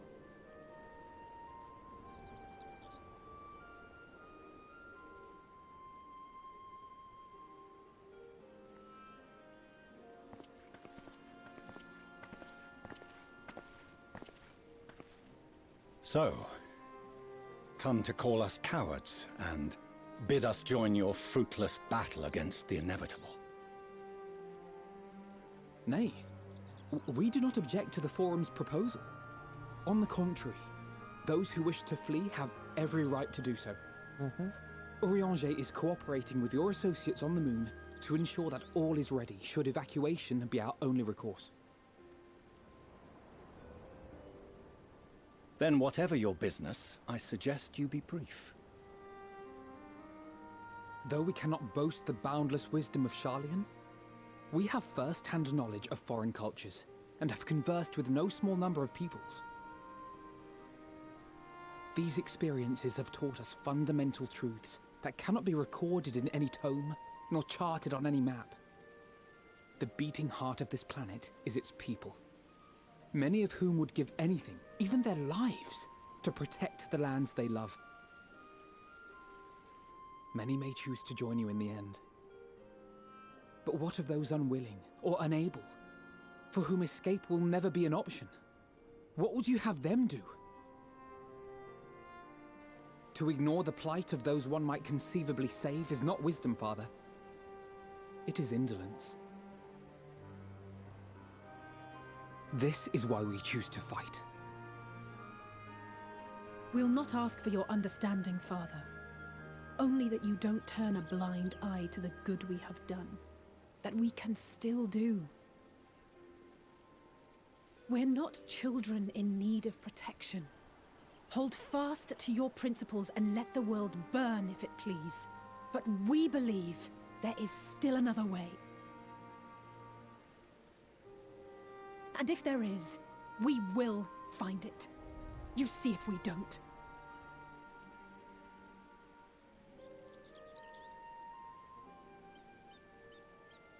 Do as you will. Just stay out of our way.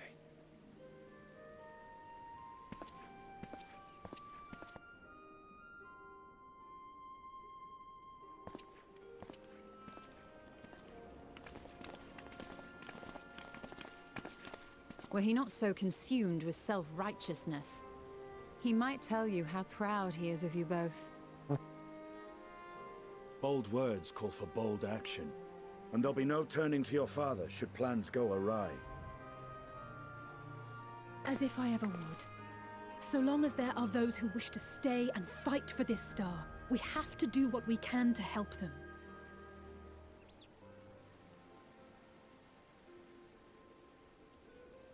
And if we're to do that, will need to be well rested. Wouldn't you agree?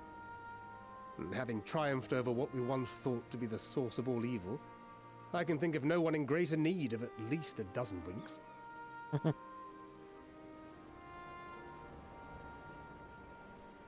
Shall we then? To the Annex, to prepare for tomorrow.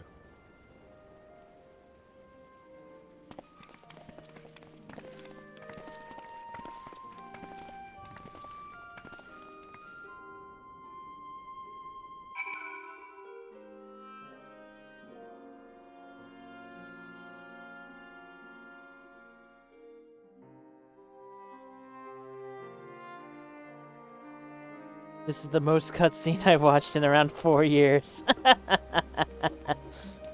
I saw you type in FC chat, Freddy, and I'm just like, oh, Freddy's back.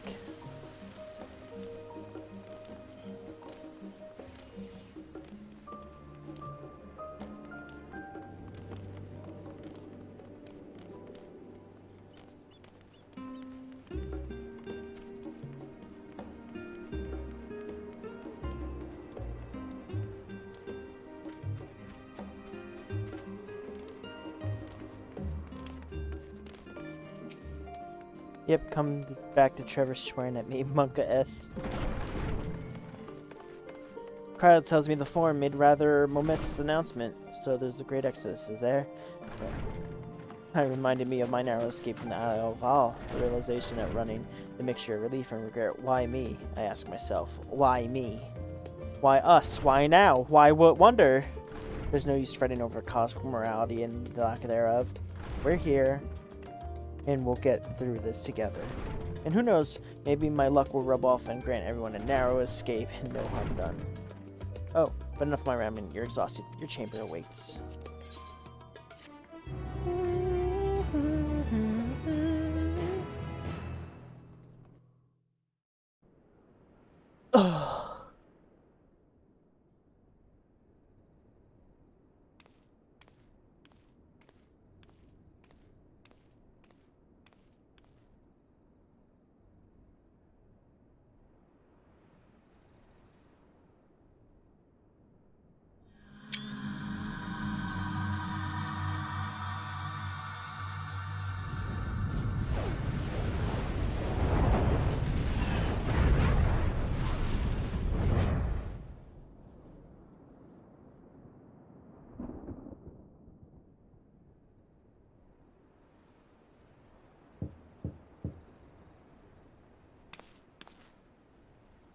A visitor has come knocking at your door.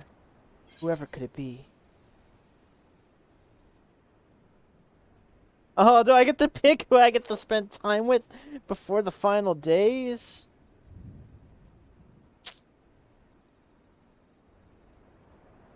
Alphanode, Alize, Thancred, Yestola, Grahatia, Estinian?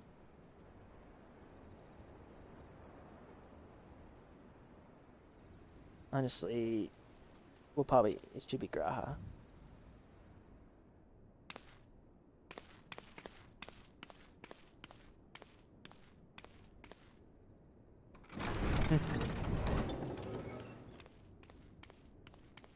Oh, apologies. I didn't mean to... If you could spare a moment before bed. The right shoe. Thank you. I fear this may be the last quiet night we have to talk for quite some time.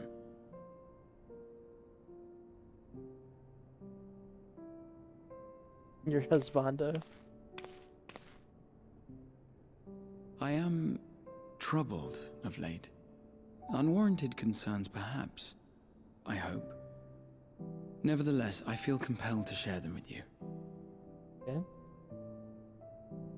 Though you have bested your enemies thus far, Xenos and even Zodiac, your victories have come at a considerable cost to yourself. No one is without their limits, and you are no exception. I worry the added weight of the final days will prove more than you can bear. It is surely too much for any one man. But you needn't bear it alone. let me share your burden. My, carrying capacity pales in comparison to yours, but I could still help. Shoulder the occasional satchel from your ever-growing mountain of, baggage. You have already done so much to help relieve me of mine own encumbrances. 'Tis only fair that I repay you in kind.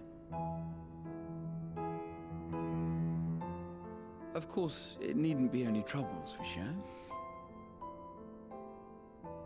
Moments of joy may seem few and far between now, but there will come a time when we look back fondly on this journey.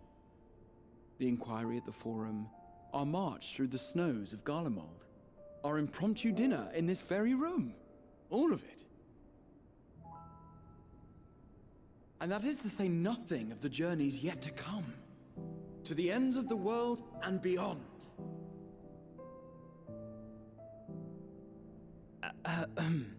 But tomorrow will be no less busy than today, and I've kept you from your rest long enough.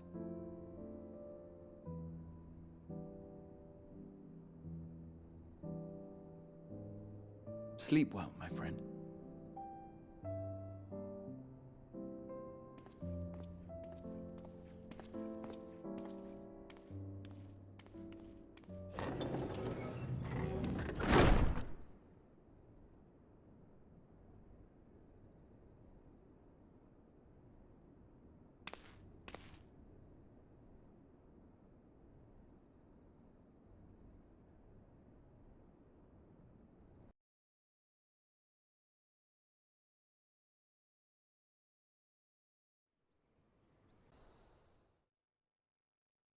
A short while earlier in the Alamegan Quarter.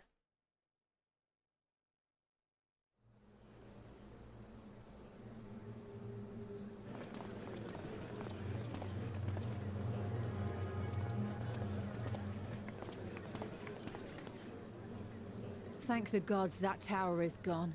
The sight of it was enough to make me sick. Thank the Ilsebar contingent, more like. Word is, they fought their way into Garlemald and toppled the bloody thing themselves. Not just the one, neither. All the towers have up and vanished.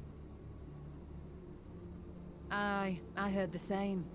Commander Aldin and his troops helped keep casualties to a minimum, too.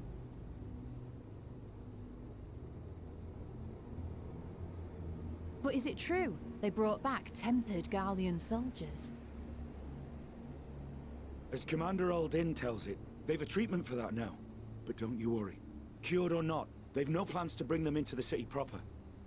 The London accent. I see. Well, that's a relief then. I know we've brothers and sisters among the lot, but I can't say I'm eager to welcome them home.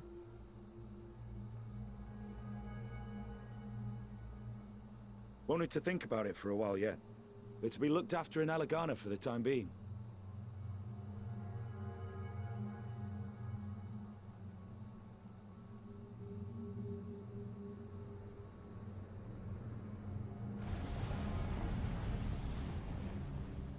What? What was that?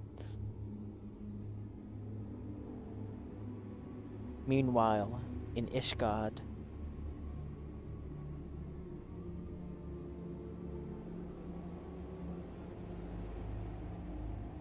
Dark side.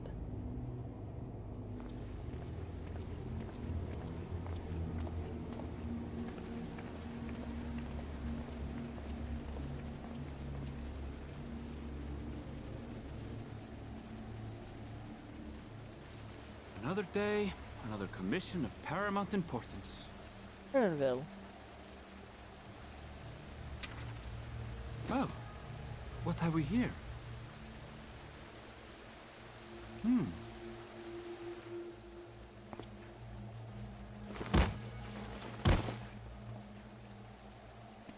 Hey, are you all right?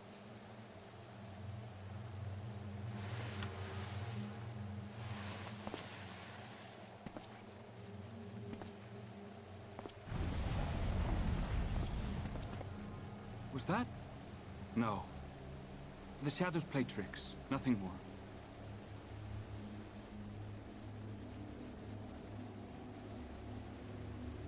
The towers are gone, and the Garlean threat is abated.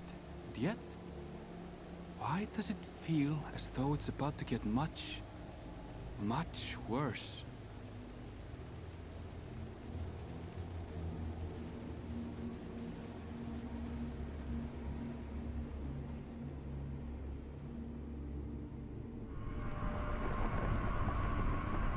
Oh.